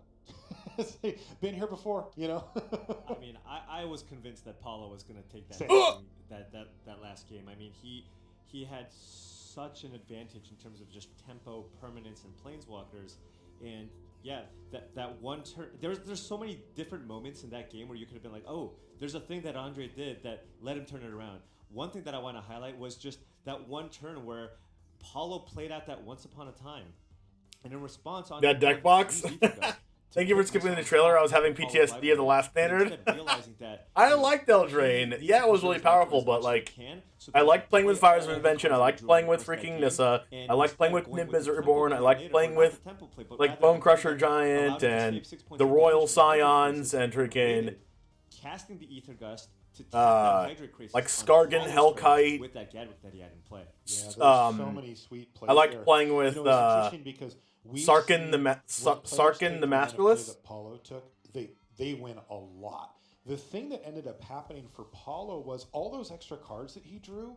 He What's a kid in 2012? Oh, for sure. Which were cards like Ether Gust or Brazen Borrower to interact. He just drew a bunch of Okos, a bunch more Crokeyz, and ultimately he needed some way to reach out and interact with what Andre was doing on a critical turn. One thing I will note is Paulo actually only playing 2 copies of Ether Gust in his deck. That's the big difference. Strosky is playing the full 4. So Strosky has far more ways to interact at instant speed to counter some of the planeswalkers that might enter the battlefield. Yeah, we also noted and both players are just playing Simic Oko. Instead of splashing black or whatever.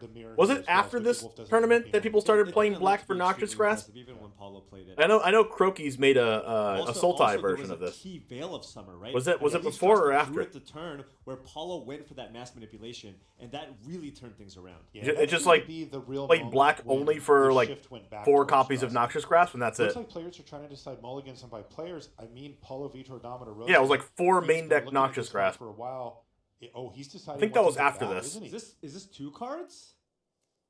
Is he on 5? Oh, it was before when it didn't do great. Okay. He ended up mulliganing to 5 in Game 5 of the semis. He is putting back 2 cards. Wow, Paolo mulled a 5.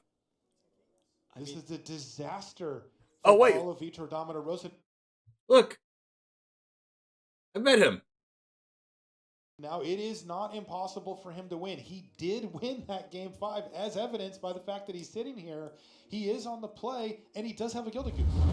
Yeah, if he still just goes... I went to karaoke with him in Vegas. Oko, which is what he did before. He can still get there. Does he have the Oko? No, he plays an island and passes the turn back no Oko. to Andre Strosky, who also had a Gilded Goose on turn 4. Does he have an Oko?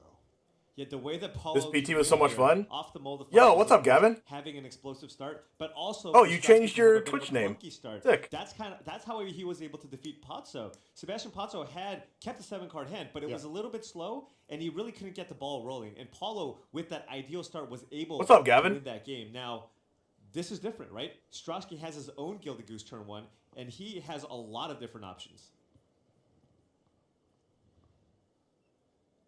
Oko Thief of Crowns is among those options.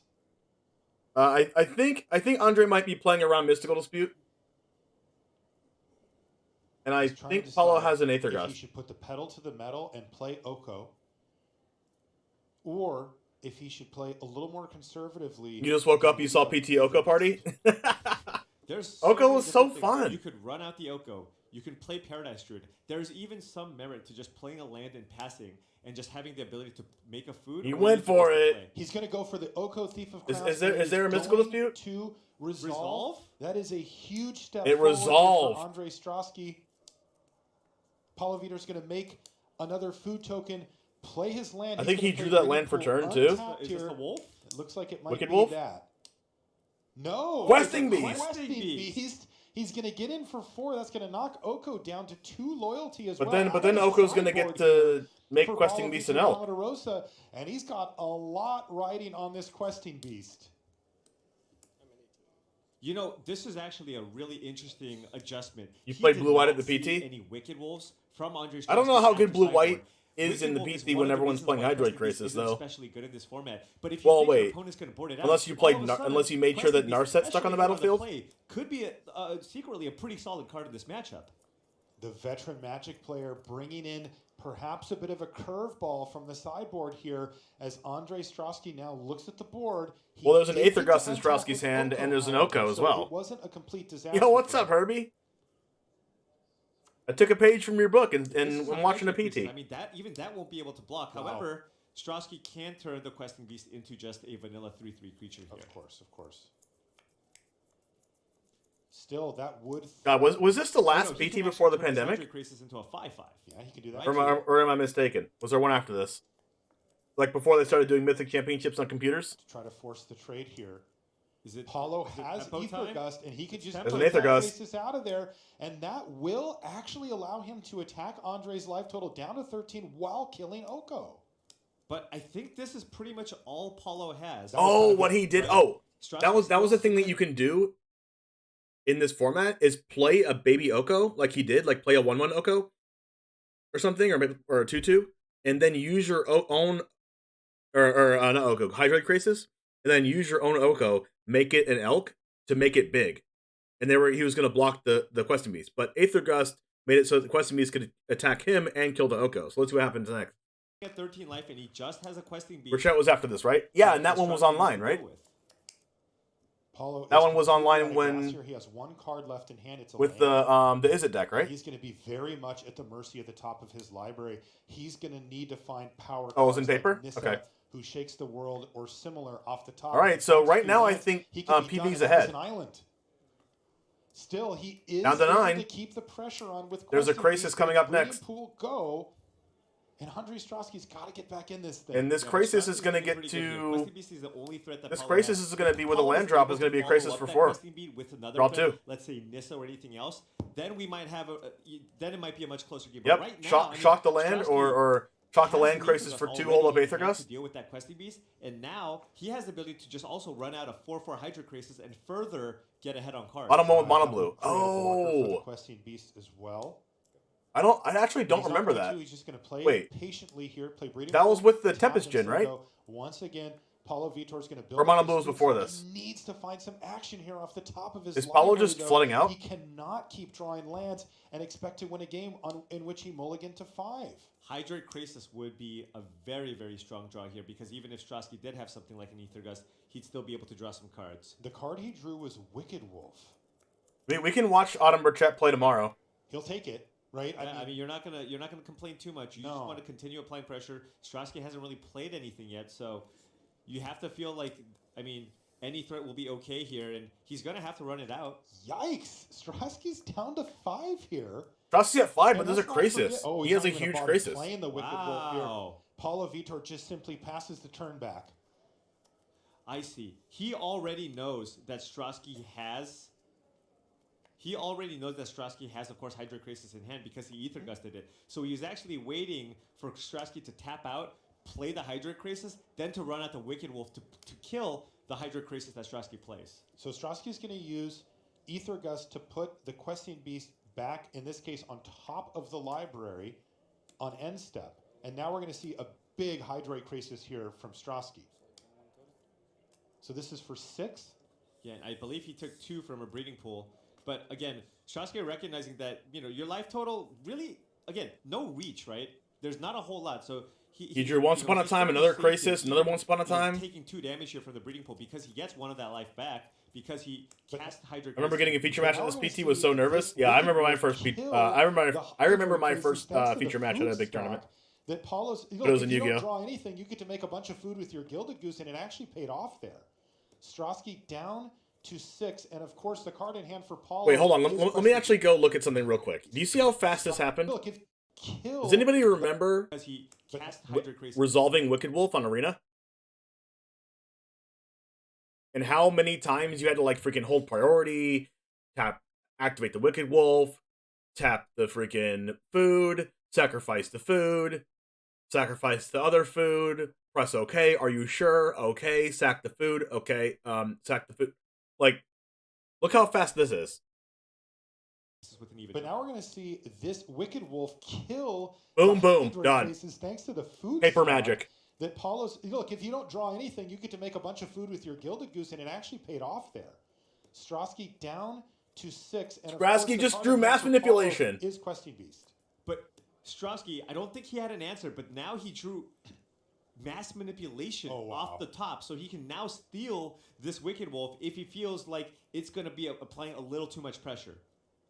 Boy, this is close, though. Look at Strosky's down to 6. Like, I feel like if Paolo drew does have a anything food but token, lands, he would have won and this he game. has a Gilded Goose, so this Like, he is would what have he's gonna either say, like but yikes. won already. I think if he drew Strosky something else, also like maybe a Nissa or something that wasn't a land, I think he would multiple already copies, Andre would already be times. dead.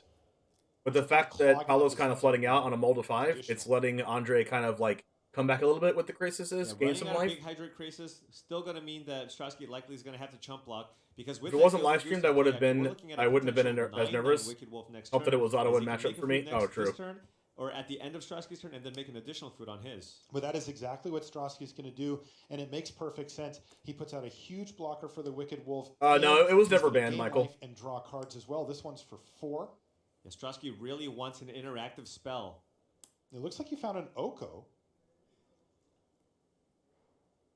That's a little bit dangerous because if he wants to run out the Oko, he's going to tap down 2 of his blockers that he has in play. He's going to lose the food. He's going to have to tap a Paradise Druid. And if he runs out the Oko and turns the Wicked Wolf into makes it lose the ability, All right, what did he draw? it's still going to be potentially a lethal attack.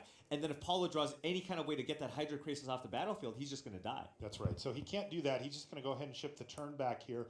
Again, Paulo with Questing Beast in hand seems to have drawn another. And you got to think Gilded about like Goose Veil into the Summer, turn. right? That was played in this You know, format. as well as Paulo has fought here, getting Andre's life total low, it is going to be so difficult to beat Andre after he's resolved these 2 copies of Hydra Crisis, buffering his life total and the cards in hand.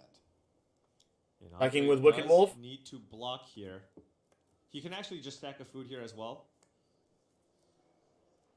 Looks like he may just throw the goose. That's under a the bus, as it 6/6. That is a 6/6 He wolf. could still block with the goose. Make a token. He's just going to block, no food token. No food token. He'd rather cast the Once Once Upon a Upon a Time. That's right. There's Questing Beast now for Is that a Paulo second Vitor. main phase Questing Beast? I guess didn't want to really Paulo attack plays into the Crisis. Combat to see if Strosky has a bounce effect. Yeah, I think Strosky may have even found an Ether Gust here. No, maybe not. He let the Questing Beast go, so I think we're just going to see Once Upon a Time. Is Paulo? Gosh, Once Upon a Paulo no Time longer should have has got cards in banned. hand, right? No, he's done. He. But I had Another to play out the Crisis? last All one, right. Gilded So Goose, he, right? given that he played out the last card in hand, Strosky has to be thrilled Yes. because now he can just slam the mass manipulation and not have to worry about a counterspell. Yeah, we could see Andre Strosky moving very closely to becoming the Mythic Championship winner here at Mythic Championship 6. Wow. He's going to take Wow. the biggest threats. And when you mulligan to 5, this is the type of play that devastates you. All of a sudden, Andre Strosky is going to start attacking now for 8. And this could be over in a turn or 2 for Andre Strosky. Paulo needs his own mass manipulation here to steal those creatures back. He has access to 8 mana. He has two geese with 6 lands in play. That's exactly the card that he needs to come back here.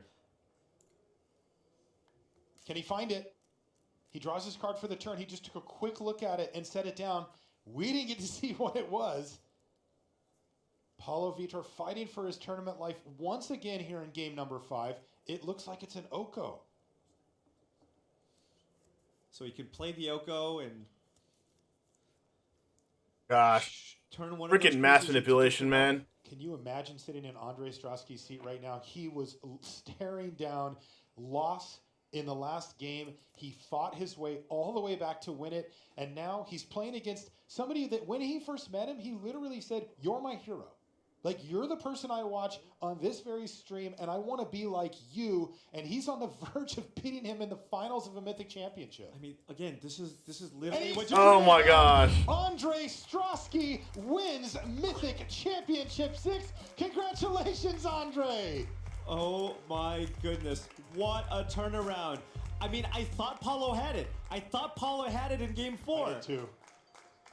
Unbelievable. He stuck right in there, never gave up, and found the right lines. Andre played so beautifully here. And carved that deck? Yeah, for sure. In the whole top 8, a well-earned victory for Mythic Championship 6 winner, Andre Strosky. Oh my goodness.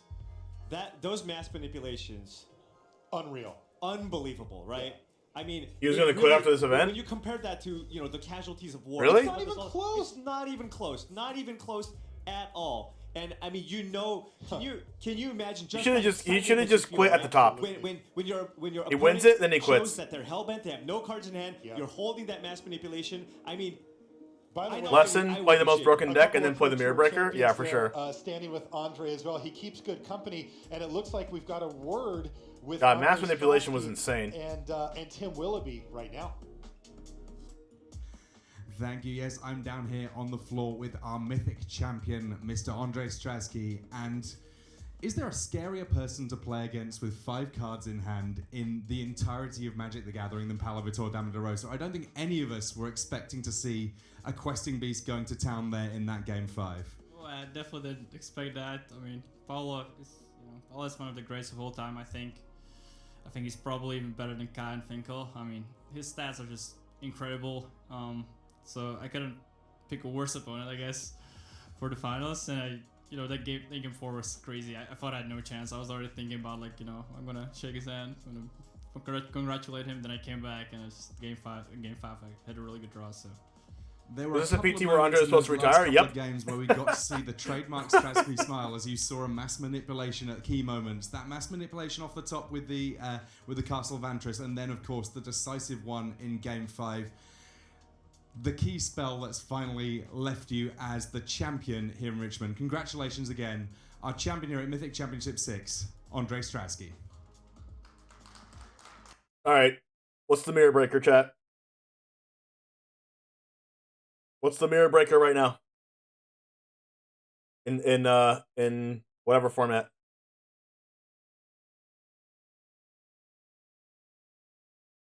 What's the card that you play and then you just lose? I have the answer. The answer is play Gruul Werewolves and splash blood in the snow. That's the answer. Just play Gruul Werewolves, but play Jund and only play 4 blood in the snow as your only black card, and then you win. Easy clap, right? That's what we learned. We learned that right here. Or play Gruul Werewolves and then play 4 copies of Burn Down the House. 4 Burn Down the House in Gruul Werewolves for the mirror match. Win the game. And then you kill all the creatures, and then you kill their planeswalker also because they drew their 4-mana planeswalker, and then you win. If I learned one thing from this tournament and from Michael Kritz, you play the best deck, and then you play the Mirror Breaker. You play the Oko and the Hydroid Crisis and the Nissa Who Shakes the World, and then you steal other things with math manipulation. There we go. And then that's how you win. How's the job going? It's going all right. Like, I have it because I need to be there, but the goal is to not be there. Dazen, what's this Wizards article? Oh, I already have this article in front of me right now.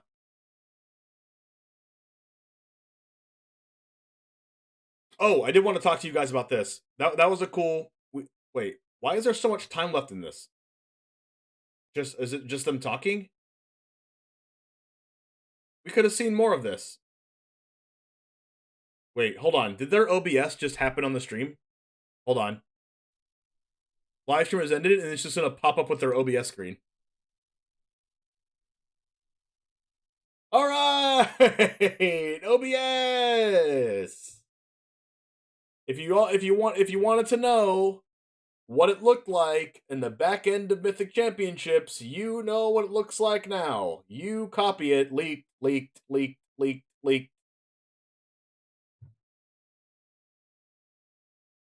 Champion Strasky, we got no transition, by the way. Keep this in mind, no transition. 1, 2, 3, 4, 5, 6, 7, 8 in a row, no transition. Layer mapping, inputs, program shaders. Gotta make sure you have shaders.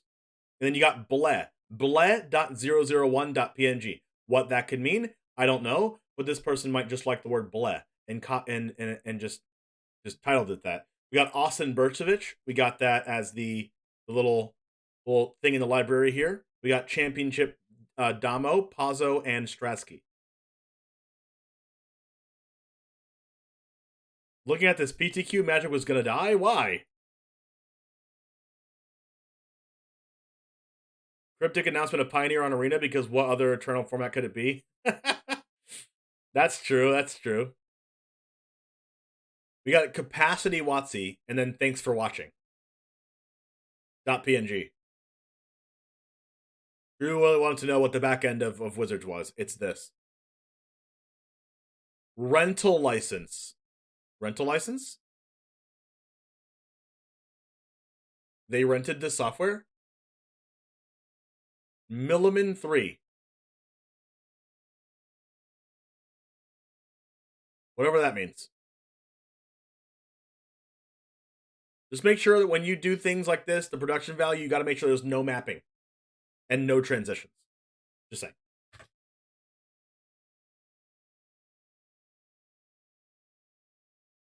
All right, we're gonna look at a couple things of this before we go. We're gonna read up on this a little bit, see what we like. But in the meantime, I'm using the restroom real quick. Be right back.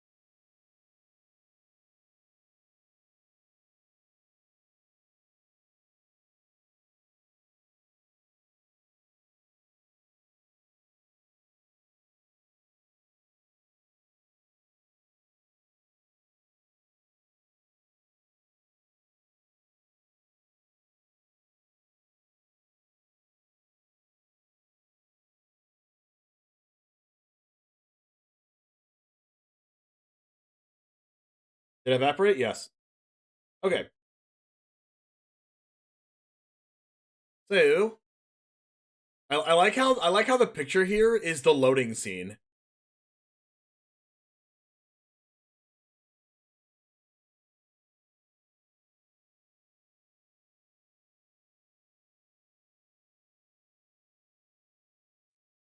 Mechanics, abilities, game mechanics, ninjutsu. Don't fear the blade, fear the shadows.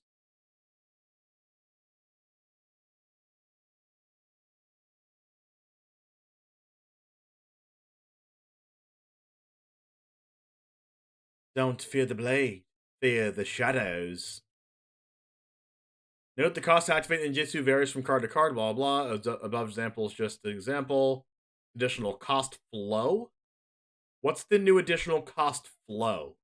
Looking at the state of the game, part of the state of the game is annoying kind of TBH. Why?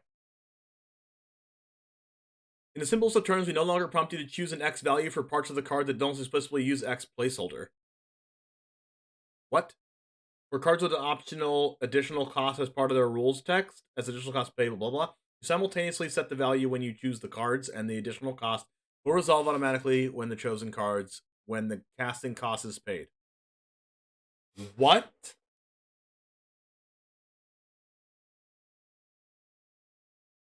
I'm going to need to read that like 8 times.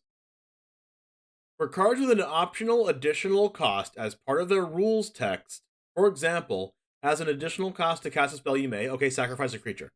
You simultaneously set the value when you choose the cards. What? And the additional cost will resolve automatically when the chosen cards, with the chosen cards, when casting cost is paid.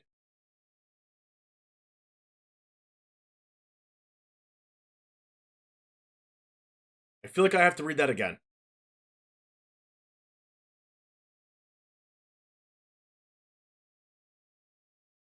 What? Okay.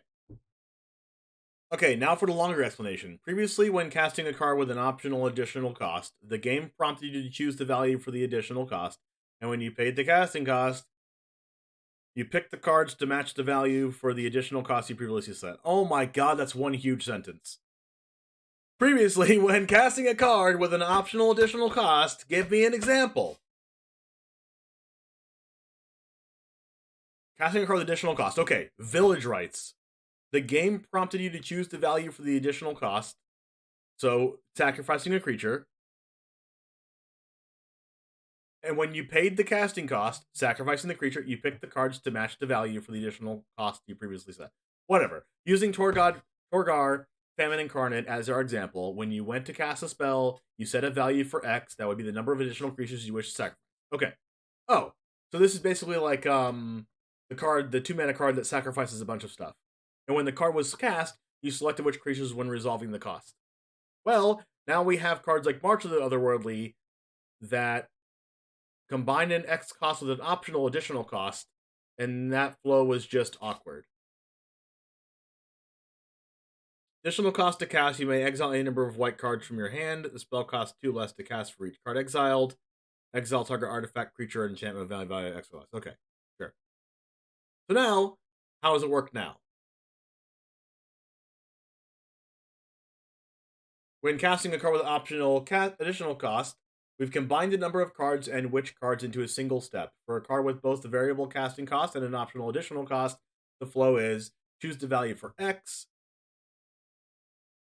choose which cards are the optional additional cost, which also determines the number of additional cards, pay the casting cost, which will automatically resolve the additional cost. Okay, cool. Got it. Trust us, it makes sense. They know it's confusing. Collecting Kamigawa on Arena. Ew.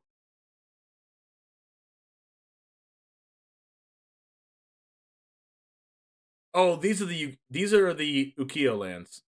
How do you say that? Ukiyo-e? Ukiyo-e? Ukiyo-e? How do you pronounce that? But these look freaking insane. In addition to the new card set, players expect our general slew of bug fixes as well as some adjustments to the new Playblade. What's a Playblade?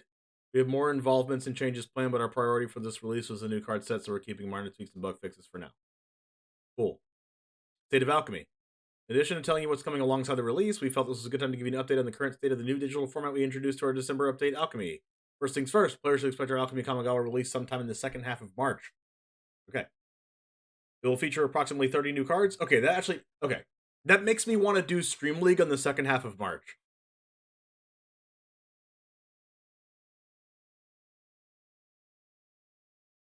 I want to do one this month, but I haven't got confirmation on Caster yet.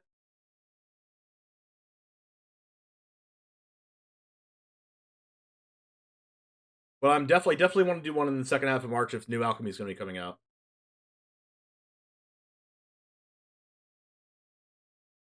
It will feature approximately 30 new cards that will be playable in Alchemy and Historic, which is roughly the number of cards players should expect for Alchemy releases that accompany standard sets. Okay.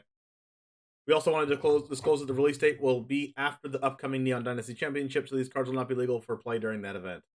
We'll be revealing more about this Alchemy expansion, including a first look at some of the cards on February 24th. As for where things currently stand with the format itself, we designed Alchemy to appeal to highly active digital-first players, and we're pleased to see that it's finding a good audience there. We've also received a lot of feedback about Alchemy's impact on Historic, especially with its use of rebalanced cards. Okay?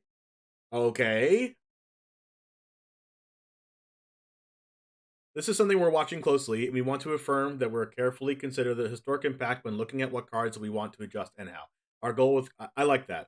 Our goal with card rebalances is not to make any deck or archetype obsolete. We want players to be able to play the deck they want to play.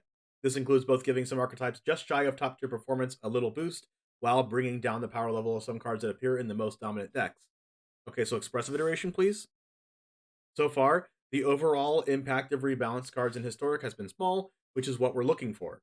Players with existing decks can still use them at the highest level of competitive play while allowing for more decks to compete alongside them. We're also aware that by including Alchemy cards in Historic, MTG Arena no longer has a true-to-tabletop non-rotating format. We know this is something players want, yes, and it's something we want to provide. So we're actively looking into how we'll support an additional Eternal format. However, we do not plan to add a separate Historic queue that would exclude digital-only cards or rebalances. Our goal with each format MTG Arena supports is to give players a unique deck building and play experience, and having two formats that are slight tweaks of each doesn't fulfill this requirement. Fair? Because then no one would just play Historic with Alchemy cards in it. They would just only play true to paper Historic. Exactly what this upcoming format will be is still under consideration because we want to make the best informed decision that we can. That takes time. There are a lot of things that we need to consider and solve before we have our answer, because a big part of supporting an Eternal format is setting it up for long-term success. Part of this does include incorporating player feedback alongside working with our organized play team, and you'll begin to see some early testing of what this format could be in a few of our upcoming Midweek Magic events. Okay, so we'll probably be playing in Midweek Magic. In short, we're happy Alchemy has found an audience, but we also hear your desire for a true-to-tabletop non-rotating format. Speaking of that, there's a lot of players that I know that are just my friends that no longer like Historic because it's not true to paper anymore. Because they are players that played paper before the pandemic and would like to play paper still, and don't like Alchemy at all or Historic at all anymore because it's not true to paper.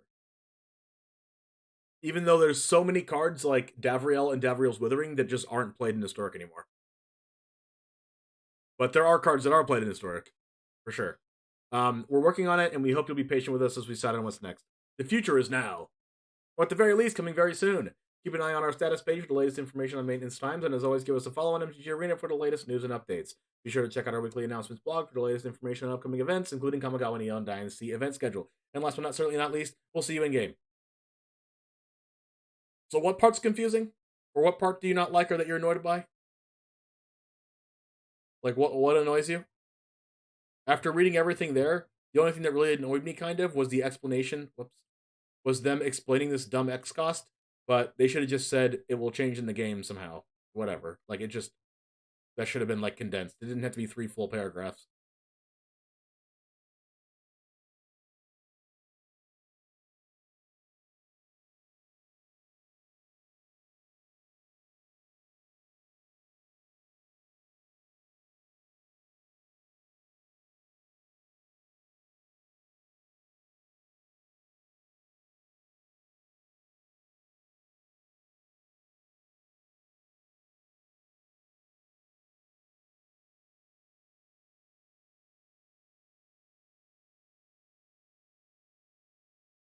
turn on format part, like I'm just being annoyed over the part where we were told so many times that Pioneer's coming and we don't have it.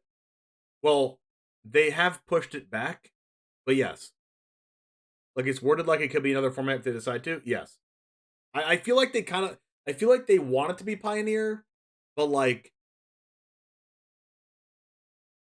they don't want to put the Pioneer cards in it yet. That's kind of like what I feel. Like they're gonna make it like historic with a different name, or maybe they'll call it Pioneer, but they will just not have the Pioneer cards in it and just historic the way it is, true to paper, without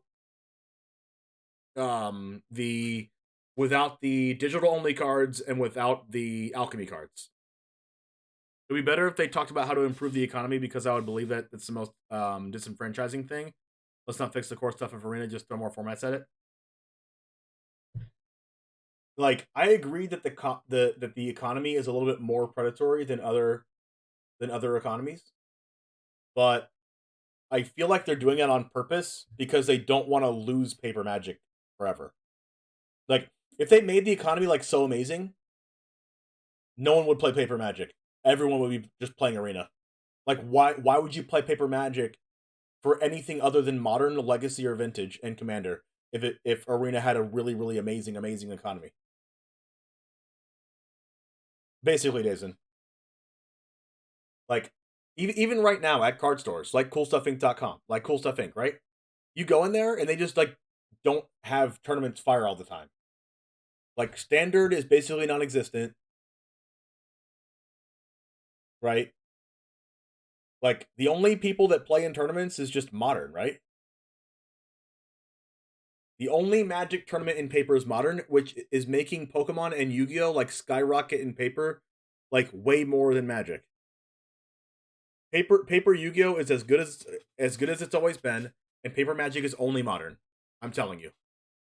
It's like Modern is the only format that people play in paper, and Commander. That's it. Yeah, I believe it's mostly Commander and then Modern and then like maybe a smidge of Pioneer, and by that I mean an actual smidge because you can play it on Magic Online. But other than that, or there's like Legacy Cube, right? No, Vintage Cube that people play on Magic Online and have paper cards of Vintage Cube and stuff. But like that's the only paper Magic there is. Even with Arena's economy, what it is.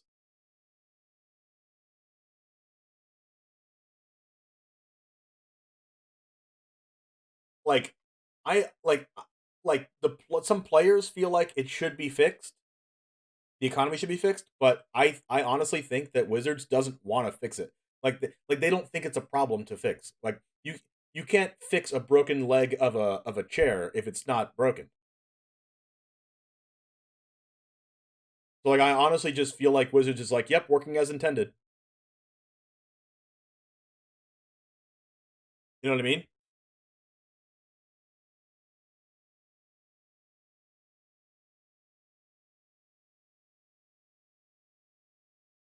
Like I feel like they want people to just keep holding onto their cards until people go to tournaments. And like that might actually be a reason why they haven't made a true to paper non-rotating format.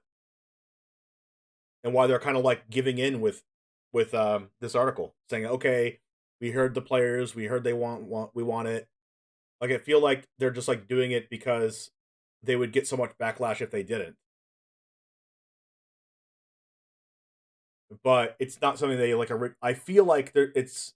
I could be wrong, but I feel like it's something that they didn't like originally want to do, because they're like, oh well, we'll keep the true to paper formats for paper, and we'll start making Arena look less and less like paper, so that people start playing paper.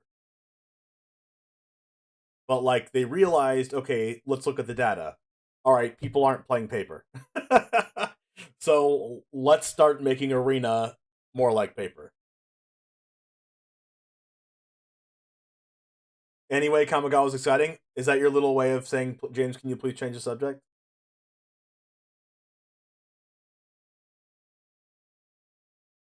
But yes, Kamigawa is exciting for sure.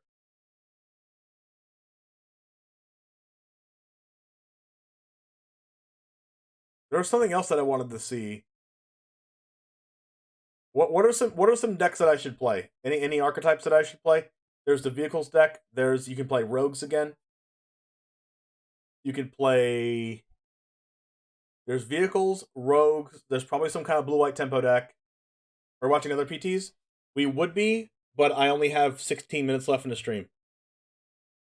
So, because I have to work today. I would love to watch another PT. Maybe we aren't gonna fix Arena on this stream anyway. It's more the thing I'll love. No, we're gonna fix it together right now, and they're all the WotC employees are listening to the stream right now. All 46 viewers are all WotC employees. Tezzeret and Tamiyo? We could build a Tamiyo deck. I also do you like watching the Voltron thing? The 2-mana vehicle that you can pay 5 and tap it and like combine all the pieces of Exodia all into one? Facts. You basically just have like Exodia Obliterate as a magic card, and then you use the ability and sacrifice all of your artifacts, and then it gets removed in response, and then you freaking die. You die to a single removal spell. Mech Titan Core? Oh no. That's probably gonna have to be a deck submission or something. Tokyo Gringo. What does the Tezzeret do again?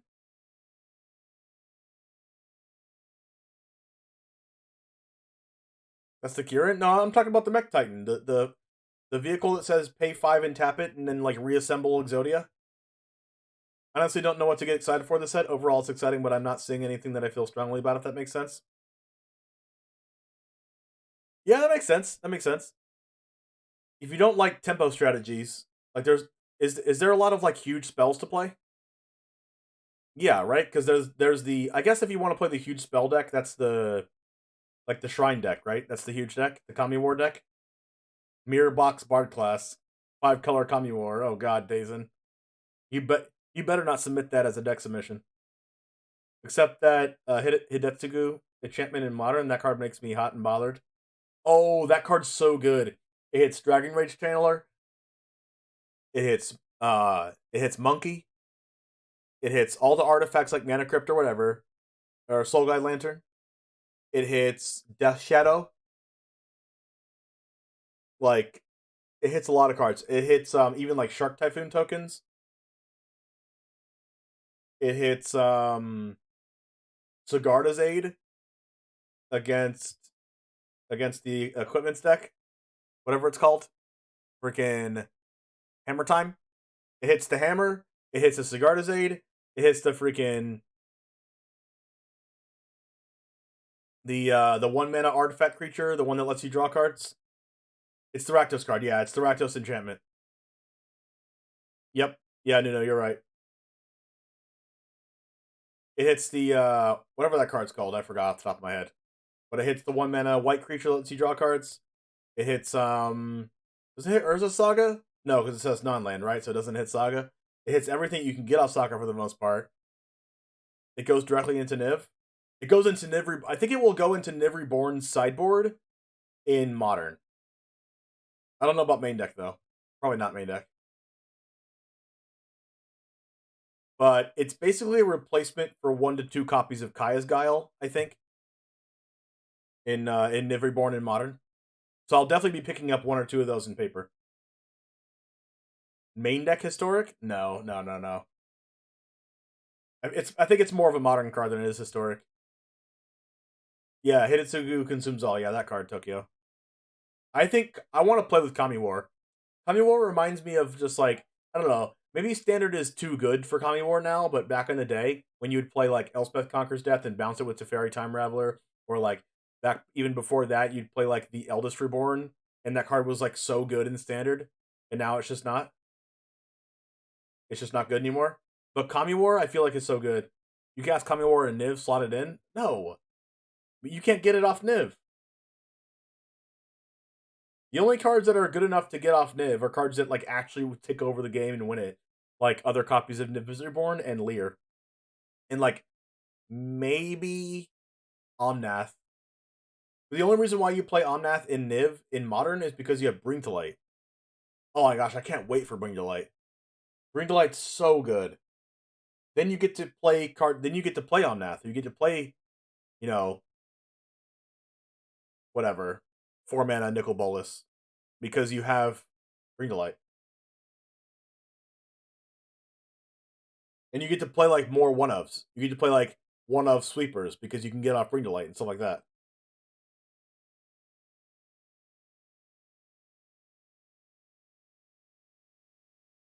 I think Bring to Light would be so good in printed in Historic. I mean, Bring to Light is already in Modern, so not Modern. Well, yeah, it's in Modern, but Bring to Light's already in Pioneer, right? So you can Bring to Light Niv in Pioneer anyway. So it's already coming to Arena at some point. Nerfed Omnath costs 5 with Bring to Light, just like regular Omnath.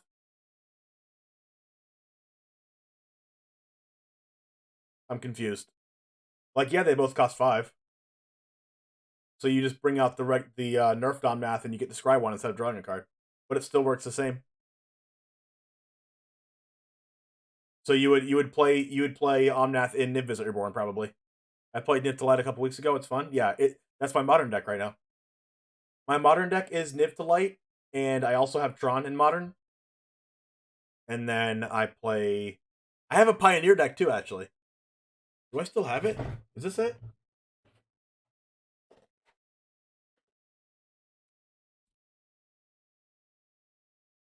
Eugene? Walking Ballista? Ulamog?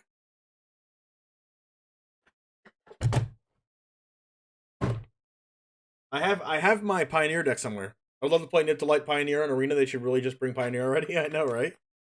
Is this it? Nope. That's my Shifting Ceratops. What's this? This my deck?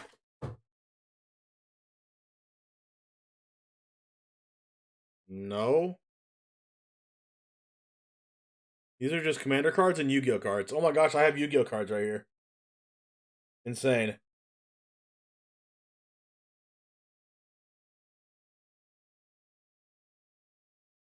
Oh wait, this card's actually expensive, I think. Tinky. And I just still have it for some reason. Oh look, my Hercules base. I'm like finding cards right now. Ooh, kinda. Busted.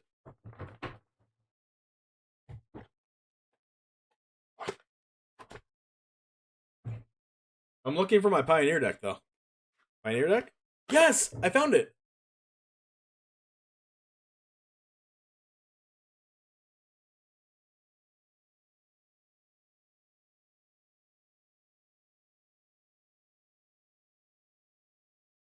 Yeah, I found it. Alright. My Pioneer deck is Sulphur Falls. Do you know what Flamewake Phoenix does? Come on, Light. Come on, Light. It's a Phoenix. It's a 3-mana 2/2 Flying Haste. It attacks each turn of Fable. And then it has Ferocious. At the beginning of combat on your turn, if you control a creature with power 4 or greater, you may pay 1 red. If you do, return it from your graveyard to the battlefield. So you play a lot of things with power 4 or greater. Like Bone Crusher Giant, Elder Deep Fiend, Rekindling Phoenix. Yeah, like Bone Crusher here. It plays Censor, it plays Lightning Axe, it plays Kozilek's Return. It also plays Stubborn Denial, because you have things with power 4 or greater. I love this card. Oh, is it Charm? Is it Charm or is it not? We have... Well, what's in our sideboard? More Kozilek's Returns. We have Magma Sprays. We have more Stubborn Denials. And a Braids. And that's the deck. It's a tempo deck.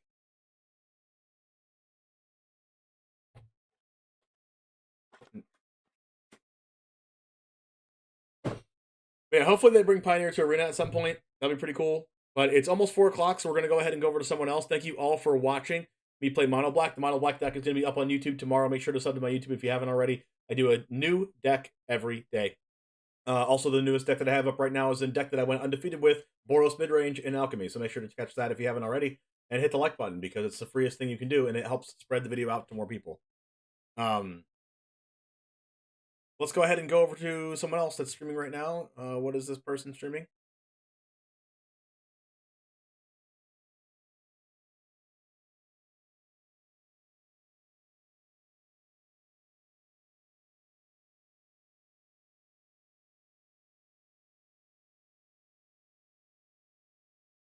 Oh my gosh, wait. My real life friend is streaming right now. Why don't I give my real life friend some love? Let's give my real life friend some love. His name is Blake. He's playing Call of Duty Warzone right now. So if you like Call of Duty, feel free to stick around, give him a follow, and check out the content. He's a really, really funny person. Make sure to give him a shout out, give him a hi. And we're going to go over there right now. Imagine having friends in real life. I know. Weird. Even having friends in real life that stream also. But here's Blake. His name is Blake Baby on Twitch. Give him a follow. I'll see you over there. And as always, Goose Gang out. Let's go!